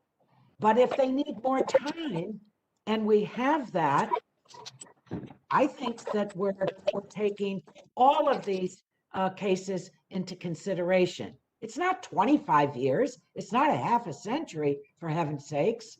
But every member knows on both sides of the aisle that there are always complex cases that take time for agencies to pursue the individuals, to prove that there has been harm. I think that we are really much better off with what's in the underlying legislation. And, I think the world of Gus. He knows. I love his father. He's been a good friend and a personal friend besides a colleague. I think you're wrong on this, Gus. I really do. I don't think you have any horrible underlying intentions, but I don't think the National Chamber of Commerce is right on this one. I really don't. And we're talking about some really grievous things that take place. And all morning long, we were debating about, not debating, but being self-congratulatory, and I think admirably so, that that we want to do everything we can to help companies so that ransomware, injury that's done to the public, we want the DOE, we want this one, that one, the agencies helping and good legislation, and then we get to this and we're taking a U-turn. Doesn't make sense to me. I really think, I don't think my Republican friends are going to be injured by having a longer period of time to make sure that the FTC can do everything possible to make people whole when they've been so damaged. And I yield back. Thank you. Thank you. We'll go now to Morgan Griffith. This gentleman is recognized if he wants to be. Thank you, Mr. Chairman. Let me get my mask off. I appreciate it. I just want to make sure everybody's clear on the record that the statute of limitations is not how long it takes to litigate the case, but the statute of limitations is when you file the case, so that if so the 5 or 10 years, whichever number you particularly like, that's the time in which the FTC would have to file a case. Once they file it, if it takes 20 years to resolve it because it's a complicated case and it takes 20 years, that's just to say you've got to put the company on notice that there's a problem and that you're looking into it and you're coming after them because they have somehow violated the law. And that's why a lot of times people don't like the longer statute of limitations, because the company needs to know how long they need to carry their errors and omissions insurance, or their, if they've got money set aside for the liability, they need to know how long they need to keep it. If you tie up that for 10 years, then obviously it's double the amount of time over the 5 years that you have to have the money sitting there. And once the statute goes past and you're out of the woods on something that, you know, may be an issue, then you no longer carry the insurance, or you no longer keep that money out from being able to be invested in other parts of your company. So I just wanted to clarify that point, and I yield back, Mr. Chair. Thank the gentleman. So I have next would be Ms. Schakowsky, the subcommittee chair, recognized for 5 minutes. So my understanding is that the amendment, from what I heard you say, Mr. Bilirakis, also imposes a requirement that the FTC prove a reasonable person would have known their conduct was dishonest or fraudulent. So some have referred to this as the reasonable person standard, but in reality, it is the dishonest or fraudulent standard, because that is what the FTC must prove in order to recover anything under it.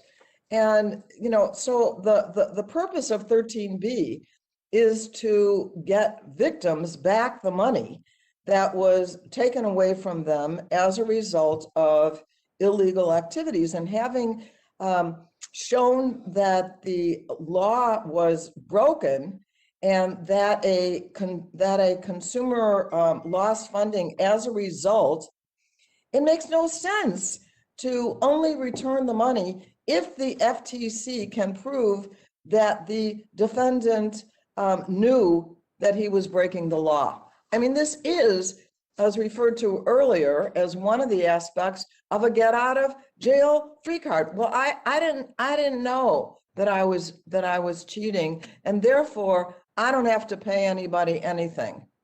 I think that's not the way we do it. If a law was broken, that is the responsibility of whoever is scamming somebody to know that and to say, well, I didn't know, and so we're not going to be able to give back anything at all, is not right. And so I think that's one of the faults that's in this legislation. And I yield back. Thank you. I see Mr. Armstrong has his hand up. The gentleman is recognized for 5 minutes. Thank you, Mr. Chairman, and I actually appreciate Congressman Bilirakis' amendment. Just for some clarification and some maybe context, the general theft federal statute of limitations is 5 years.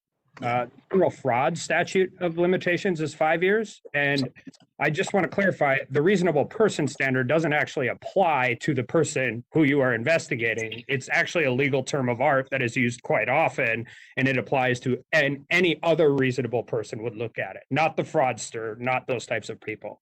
So I think the amendment makes the bill better. I would support the amendment. I still have a real problem with not dealing with retroactivity.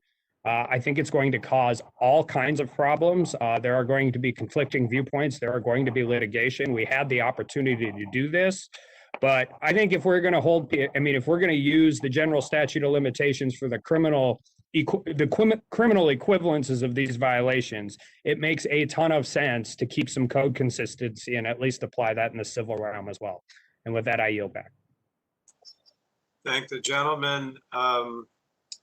Next, we would have Mr. McNerney from California is recognized for 5 minutes. Well, I move to strike the last word, Mr. Chairman. Yes, you're recognized. Well, thank you. First of all, I'd like to say that I'm just as anxious as anyone to get back to in-person committee hearings, but I agree with the chairman that we should really err on the side of safety. You can still get infected and be a carrier, even if you have the vaccine, and pass that back on to loved ones, such as children that have been too young to get the vaccine. So let's be cautious here and err on the side of safety. I also want to thank my friend and colleague, Mr. Cardenas, for bringing this quickly to the committee. I deeply appreciate the sincerity of my friend from Florida's amendment, but permit me to disagree here, Gus. The amendment shortens the statute of limitation to 5 years while pretending to create a way for the FTC to reach back further. A 5-year limitation period does nothing but let scammers and fraudsters get away with money they stole. And this isn't theoretical. There are many cases where the consumers would have lost out if 5-year statute of limitations were in place. For example, customers who bought Volkswagen cars based on fraudulent fuel efficiency claims more than 5 years before the FTC brought the suit would have lost out. Many students, including veterans, would have not gotten their money back from the DeVry University scam, depending on where they attended school. And the tolling provision that was added does not address the main problem with the short limitation period. The difficulty the FTC often has in finding and investigating wrongdoing in the first place. The FTC has told us repeatedly that it's not always possible to discover violations quickly enough to make those who are harmed be paid back.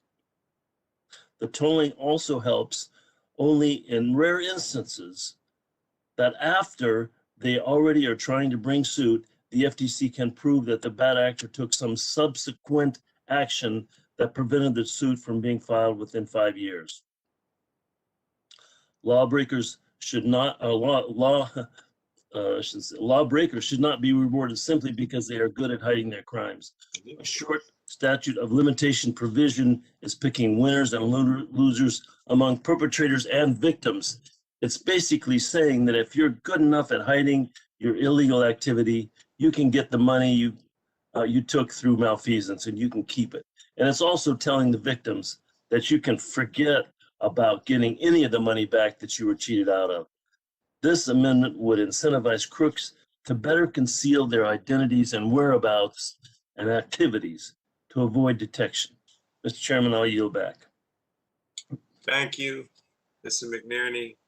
I don't see another Republican. Yeah, right here. Yeah, but you already spoke. Somebody would have to. Does another Republican want to ask for time and yield to Mr. Bilirakis?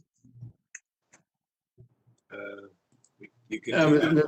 Mr. Chairman, this is Bob Ladd. I'll yield to my friend from Florida. Mr. Ladd is recognized. You want to yield to Mr. Bilirakis? But now I lost Mr. Bilirakis. Okay, thank you. Thank you. Well, again, folks, first of all, the tolling language was put in by us, and it does do something. There's no question. It gives you an exception to the 5 years if there's deception going on. And there clearly is in a lot of cases, where it would extend the statute of limitations. Secondly, I believe, correct me if I'm wrong, but the statute of limitations is particularly under Section 19 of FTC, the Act, is 3 years. So we're not decreasing the statute of limitations. We're trying to make it practical. And we believe that this will benefit the consumers, obviously.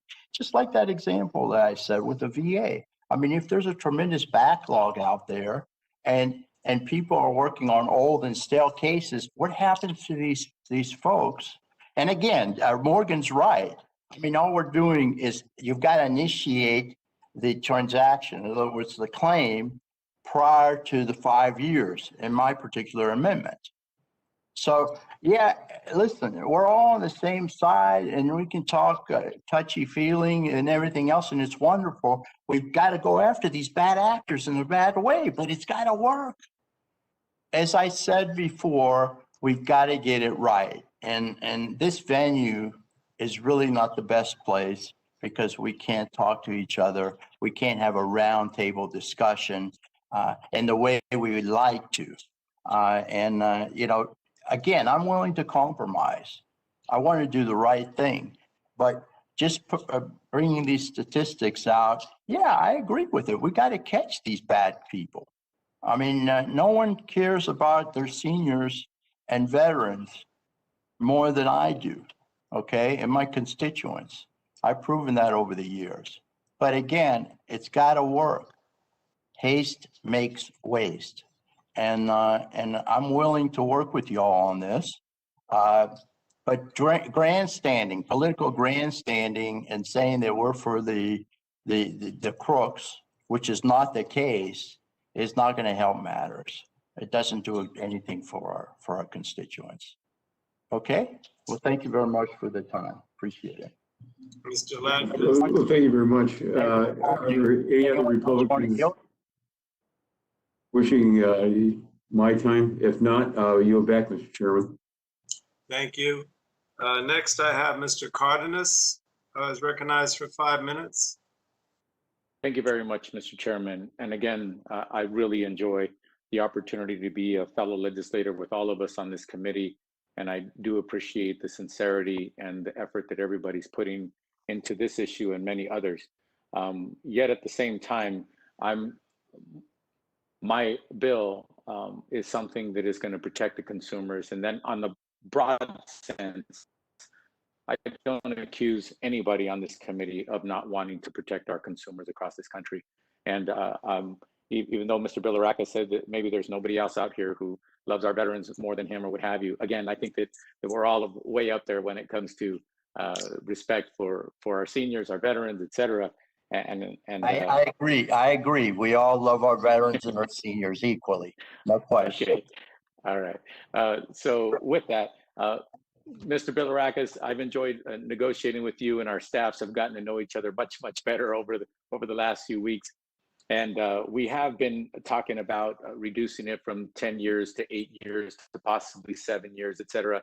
And there's been some really good recommendations about possibly 7 years with additional opportunity for there to be equivalency and fairness for, in some cases, possibly going beyond 7 years. And that I'm very pleased to have seen and heard that in the discussions. But Mr. Bilirakis's amendment would basically weaken the FTC's ability to do its job to the extent that it has been able to before the U.S. Supreme Court actually said, legislature, we do not interpret their authority the way they've been using it. And Congress, if you want them to have that authority restored, it's up to you to do so. One of the things I'd like to point out is that right now there are 24 pending cases that are worth $2 billion with a B of $2 billion of consumer harm. So that's nearly $2 billion stolen from consumers that this amendment would possibly not allow them to actually restore those funds back to the American people. We also don't want the bill to be weakened in any way where the FTC would have to depend on Section 19. And the debate in the subcommittee actually exposed how Section 19 in no way should be a substitute for 13B. Section 19 has tremendous weaknesses that could and will constantly be exploited by bad actors out there. And like I mentioned earlier, everybody has known and witnessed what we just saw recently with our energy sector and the kinds of activities that are going on today. In the old days, people would have to show up to the bank with a gun to actually take the money. These days, people are doing it from all over the world. They're doing it from all across the country. And it takes time and energy to find out who the heck did that, where are they coming from, et cetera. So this statute is something that I think is appropriate and modern when it comes to the difficulties for quite frankly, a small government entity like the FTC to actually do its job to protect over 328 million Americans. And with the nefarious actions that are going on more and more every single day, with the ability for bad actors to get into those games and actually to game our seniors and our veterans and everybody else, I think that this amendment would just weaken that. I think that there is opportunity for us to continue to negotiate on various aspects. Certainly, we've tossed back and forth less than 10 years. Like I said, I'll reiterate, 7 years, 8 years, and with some really beautiful language that might allow it to go beyond that time frame if, in fact, a particular situation warrants it and it can be justified. So with that, I just want to encourage my colleagues. Will the gentleman yield briefly? Sure, Mr. Bilirakis. Yeah, well, listen, again, I look forward to working with you one-on-one and trying to iron this out before I know where this amendment is going. but before we get to the floor, I will tell you that the fact that we didn't have the commissioners, Republican commissioners, were not invited to testify before the subcommittee hearing. We didn't get an opportunity to hear from them. And I understand that we can't rely on Section 19. There's no question. So again, we've got to do, the devil's in the details. We have to do it right. I don't want to have to come back next year. I know there's an urgency, but we have plenty of time. Let's do it right so that we don't have to amend the bill in the future. And I really appreciate your comments and your willingness to work with me. Again, I appreciate your sincerity, Congressman Bilirakis, and I look forward to continuing to negotiate with you as this process is ongoing. And I mentioned earlier, the Senate is also involved as well. So absolutely, we have opportunities to come to a compromise that will be right-sized. And at this time, unfortunately, your amendment is far too aggressive than I would like to agree to. So I'm encouraging my colleagues to vote no on the amendment. Thank you so much. I yield back. Thank you. I don't see Republicans, so I'm going to go to Kathleen Rice is recognized, the gentlewoman from New York, for 5 minutes. Thank you, Mr. Chairman. I move to strike the last word. Gentlewoman's recognized.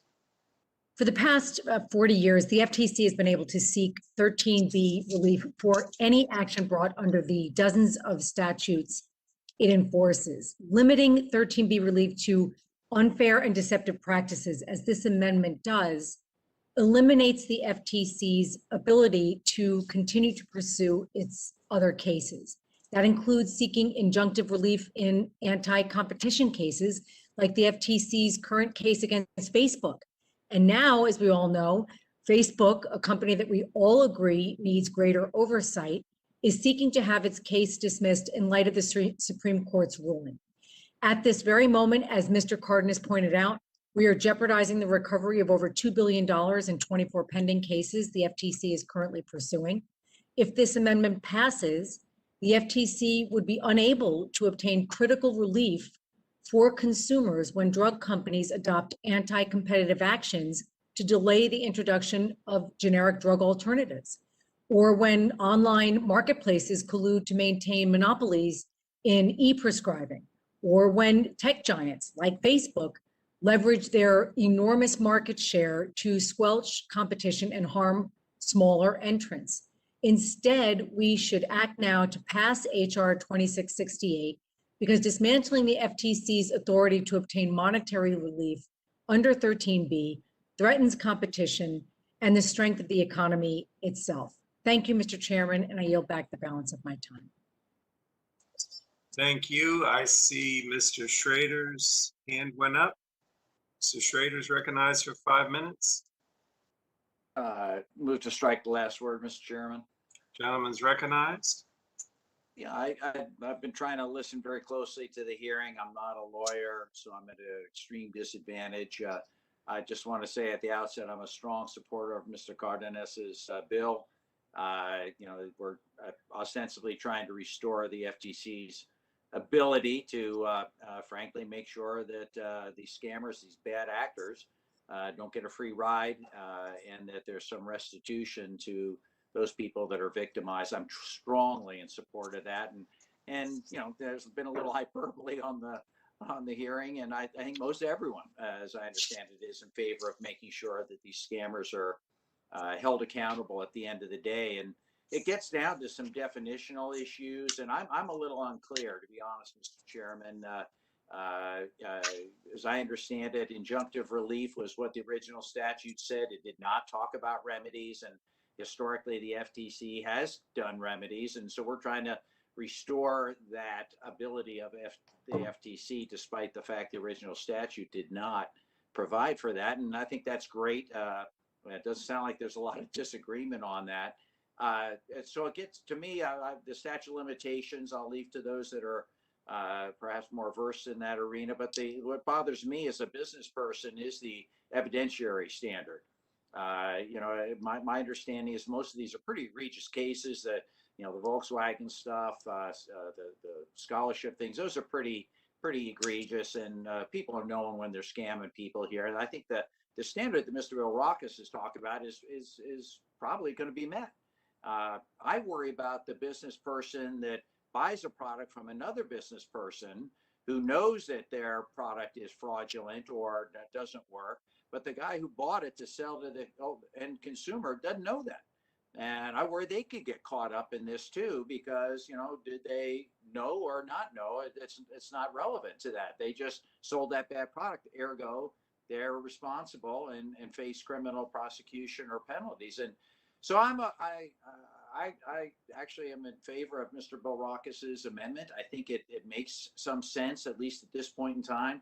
I would be interested to know my ultimate decision before the bill comes to the floor would be based on what evidentiary standard the FTC has been using to win its cases. That would tell me a lot. If they've been using the standard that Mr. Cardenas has in his bill, that would make a big difference to me. If they're using the one that Mr. Bilrakis has been talking about, that too would make a big difference. Yeah, this is a short hearing. We only just got the notice of the hearing. We only just got the amendment. We're having problems with running our railroad right now, Mr. Chairman, and it's causing some consternation in a committee that generally gets along really, really well. So I have concerns and just wanted to make sure you and everyone else understood that, and I yield back, Mr. Chairman. Okay, I don't see any other, anyone else who wants to speak on the Bilrakis amendment. So with that, we're going to go to the Bilrakis amendment, and then we'll go to the Ains, and then we'll go to final.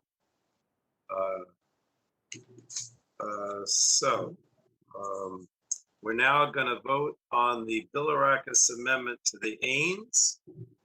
Everyone's clear on that. All those in favor of the Bilrakis amendment will signify by saying aye. Aye. Aye. All those opposed will say no. No. No. No. In the opinion of the chair, the noes have it. Mr. Chair, I think I won. I like a roll call. Point of order. I'd like a roll call. On the roll, a recorded vote is ordered. Those in favor. Mr. Chair, did you hear me? Yes. Okay. I heard that he wants a roll call vote, right? That's what we're going to do. Okay. A recorded vote is ordered on the Bilrakis amendment. Those in favor of the amendment will vote aye. Those opposed to the Bilrakis amendment will vote no. And the clerk shall call the roll. Mr. Rush. Rush of Illinois votes no. Mr. Rush votes no. Ms. Eshoo. Eshoo votes no. Ms. Eshoo votes no. Ms. DeGette. No. DeGette votes no. Ms. DeGette votes no. Mr. Doyle. Mr. Doyle votes no. Mr. Doyle votes no. Ms. Kowski. Schakowsky votes no. Ms. Schakowsky votes no. Mr. Butterfield. Butterfield votes no. Mr. Butterfield votes no. Ms. Matsui. Ms. Castor. Ms. Castor votes no. Ms. Castor votes no. Mr. Sarbanes. Sarbanes votes no. Sarbanes votes no. Mr. McNerney. McNerney votes no.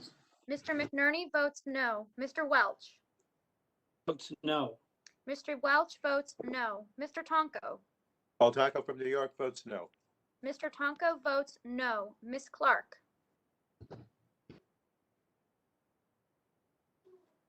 Mr. Schrader.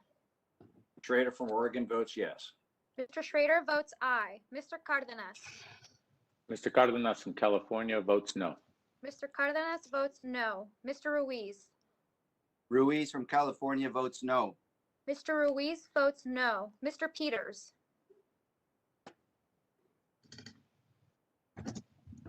Mrs. Dingle. Dingle votes no. Mrs. Dingle votes no. Mr. Veazey. VC votes no. Mr. Veazey votes no. Ms. Custer. Custer votes no. Ms. Custer votes no. Ms. Kelly. Kelly votes no. Ms. Kelly votes no. Ms. Barragan. Barragan votes no. Ms. Barragan votes no. Mr. McEachin. Ms. Blunt Rochester. Blunt Rochester of Delaware votes no. Ms. Blunt Rochester votes no. Mr. Soto. Soto votes no. Mr. Soto votes no. Mr. O'Halloran. O'Halloran votes no. Mr. O'Halloran votes no. Ms. Rice. Rice votes no. Ms. Rice votes no. Ms. Craig. Craig votes no. Ms. Craig votes no. Ms. Schreier. Schreier votes no. Ms. Schreier votes no. Ms. Trahan. Trahan votes no. Ms. Trahan votes no. Ms. Fletcher. Fletcher votes no. Ms. Fletcher votes no. Mrs. Rodgers. Mrs. Rodgers votes aye. Mrs. Rodgers votes aye. Mr. Upton. Upton votes aye. Mr. Upton votes aye. Mr. Burgess. Votes aye. Mr. Burgess votes aye. Mr. Scalise. Scalise votes aye. Mr. Scalise votes aye. Mr. Latta. Latta votes aye. Mr. Latta votes aye. Mr. Guthrie. Guthrie votes aye. Mr. Guthrie votes aye. Mr. McKinley. Give me a second. Mr. Kinzinger. Kinzinger votes aye. They'll Mr. get to me in a Kinzinger minute. votes aye. Mr. Griffith. Like 3 or 4. Griffith votes aye. Mr. Griffith votes aye. Mr. Bilirakis. Bilirakis votes aye. Mr. Bilirakis votes aye. Mr. Johnson. Mr. Johnson votes aye. Mr. Johnson votes aye. Mr. Long. I'm coming up. Mr. Bouchon. Bouchon votes aye. Mr. Bouchon votes aye. Mr. Mullen. Aye. Mr. Mullen votes aye. Mr. Mullen votes aye. Mr. Hudson. Aye. Mr. Hudson votes aye. Mr. Wahlberg. Mr. Wahlberg votes aye. Mr. Wahlberg votes aye. Mr. Carter. Carter votes aye. Mr. Carter votes aye. Mr. Duncan. Mr. Duncan votes aye. Mr. Duncan votes aye. Mr. Palmer. Mr. Palmer votes aye. Mr. Palmer votes aye. Mr. Dunn. Mr. Dunn votes aye. Mr. Dunn votes aye. Mr. Curtis. Curtis votes aye. Mr. Curtis votes aye. Miss Lesko. Lesko votes aye. Miss Lesko votes aye. Mr. Pence. Pence votes aye. Mr. Pence votes aye. Mr. Crenshaw. Crenshaw votes aye. Mr. Crenshaw votes aye. Mr. Joyce. Joyce votes aye. Mr. Joyce votes aye. Mr. Armstrong. Yes. Mr. Armstrong votes aye. Chairman Pallone. Pallone votes no. Chairman Pallone votes no. Does any member wish to, does any member still need to be recorded? Mr. Chairman, Yes, Ms. Clark. Ms. Clark of New York votes no. Ms. Clark votes no. Mr. Chairman, how am I recorded? Peter Welch. Mr. Welch, is he recorded? Mr. Welch votes no. Thank you. Also.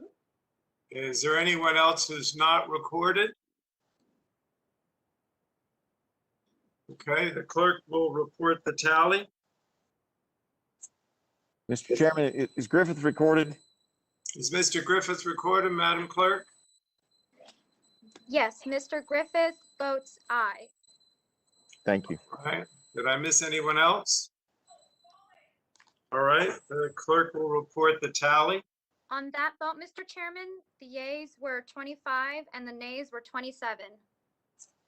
So the amendment, I'm sorry, let me repeat that. The vote is 25 ayes to 27 noes. Excuse me, Mr. Chairman. I called the roll wrong. I'm sorry.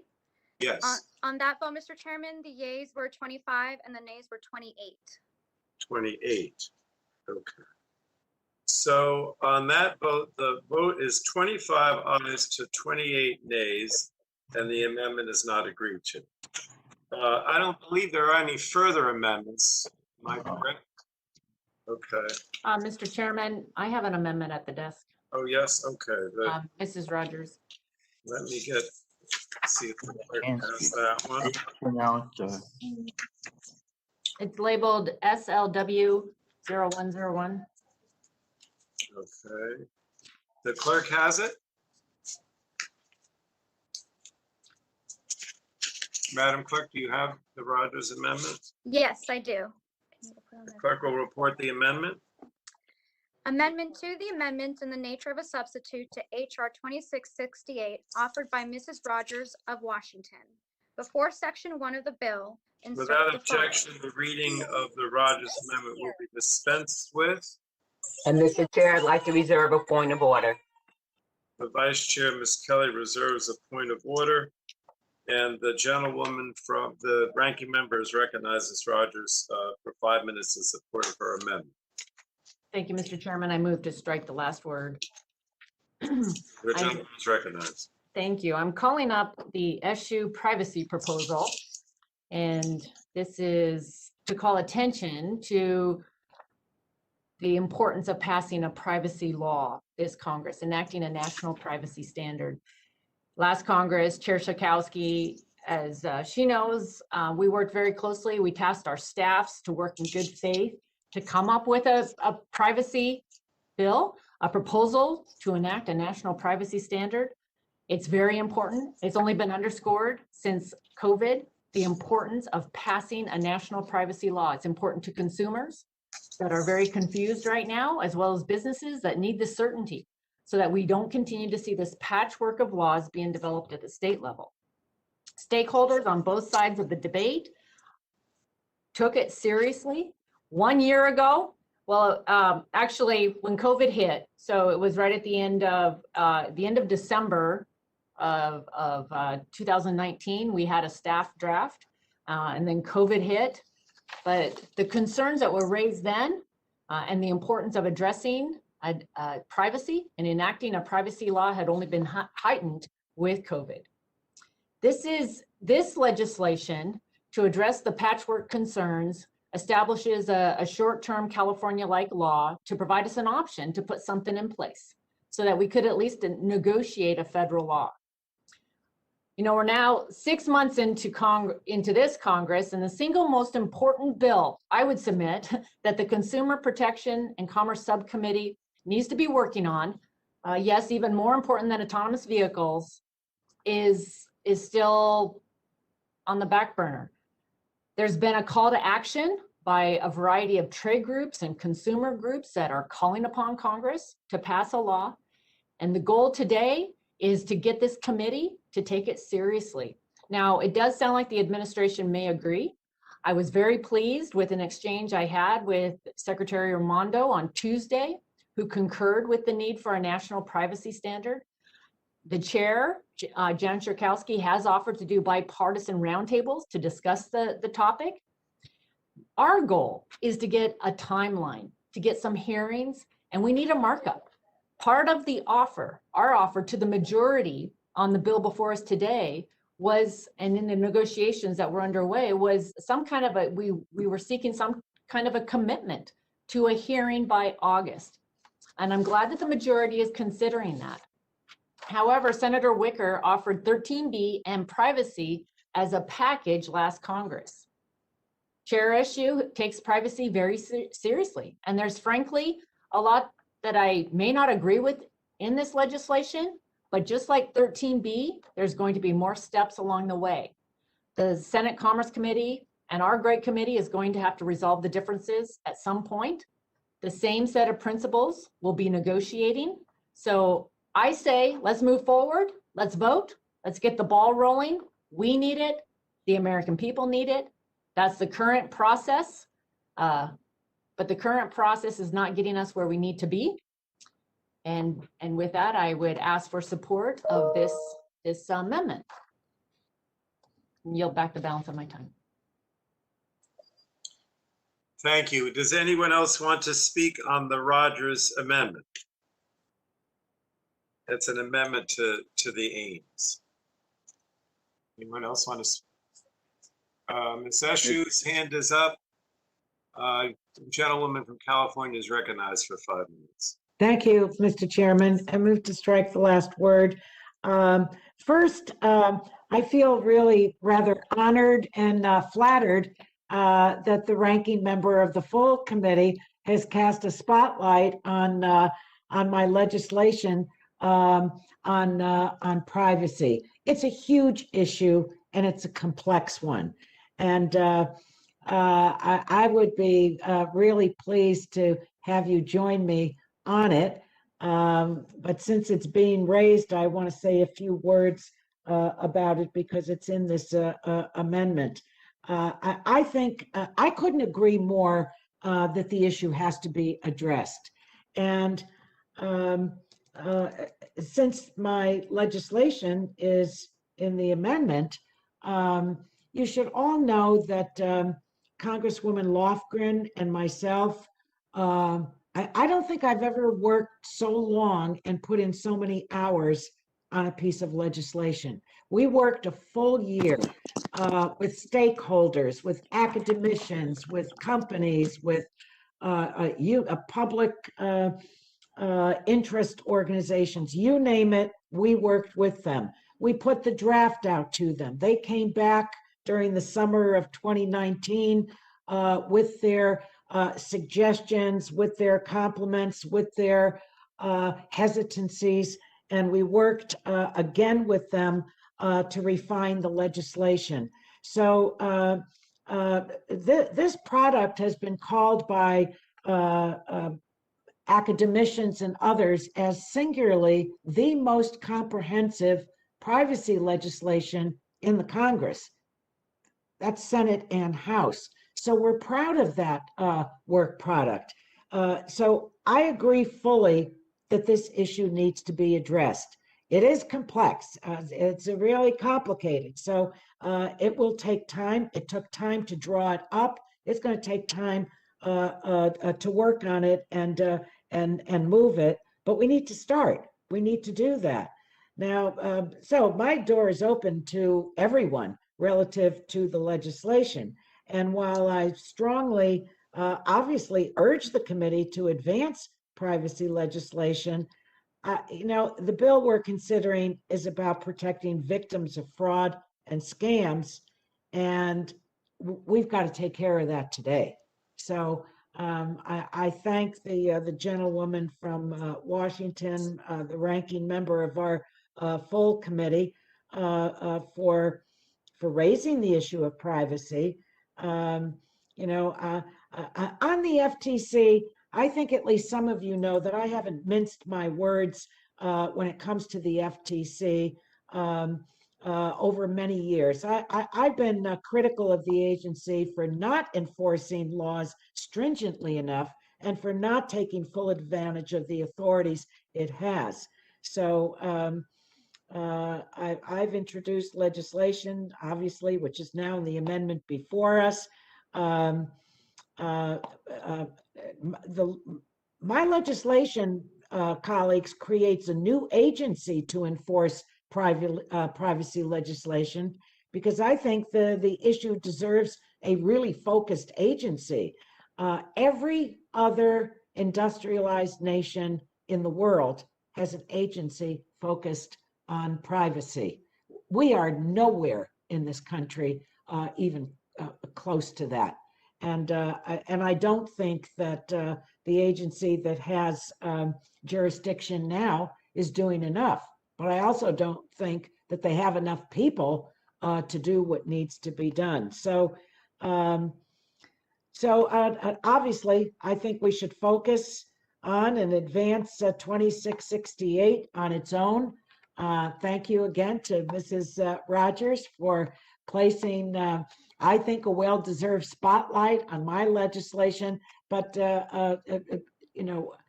forget the tongue in cheek. It is a serious issue. Energy and Commerce needs to start working overtime on it, and that I agree with. But let's get back to 2668. That's the issue at hand, and we should pass it. So I guess if you want to put me in a position of voting against my own bill, I will, because I understand how it's being used. So half of it is, it's half and half. positive and negative.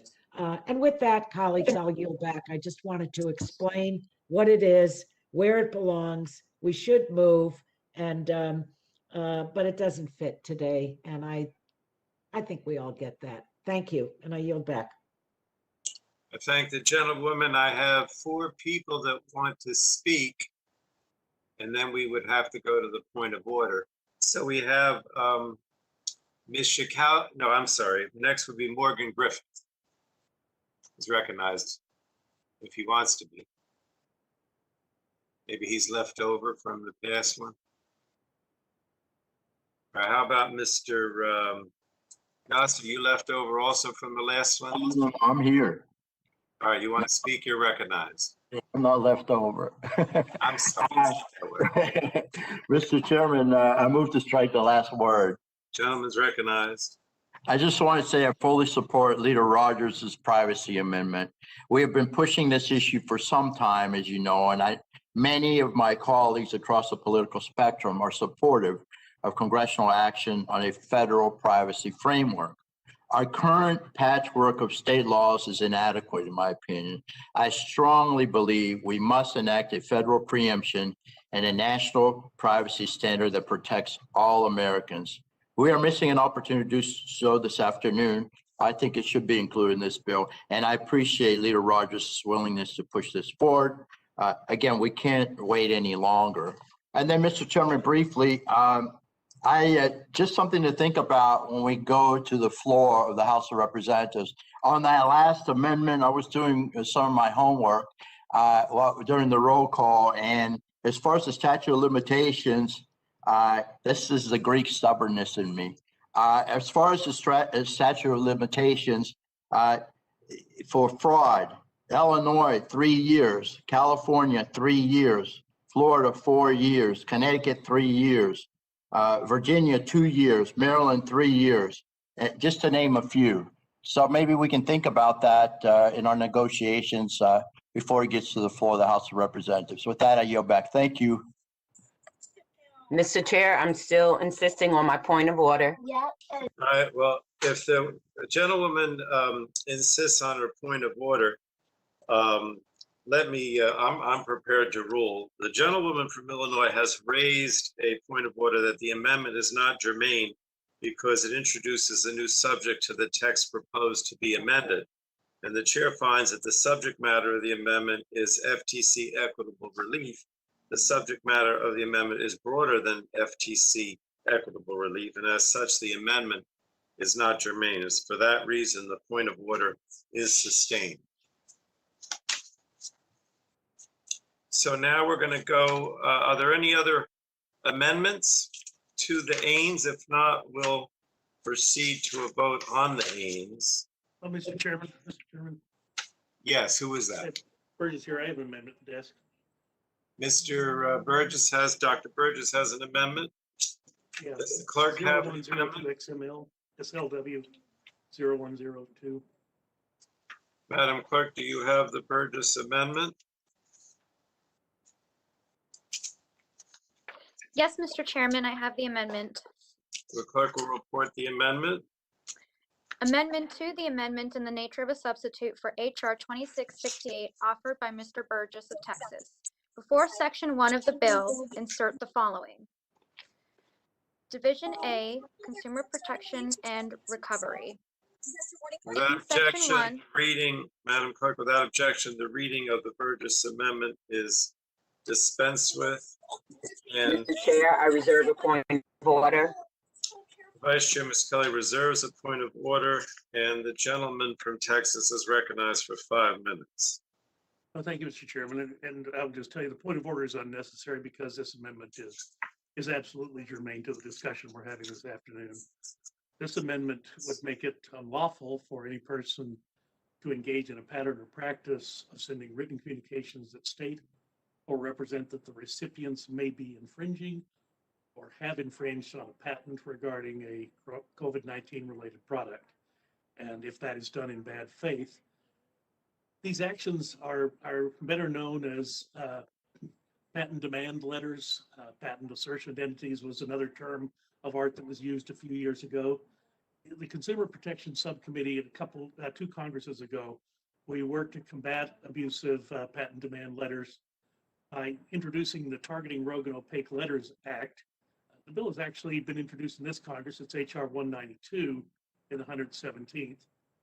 Patent demand letters limit innovation. They stymie progress by threatening legal action, which has no basis in fact.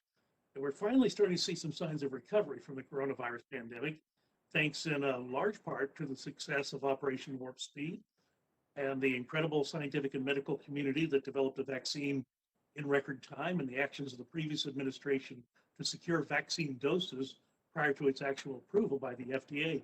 All of that was phenomenal and phenomenally important and has allowed us a platform for recovery. But we also have to reflect on the fact that a worldwide pandemic is not the time for trial lawyers to flourish. During times of crisis, individuals, communities, and governments must place the well-being of the global community above their own selfish interests. Republicans have sought to reform the Federal Trade Commission and make it work better for consumers for several Congresses. This is a simple amendment, and it's a step in that direction. And I would encourage colleagues on both sides of the dais to support this amendment. I yield back to the chairman. Thank the gentleman. Mr. Chair, I insist on a point of order. And who's that person that rose her hand and behind you that raised?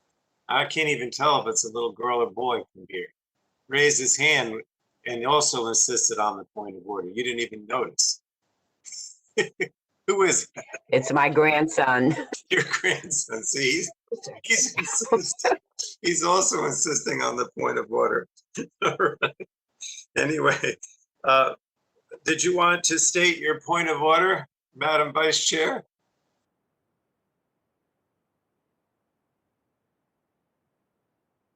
I can't hear you. I think you're unmuted.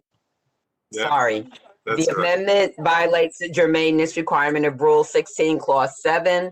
The amendment is not germane because the amendment introduces a new subject to the text proposed to be amended. The subject of the introduced bill is FTC equitable relief. The subject to the amendment extends beyond FTC equitable relief. Therefore, I urge the chair to sustain the point of order. Thank you, and the chair is prepared. Mr. Chairman, if I may, I mean, your opening statement, you talked about we want to keep the fraudsters and crooks out of people's hair during this pandemic. You don't want to give them a new lane in which to operate, which is what I'm trying to do. Problem here, Dr. Burgess, is germaneness. I understand the substance of what you're saying, but the issue is germaneness. That the gentleman from Texas has raised the gentlewoman from Illinois has raised a point of order that the gentleman from Texas's amendment is not germane because it introduces a new subject to the text proposed to be amended. And the chair finds that the subject matter of the amendment is FTC equitable relief. The subject matter of the amendment is broader than the FTC equitable relief, and as such, the amendment is not germane. And for that reason, the point of order is sustained. Are there any other amendments to the aims? If not, we're going to go to the aims. And we'll proceed to a vote on the amendment in the nature of a substitute. This is the Cardenas amendment in the nature of a substitute to his original bill. All those in favor of the Cardenas amendment in the nature of a substitute to HR 2668 signify by saying aye. Aye. Aye. Aye. And all those opposed will say no. No. In the opinion of the chair, the ayes have it. No. Okay. So now the amendment in the nature of a substitute to HR 2668 is agreed to. So now we're going to go to the reporting the bill. Oh, was there a request for a roll call on the aims? I didn't see it. No. Okay. So now we're going to go to the bill itself and reporting the bill favorably to the House. The question now occurs on favorably reporting HR 2668 as amended to the House. All those in favor of reporting HR 2668 as amended to the House will signify by saying aye. Aye. Aye. And all those opposed will signify by saying no. No. No. I would request a recorded vote. Who has requested the recorded vote? The ranking member. Okay. So we'll go to a recorded vote. A recorded vote is ordered. Those in favor of reporting HR 2668 as amended to the House will say aye. Those opposed will say no, and the clerk shall call. Mr. Rush. Rush of Illinois, votes aye. Mr. Rush votes aye. Ms. Eschew. Eschew votes aye. Ms. Eschew votes aye. Yes.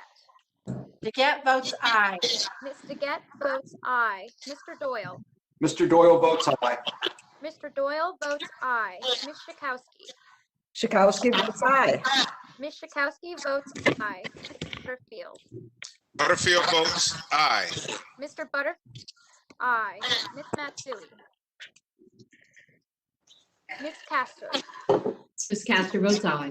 Ms. Castor votes aye. Mr. Sarbanes. Sarbanes votes aye. Mr. Sarbanes votes aye. Mr. McNerney. McNerney votes aye. Mr. McNerney votes aye. Mr. Welch. Mr. Welch votes aye. Mr. Welch votes aye. Mr. Tonko. Tonko from New York votes aye. Mr. Tonko votes aye. Ms. Clark. Ms. Clark from New York votes aye. Ms. Clark votes aye. Mr. Schrader. Schrader from Oregon votes aye. Mr. Schrader votes aye. Mr. Cardenas. Cardenas votes aye. Mr. Cardenas votes aye. Mr. Ruiz. Ruiz from California votes aye. Mr. Ruiz votes aye. Mr. Peters. Peters votes aye. Mr. Peters votes aye. Mrs. Dingle. Votes aye. Mrs. Dingle votes aye. Mr. Veazey. Aye. Mr. Veazey votes aye. Ms. Custer. Custer votes aye. Ms. Custer votes aye. Ms. Kelly. Kelly votes aye. Ms. Kelly votes aye. Ms. Barragan. Barragan votes aye. Ms. Barragan votes aye. Mr. McEachin.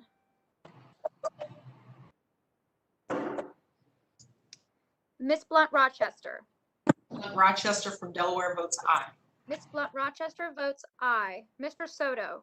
Soto votes aye. Mr. Soto votes aye. Mr. O'Halloran. O'Halloran votes aye. Mr. O'Halloran votes aye. Ms. Rice. Rice votes aye. Ms. Rice votes aye. Ms. Craig.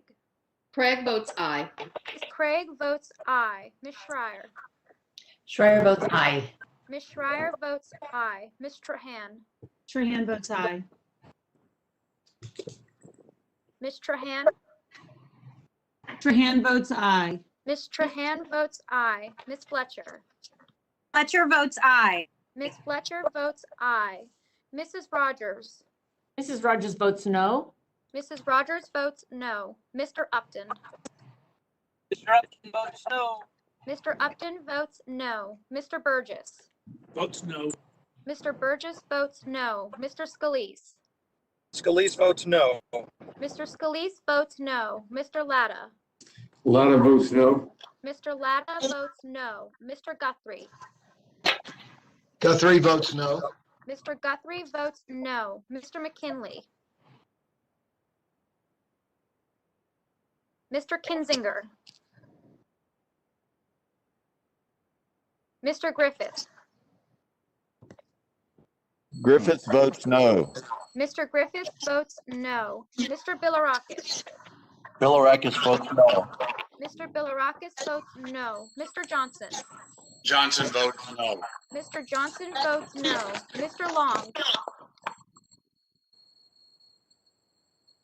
Mr. Bouchon. Mr. Bouchon votes no. Mr. Bouchon votes no. Mr. Mullen.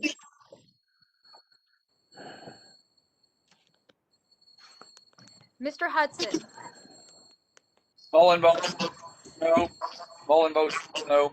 Mr. Mullen votes no. Mr. Hudson. Hudson votes no. Mr. Hudson votes no. Mr. Wahlberg. Wahlberg I'm votes sorry. no. Mr. Wahlberg votes no. Mr. Carter. Carter votes no. Mr. Carter votes no. Mr. Duncan. Mr. Duncan votes no. Mr. Duncan votes no. Mr. Palmer. Mr. Palmer votes no. Mr. Palmer votes no. Mr. Dunn.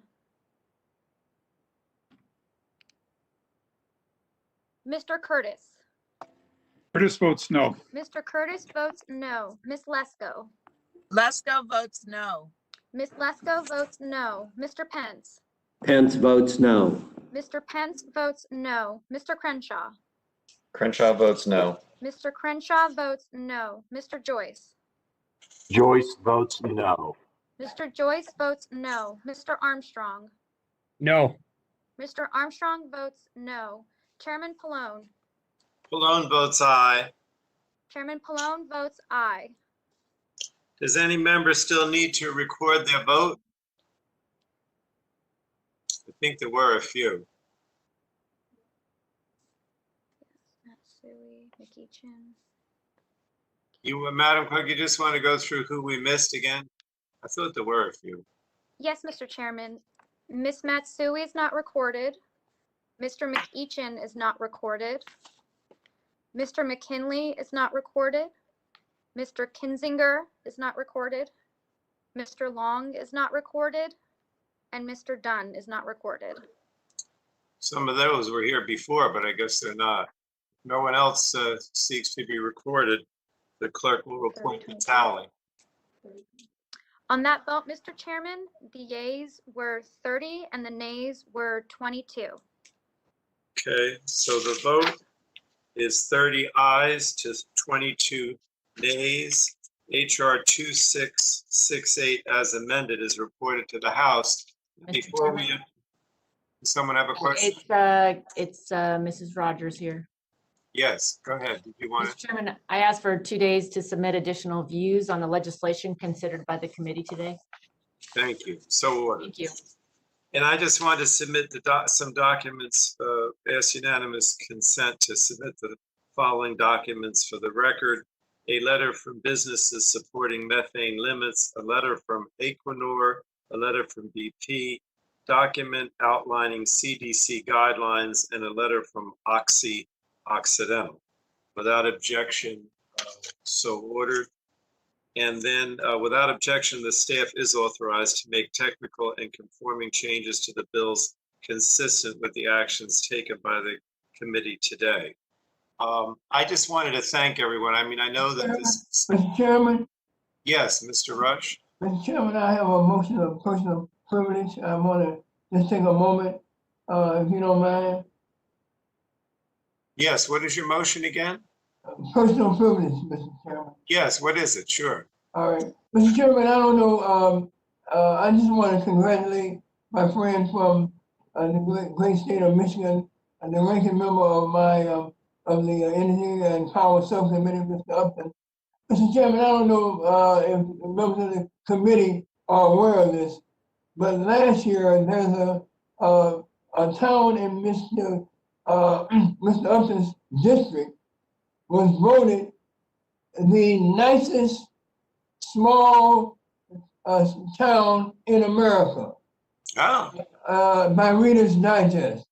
And I know about it because I have a long home in that town, and I was astounded to know, to find out that it had been voted by Reader's Digest as the smallest, as the nicest small town in America. So I just wanted to congratulate my friend Fred Upton for being a representative of Buchanan, Michigan, America's nicest small town. So congratulations, Fred. All right, congratulations. Does that reflect Fred that he's? Well, he was elected from the constituents there, and so he must represent his district. It must be right. He must be representative because he's nice too. Yes, yes. All right. Well, let me thank everybody for participating. See, I know that some of the bills were controversial, but I think we, work together as best we can when we disagree. So with that, I want to thank the ranking member and also the subcommittee chairs and ranking members and all the members and staff for helping us with this markup today. And I do have a gavel, so without further ado, this committee stands adjourned.